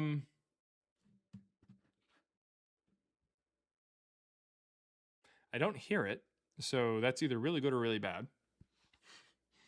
So it should be fine. The problem is the fact that we have another cat, and that cat is, como se dice, an asshole. And yeah, we're trying to get them to kind of like acknowledge that the other one's in the house. You got to keep them separated. No, don't do it. Anyways, you got to do that. And then eventually like acclimate them together. Yeah, it's weird. It's like bringing fish home. You got to set them in the water and shit. Anyways, in the same boat. Ugh. Yeah. can't stand that band. I'm sorry, but I can't stand them. There's 2 punk bands that I will never listen to. It's that one and there's one other one. Ugh, gross. I don't know why. I just can't stand them. Technically, there's 3, but anyways. All right, we gotta soak them for a bit. Any evidence for Jews or Paul? Anybody? Anybody? Going once, going twice.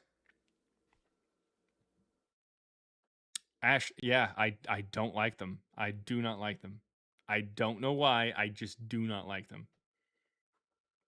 Yep, and Mirrodin got the other one. I can't stand NoFX. For some reason, like if NoFX comes on there, I'm just nope. See ya. Downvote.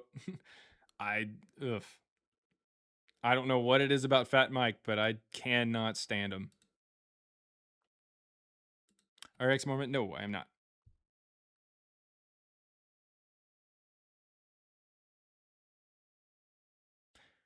Worked on a charter fishing boat. Said the singer was a whiner. Yeah, sounds about right. I don't like the Red Hot Chili Peppers. I don't like them either. Mostly because the lead singer dates like kids. So I mean, yeah, that's a problem.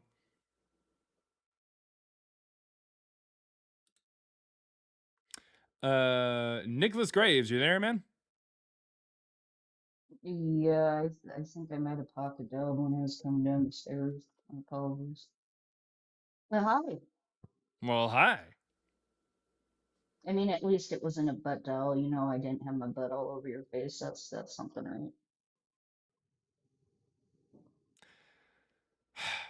I guess. Anyways. Sorry, I don't mean to disappoint. I'll do better next time. I'll use the back pocket. Whoa. The prison wallet? Yeah.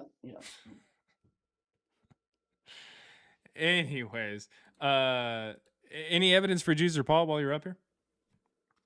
Yeah. I got all the evidence for Paul, actually. Oh, very nice. Yeah. It's called the Bible. Have you read it? Nicholas Graves has been removed from the panel. Anyways.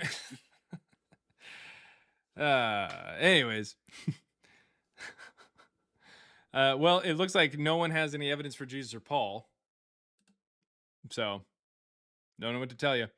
At this point, I think that it's probably best if we go ahead and call it here. That's not how that works. Do you even have faith, bro? Do you even faith, bro? All right. Well, thank you to anybody and everybody who stuck around longer than 30 seconds. 35-second gang rise up. Speaking of which, thank you very much for the people over on YouTube who became members of the 35-second gang. You are definitely helping us out. Absolutely. And thank you to the members of the 35-second gang over on TikTok who are just absolutely chatting over there and some great stuff. Yes, we need to have a movie night here before too terribly long. I think it'll probably be on the Discord, probably Deconstructing Chaos there, the Discord. If you're looking for the Discord, they're on TikTok. Lady Huggy and Elizabeth Heretics. I know they have a link to it in their bio on their profile. And we'll probably watch the Da Vinci Code. I have not seen the Da Vinci Code. I have not seen it, so I'd like to see it, see what it's all about because it gets brought up a lot for some weird reason. Let's see. The most recent message on YouTube says, "What a pathetic, uneducated weasel," and they misspelled the word weasel. Okay. All right. And then we should all worship the Son. It gives us all life, unlike Jesus. Wow, nice. All right. If anybody else has anything, come on up. Other than that, I'm going to go ahead and hop down there. What? I love the Da Vinci Code. I've never seen it. Good movies, fun books. The book is fun. I believe you. I've just never seen it. I was told that I couldn't see it. My church did a whole big thing on it about how it was like evil or whatever. It was very ridiculous. But anyways, like legitimately, like it was like for weeks they were talking about it. Like for an entire month, they had this thing where it was like against the Da Vinci Code or something.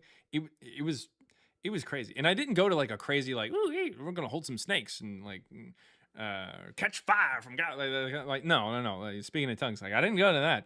I just went to like a normal like well, I considered it normal, but it's pretty benign church. But nevertheless, they were very anti the Da Vinci Code. They were freaking out because of that shit. It was crazy. From what I understand, the movie was like, all right, but like, I want to see it and just kind of see what people are talking about when they come up here and say some random bullshit about it. So I got to check it out. Anyways, thank you very much for spending time here with me. Peace out, Girl Scout. Put me down for some Thin Mints. So yeah, thank you very much. I will see you guys later. I'll be on tomorrow starting at 9:30 a.m. So if you missed your chance to come up today, I'll see you tomorrow. Peace out, Girl Scout. Put me down for some Thin Mints. And there goes the TikTok side. On the YouTube side, thank you very much for hanging out there for a bit. Again, thank you and thank Tube.